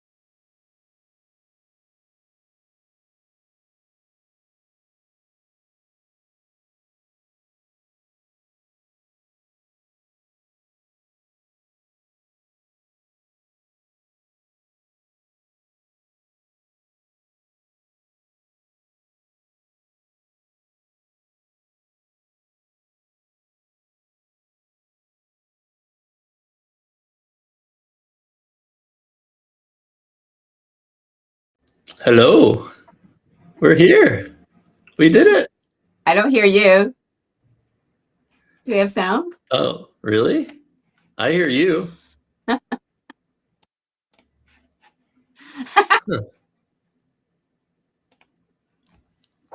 Can people in YouTube hear me? Or can they just hear Heidi? Or neither? Oh my God. Oh, you can hear us? Well, we can't hear anything. That's Okay, so great. funny. No, I can hear. I can hear. That's amazing. Here, I'm going to communicate with Heidi via chat. I can't hear Josh. Oh, now I can. Yay. Wait, you can? Yeah, now I can. Oh, what? I was going to let you outro. You why don't you outro? Go outro. Oh man, too much pressure. Also, I'm hearing more myself. standings. What's that? So we do have more standings to show. Okay, let's do more standings. Okay, Buffy Hogan. Wow, look at that. So the second CSW division, Buffy Hogan went 7-0. That's amazing. And I think there's also the Division C, right? Yeah, this was Division W. Jeff 7-0 has just won, so he's 6-1. And I think one more division to show. I'm pretty sure, but we'll show it again.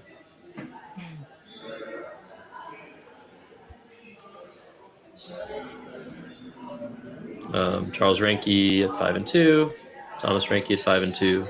So Charles gets second place. Thomas gets third. And I guess that might be it for the standings. But yeah, really awesome tournament, no matter what has just happened to us. Yeah, I can't wait to be there next time. That's what I was about to say when we lost connection, but yeah. I'm going to be there next time for sure. Hopefully. I have to take out my earpiece to keep from hearing myself double, so I won't be able to hear you. But this has been such an awesome time. Great stream, loved it.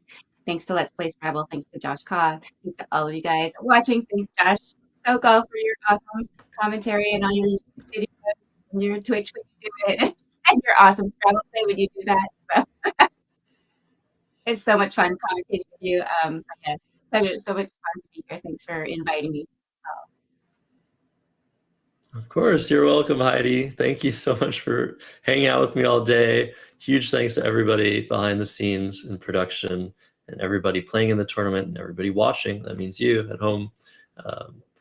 Appreciate everybody on Twitch as well. We're multi-streaming this to as many platforms as possible because why not? But yeah, that's it for me. That's it for us. Again, huge thank you to the city of Galesburg for bringing Scrabble. And you know what? Scrabble Hall of Fame. It's coming 2 years from now. Scrabble Hall of Fame, Galesburg, Illinois. All right. That's it. Thanks. Let's play Scrabble. Love you all. Thanks. See you soon. Bye, guys.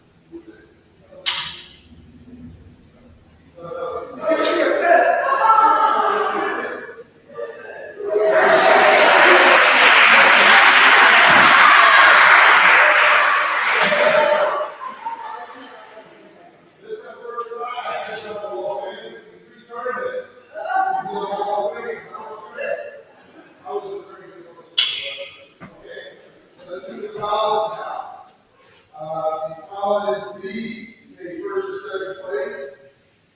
Excellent from Galesburg, Illinois. Second place, $30, Julian Zephyr.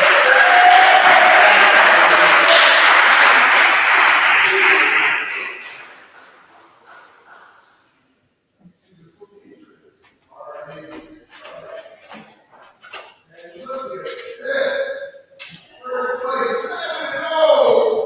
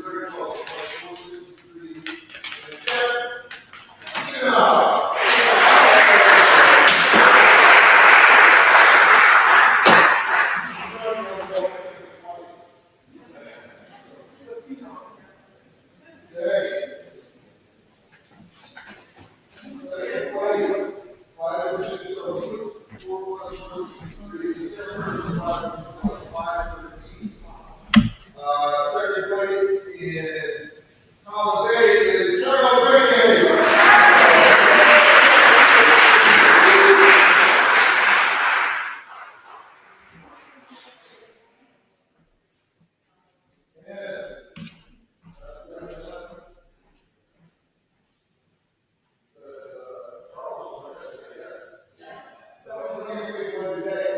Getting on the wall of fame. Is that the time? First time. Okay, how it feels. 6-1 plus 458. $120 cash prize.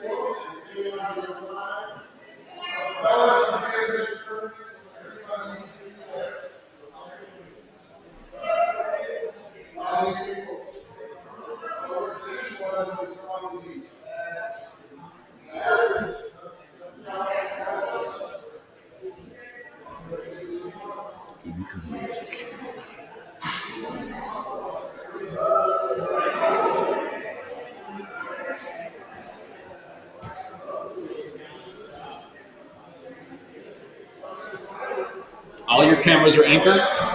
What's that? All your cameras are Anchor? I work in video, not at this level, but I mean, I'm using like a DJI gimbal, you know. Video tape instructions. Over Madison? Yeah, I'll be there. Me and John are going. Good to see you, Josh. Oh, hey, Yeah, I'm off like different there. well, we're going to Texas next week, and the next week we're going out now. Auburn. No. Eric, Concord. Oh, yeah. So we got Scrabble, non-Scrabble, Scrabble. And then you Scrabble and Vice Field.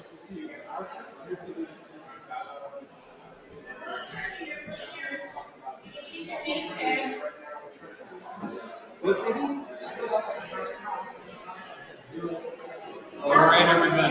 We're going to end the stream now. Thanks for watching. Bye-bye. That's what I'm saying.